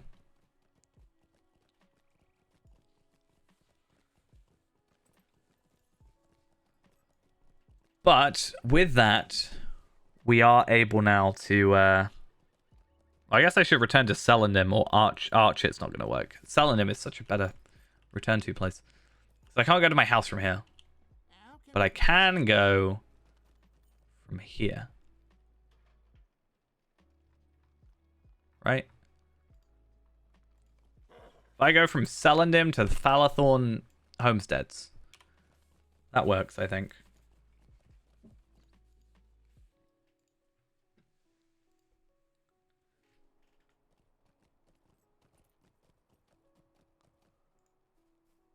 And... oh, no. Okay, Thorin's Gate, here we come. I thought I was able to go there, but it's only because I had the like, token thing on, right?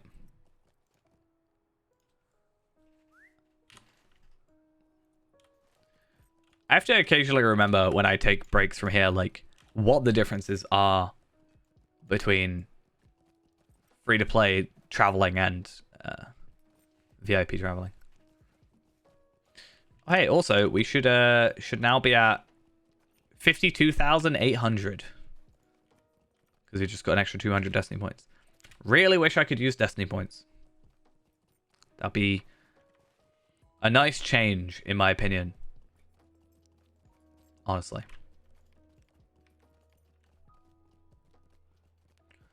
Should I just do like 7 quests? I kind of want to just run around and find a house, because if I am able to find a house that has like those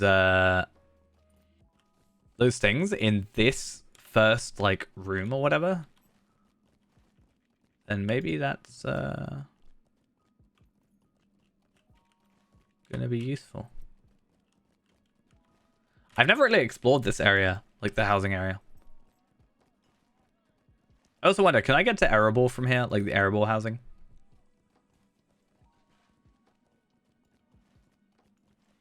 I'm guessing this is either a deluxe or a kinship.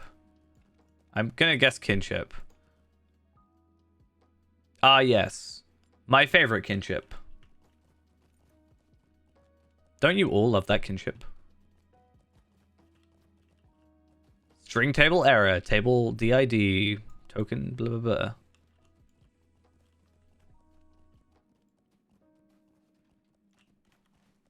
My favorite. This map feels like it's yeah, this map is like incorrect. What is it with their maps and being wrong? I don't get it. Surely it's not that difficult. If you're in control of it all. What a mess that is. So so much going on. Right, let's go Breland homesteads. That's what I'm after. This is such a awkward way of getting to my house.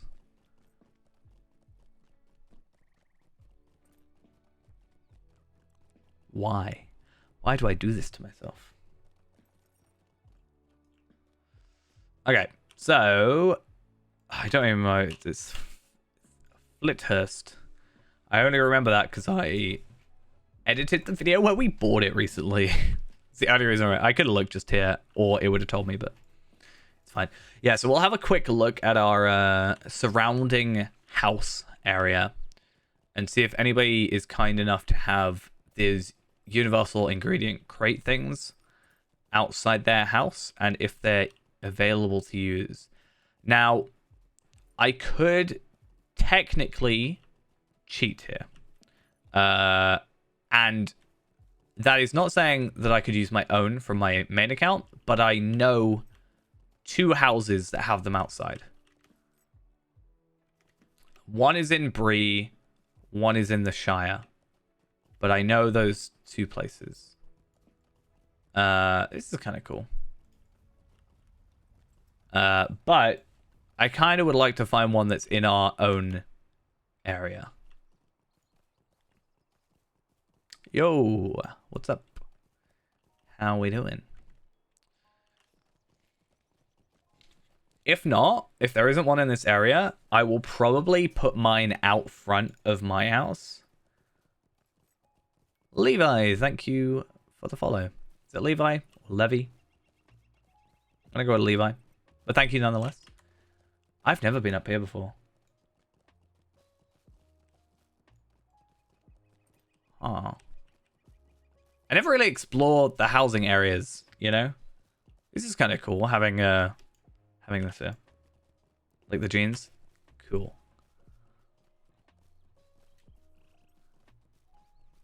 I assumed as much. I always like to double check. I'm normally terrible with names, so. But yeah, as I said, I quite like this one. This is quite a nice big house. Like, not necessarily a big house. I just think it's got a bigger yard, right? 74 interior locations, 7 exterior hooks. Can I not buy a house because I've already got one? I thought I was told that you could buy multiple, or maybe because I can't afford it. That would be an idea. Yeah, this feels like it has quite a lot of space for external ones, whereas like this one doesn't, for example. This one is, I think, a kinship one. Yeah. That's fine. Okay, so that looks like a no, at least for the moment. But I'll probably end up putting, when we eventually do get one. Actually, I want to check how much it is. We can never get the VIP one, but we can always get the normal one at least. Ingredient crate, 995. It's 1,000 lottery points.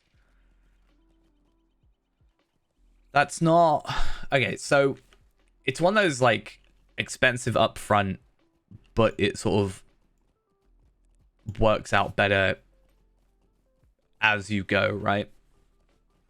Things. Does it say? Okay, this is another kinship house, but I was like, is it empty?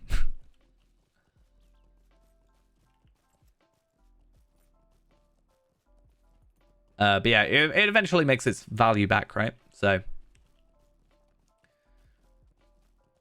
and we'll probably pop it out on our house so everybody can make use of it. Because I'm just that nice. Okay, I think that's definitely a no then. So weird, like instinctually I want to go over to this house because this is the house I own but on a different neighborhood on my main account.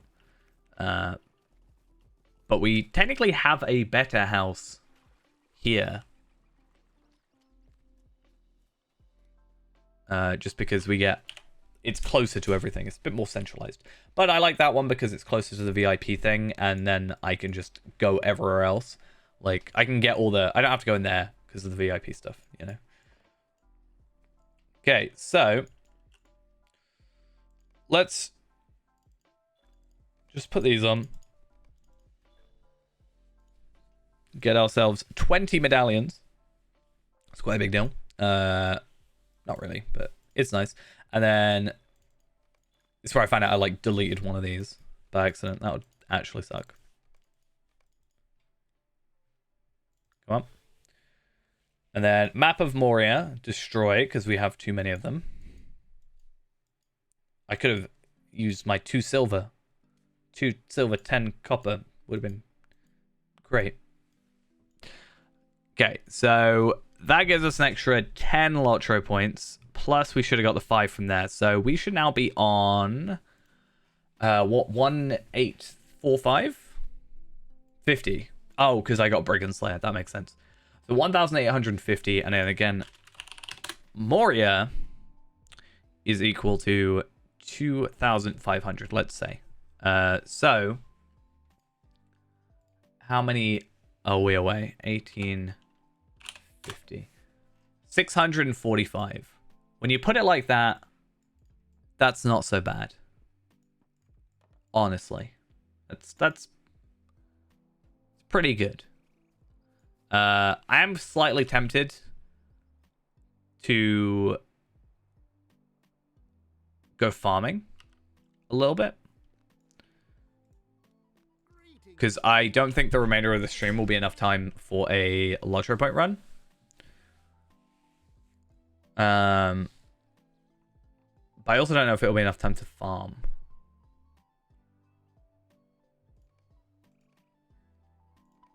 So what's some, like, quick, simple quests? In fact, actually, I have an idea. What can I do for you? Greetings, friend. Let's make the most of this character. Which is the thing I said earlier I wasn't going to do. Well, not making the most of it, but... Andrew Oakhurst. Sarah Oakhart. Coincidence? I think not. Yeah, so I did say earlier we don't want to, like, be trying to pull every Lotro point we can out of, you know, each character, but I think in the interest of time, then we should hold off for a second. But we only have 7 more quests to do with this one, and we do get some more virtual experience, and also we can sort of test out the bear form thing. So let's just pick up these. This should be really simple. I actually... so crits are just your normal crits, and then devastating is like... As far as I'm aware, it's like crit on crit. So it's like a critical crit. Right? I think. It's like a higher tier version. So devastating criticals, these do more damage than normal crits, but have less chance of occurring. Devastating criticals still open critical response skills that classes may have. So it's like just a higher tier that's less likely to happen. So basically, it just means you have your crit rating, and it will go up to, I think, 25% if I remember correctly. But then you can still sort of push it further to get your devastating up. I think is the way I remember it.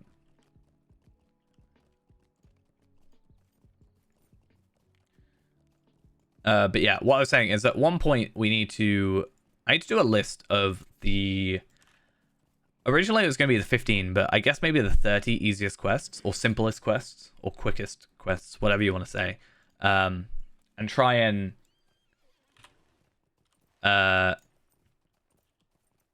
try and use those in a run. Especially if we do this later, potentially, after getting to 15, let's say. Where we can do the staddle stuff super quick and whatever. I mean, the staddle stuff might actually be worth looking into, to be fair.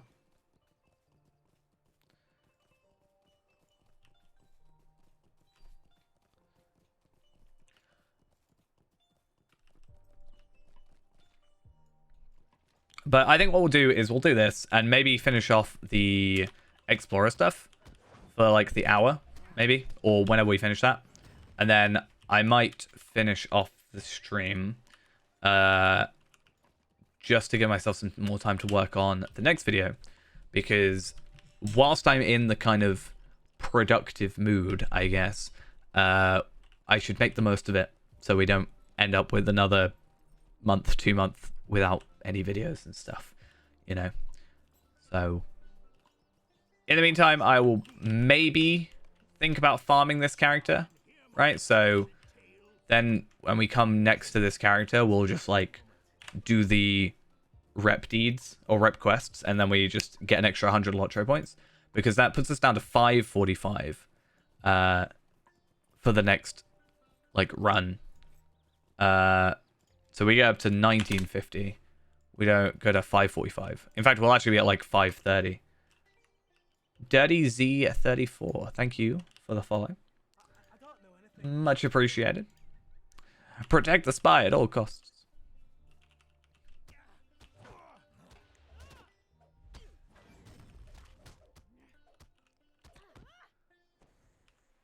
And there we go. Super simple. But yeah, that puts us to 530, I think, if we do... No, 5... I think less than that, right? So 10, 25, 520 is then how we're put up. I don't know on average, but I do know from here, I think the maximum you can get per character is like 13, like 12,500 or something. I don't fully know what it is for a new character. But that's fair. That's a bit skewed because there's a couple deeds there where you can't actually do them anymore. They've been replaced, but they're still on the tracker thing. Hey, I got 2 bows. There's no benefit really to either of them, but it's fine.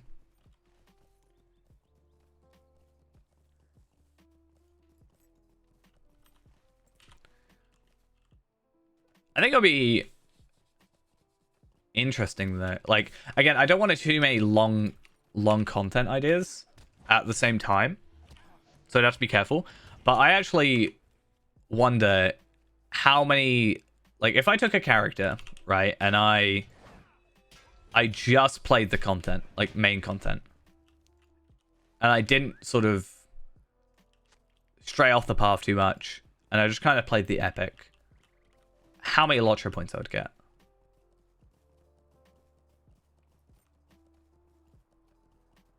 Like, how many Sladies would I get? How many Explorers would I end up getting?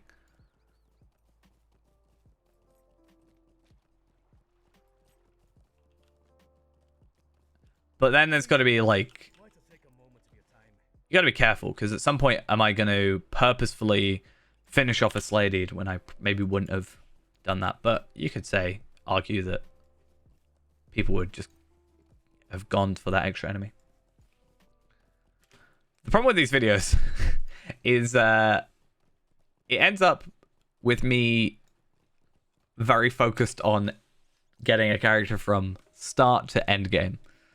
Well, not necessarily end game, but end of content, which is quite a lot of time.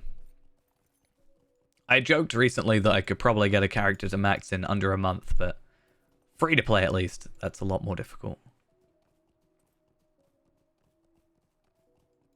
Yeah, Jeweler's quite good with that. That's why I end up... If I'm ever, like, leveling a Jeweler, I've always ended up using hope tokens with my universal ingredient packs just because they're still of use. They're bound to account, but like they're very useful. It's also really good because at a certain point, I think it's level 51, they all become usable. So the Minas Ithil ones or the Gundabad ones, I think the Gundabad ones still work, but they'll be minimum level 51, but you'll still get like higher durations and I think it's 6 hope and a higher duration. So if you have a high level one, you can just buy the top tier. It just works. This place is so good for gear, though. Honestly, I don't know what it is about this spot in particular, but every time I come here, everything drops gear. Like that one guy dropped 3 things. That's crazy.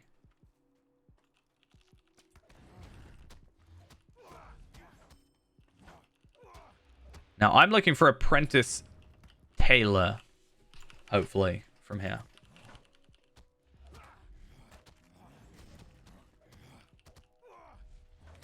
Honestly, this seems like it could be one of the better places to do Brigand Slayer sometimes.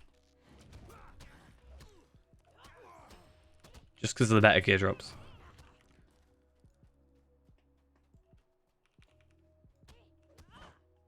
So we're actually really close to finishing this. Literally, I have to kill this guy.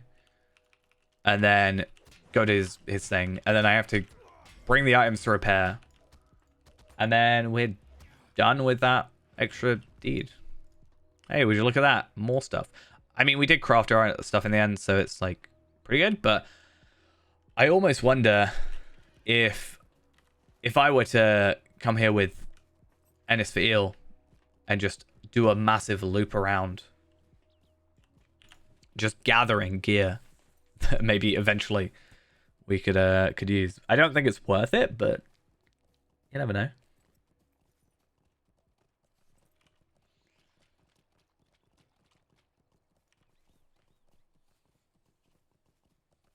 But I think if there's a couple things I'm going to want to do in the background behind the scenes that will just speed up everything so much more, honestly.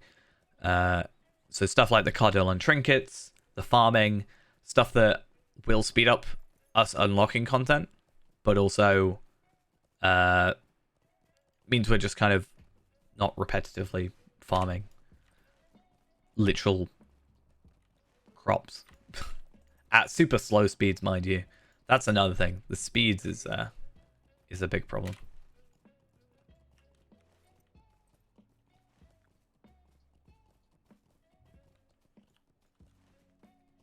I hope I can I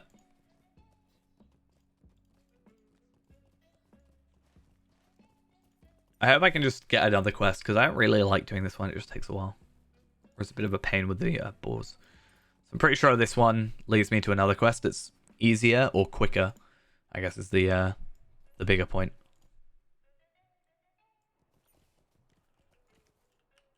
What can I do for you? Might I take Speak with one of Grimbrow's scouts. speak with you a moment? So, Vales of Andrath. I've got to go down here anyway, right? Isn't that like a thing? For one of the ruins? Southgard ruins? So what if I do that and go backwards, because I've already got the Hillshire ruins? Maybe. And then return to Breetown at the end? That could work. And then I could go maybe into Chetwood and finish off Brigand Slayer.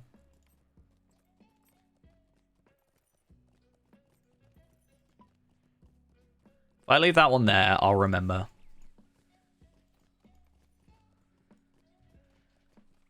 If only I had my hobby horse, the fastest horse in the West. But no. Sadly not. Not allowed. My wonderful horse.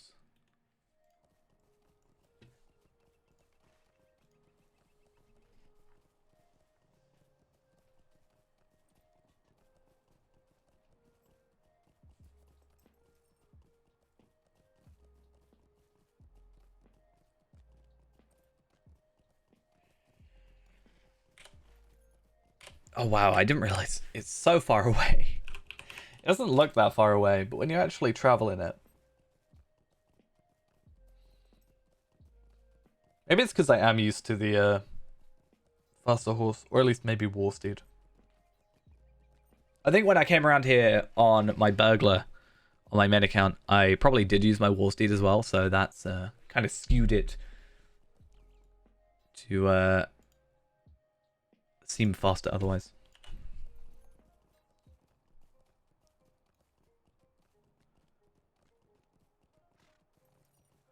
Old Greenway Fort? I guess this one, right? Like up here. I hopes.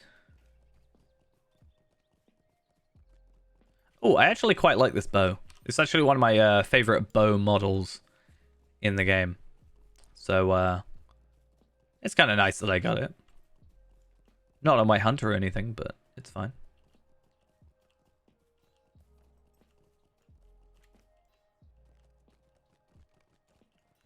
Okay. Finish that. Breland Adventurer Advanced completed. I could go for the other 15 quests, and I'm getting 15 Lotro points and the 4,000 virtual experience, which if I were a character that's going to exist for much longer, then maybe I would go for that for the 4,000 Lotro, 4,000 virtual experience. However, that said, I think overall it's going to be not worth it for one quest per Lotro point, basically. Looks at the hope stats and they're pretty meh. I mean, compared to the other stats, it will feel a lot lower, but that's because the dread isn't too much, right? So it's mostly, in my opinion, to counteract dread. So let's say you get 6. You get 105 max morale and you get 103 damage dealt, but if you get -6, you go to 60% morale, 90% healing, and then more damage received and less damage dealt. So it's less about increasing your damage, it's mitigating the decrease, if that makes sense. Or at least that's what I have found it's best used for. So instead of being at -6, you'll be at 0, which just puts you back to 100, 100, 100.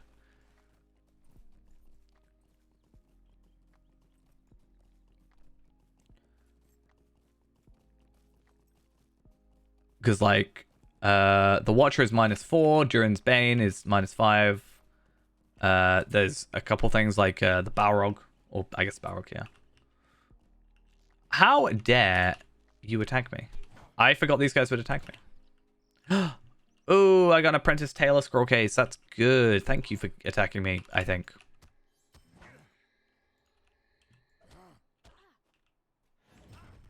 I'm pretty sure I'm supposed to be in bear form, because I was supposed to be checking how bear form does.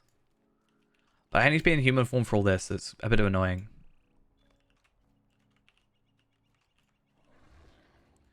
Okay, so we get rid of that. And we keep these two.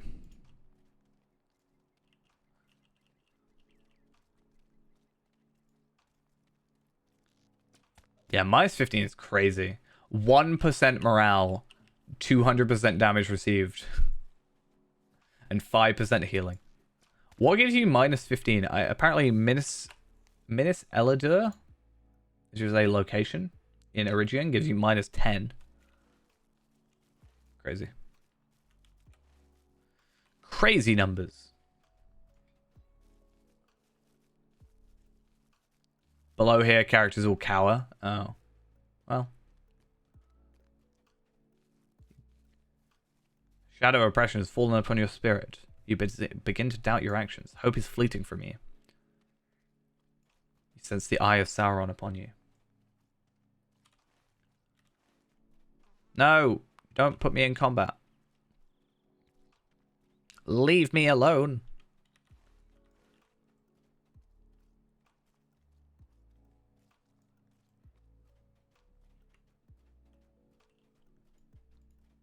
Okay. Best thing to do is get on our horse because we don't actually lose our speed when we're in combat.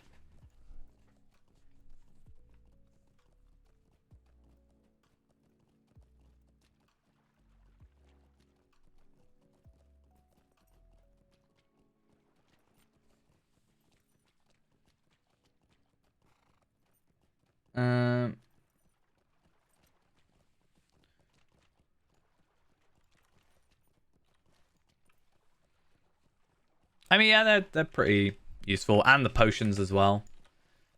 Later on, you can also craft pocket items. So that's also kind of a nice thing. Not massively useful because you can get them from quests and stuff, but it's only from like 75 onwards as well. But it's just an extra thing.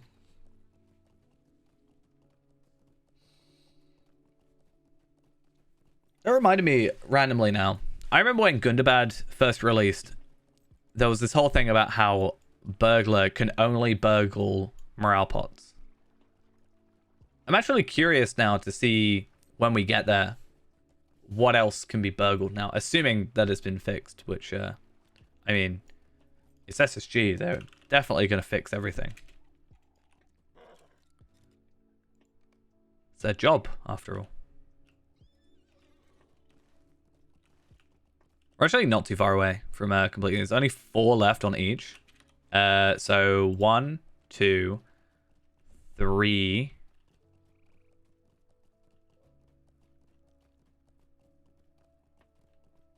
4. There we are.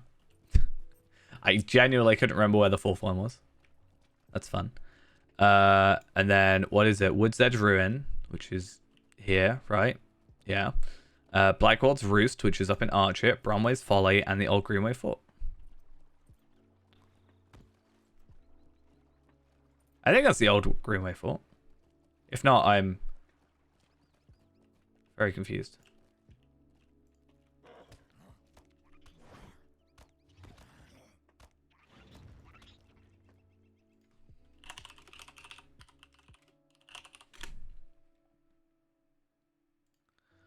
Oh, yeah, I know where that one is. Yeah, that's easy to get to. That's up by here. Literally that spot right there. But that's really, really easy to get to because you can just you just go to the festival grounds.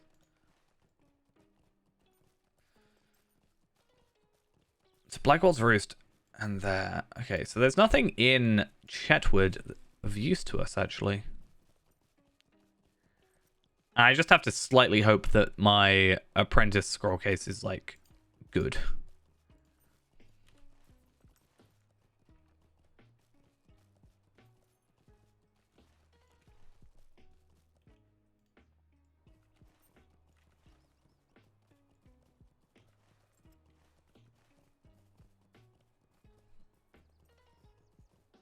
Yeah, so Inscription... No, Crest is in...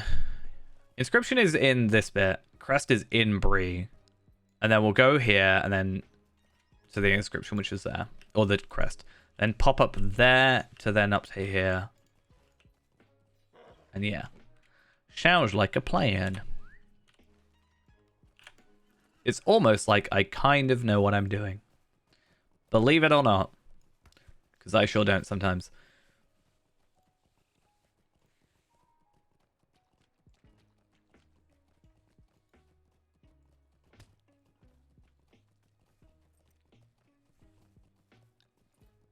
Okay. I feel like there should be a little thing up there relating to the Wolfmaster. I wish that was a thing. If I could request one thing in the game.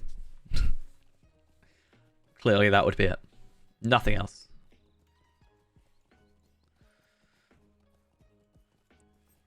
Alright, so with the completion of these, we should get an extra, 15 Lotro points. We also get, like, some virtual experience. Like, if this was a character that we were actually playing, this is how I would probably go about doing them, right? So, if it was not...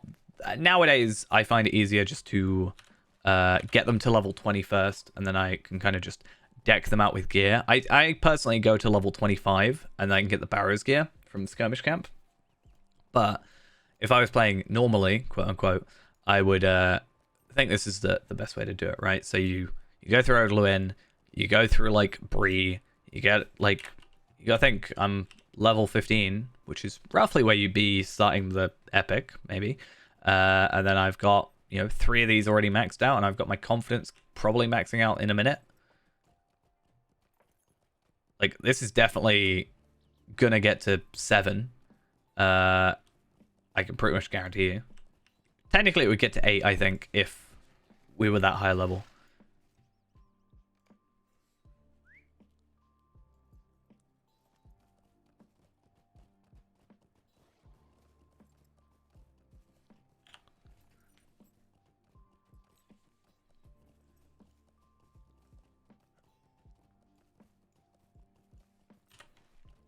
Okay. 2 more to go.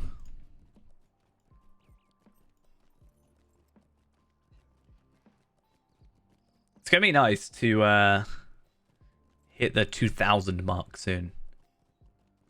It's gonna feel special. I think this is the most Lotro points that we've ever had. And it's gonna feel so painful. They do exactly what I do normally. Yeah, it's gonna feel so painful to spend 2,500 points. It's gonna hurt me so much, but it's a necessary evil, and it unlocks quite a decent amount of stuff. I mean, the instances, even Mines of Moria, like there's stuff there. I mean, you never know. We could actually take our main character, and if people are advertising, you know, there's people that go in Dana but good and all that. We could actually join those instances potentially and like get some extra Lotro points and deeds and stuff, and actually, like, you know, participate in content, showing that as a free to play, it is possible to actually do group stuff. You know, I think that's maybe a quite important thing. I really feel like this is not a bar that is required to be here, because I can tell how many I am out of. You know, feels a bit redundant, to put it nicely.